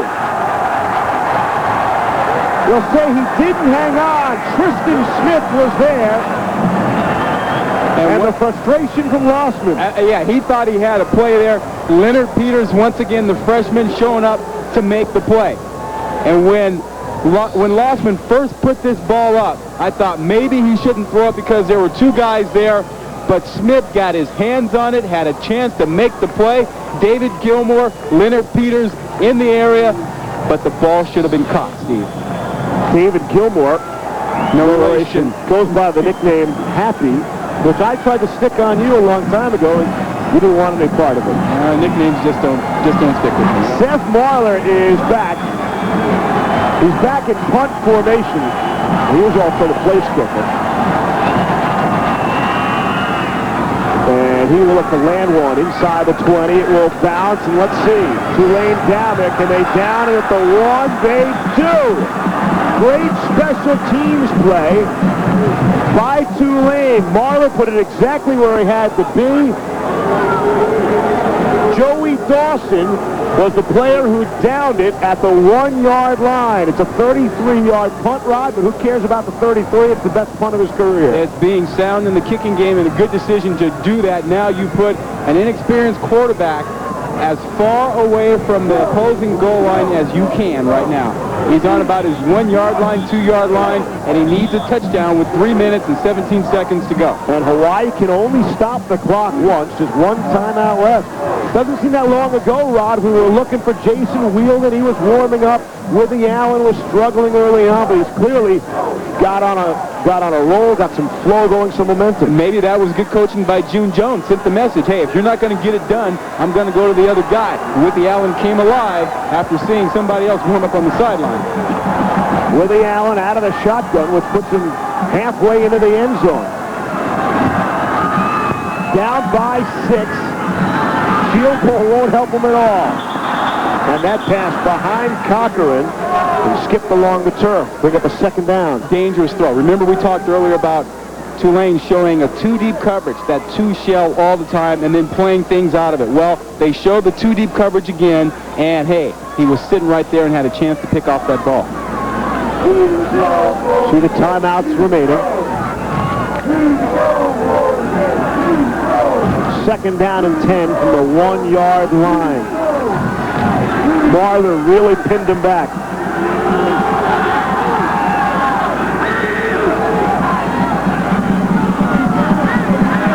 Woody Allen with some time across the middle, throwing and nearly intercepted. Should have been Sean Lucas's second interception of the game. Well, they were playing a man under coverage. Sean Lucas, it's a trail technique. You let the receiver beat you, you trail behind him. The problem is, when the ball comes, you have to get your head around quickly, and it's hard to see the ball and catch it that quickly. This is what you're looking at. He's going to see his man over the middle. Trail technique, coverage. There's Sean. Lucas stepping in front, getting his head around at the last minute. Wasn't expecting the ball. Rod, Tulane is playing with fire here, giving Hawaii another opportunity, right? Had a drop touchdown pass when they had the football. That's a drop on the interception. Yep. Third down and 10, giving him another crack at it. Woody Allen. Under pressure, he's going to go down. Loose football. Did it go out of the end zone? It's a safety. The indication is for the safety. Roxy Shelvin made the play. 8th sack of the game by the Green Wave of Tulane. Well, timing is so important, and we talked about that in this offense. And we talked about also inexperience. Whippy Allen, not in this situation a lot. Got to get rid of the ball. Not much of an opportunity. Roxy Shelvin blows past on the inside, makes it tough on him. You heard June Jones say at halftime that the release from Whippy Allen is not as quick as Timmy Chang, and he has to call shorter routes. That was not a shorter route. June nearly released his folder there. The names that the Tulane players so badly wanted on their uniforms for this game, and that Coach Selfo agreed to, and they're almost coming off. You put that on with Scotch tape, Rod, or what? I don't know. I'm not a seamstress. Oh, good. And it's an 8-point. Can we put the 2-point conversion conversation to rest for this game anyway? Well, at least for this game, it worked out okay. 2 for 4. 2 for 4 gets you 4 points, right? My math is correct. Yes. 2 times 2 is 4. About 4 points. Okay, yeah. about 4. All right. And if they had not done the 2 points and just kicked the 1, 1 plus 1 plus 1. About 4 about again. 4 again. Yeah. All right, so it's a wash. It's a wash. Where were you in elementary school when I needed some help with multiplication? I didn't have a cell phone back then, or else I'm sure you would have called me. Today's announcer's clothing picked up by Ron Gilmore, by the way. That was my announcer's list. Pretty good. Sacks in the second half and produced 3 fumbles. Tulane has put together a very, very complete ball game. In a game in which Rod really, coming into this one, I mean, just about everything was stacked against them and in Hawaii's favor. You take a 9.5-hour flight from New Orleans over here. You come in, you find out that, it's a lot hotter and a lot drier heat than you expected it to be. Your kids want to run around and play and surf and all that. You got a game you have to play. You're trying to tell them these guys are good. They're having their dream vacation. And what? You're also a big underdog to a team that can throw the ball over the place. The onside kick. And Tulane will recover that. Chino Fontanet, another good play out of him on the special teams. And there is a flag down. Tinder, you see Tulane in the green uniforms there. Well, they also brought their white uniforms. Well, why make the equipment guy pack up 2 sets of uniforms? Because Coach Selfo's wife wanted them to. Beyond the line before the ball is kicked. Penalties refused. Tulane's ball, 1st and 10. Coach Selfo's wife wanted the team photographed in white uniforms on the beach. Listen to the coach's wife. Well, she's also going to get a pretty good Christmas present out of this, because she said her husband had been so preoccupied and so busy with all this stuff. Hey, they were going to stick around in Hawaii and have 5 more days just themselves with the kids, family vacation, get him away from the football scene, and that's what he's going to be doing after this ball game. You said preoccupied? That was a nice way of putting it, Rod. Loose football. Tulane have that one. They're able to recover it back. It was recovered by Matt Traina, the redshirt freshman. The second thing I wanted to get to, I don't know that the onside kick was an automatic. And I think, obviously, June Jones does not believe they could kick the ball off, stop them, and get the ball back and score. But normally you'd see a coach kick the ball off, ask the defense to hold them, give you some time back on the clock. The fact that he had only 1 timeout probably led June to believe, I got no chance other than try for an onside kick. 2:20 and counting. You know, New Orleans doesn't need an excuse to throw a party, Rod, but if they did, They may just get one here in the next couple minutes. Here's Lossman again. Could have gone out of bounds. Cuts it inside instead. The clock will continue to run. Strange but true. I mean, Hawaii has struggled really in the third quarter. The third quarter is the only quarter in which the Warriors didn't score at least 120 points during the regular season. In fact, only got 84. And if you look at the third quarter, not only they're scoreless, but that's Tulane's big quarter in the game, 20-0. So what happened at halftime in the respective locker rooms? Well, we know that on the Hawaii side, they lost Timmy Chang. Right. On the Tulane side, there must have been some speech by Coach Stelfo to his guys. Minute 51 to play. Here in Hawaii, the Warriors have spent their last time out, trailing by 8. America's top critics are united in their praise for Gangs of New York. Rolling Stone magazine raves it's the best picture of the year, and now it's been nominated for 5 Golden Globe Awards, including Best Picture of the Year. Gangs of New York, rated R, not playing everywhere. Rated Teen. Welcome to destruction in the 31st century. Mechasol. Massive destruction, online and off. There's no power greater than X. What are you waiting for? A loan officer. I'm trying to get a home equity line. I'm from E-Loan. Unlike this bank, we'll get you a decision in minutes. Here.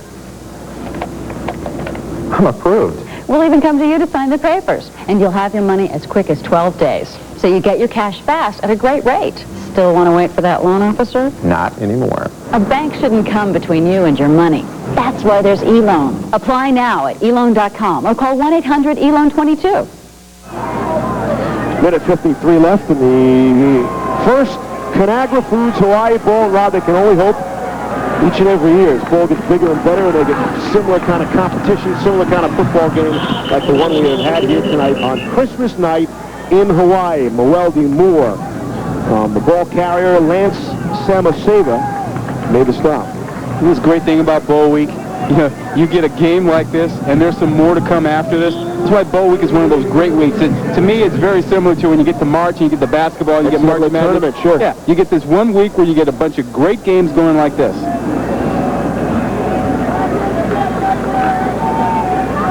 Coming up on the final minute 20, Tulane came in. Not a single player had ever played in a bowl game of any kind. And they march into Hawaii and are looking to leave with a victory. More again. There is our Capital One player of the game, Lenaris L. Page. The punt returns, the touchdown really dramatically changed the course of this game when it was a 2-point game, when it was really close. Well, you know, being a father is one incredible motivating factor. He made big plays in the third quarter, said he wanted to make a big play on Christmas Day for his 3-month-old son named Junior, and he had a punt return for a touchdown, set up another one with a short field. Past season seed, 8 picks out of the game. Nice way to cap off the season for him. Final half minute to play.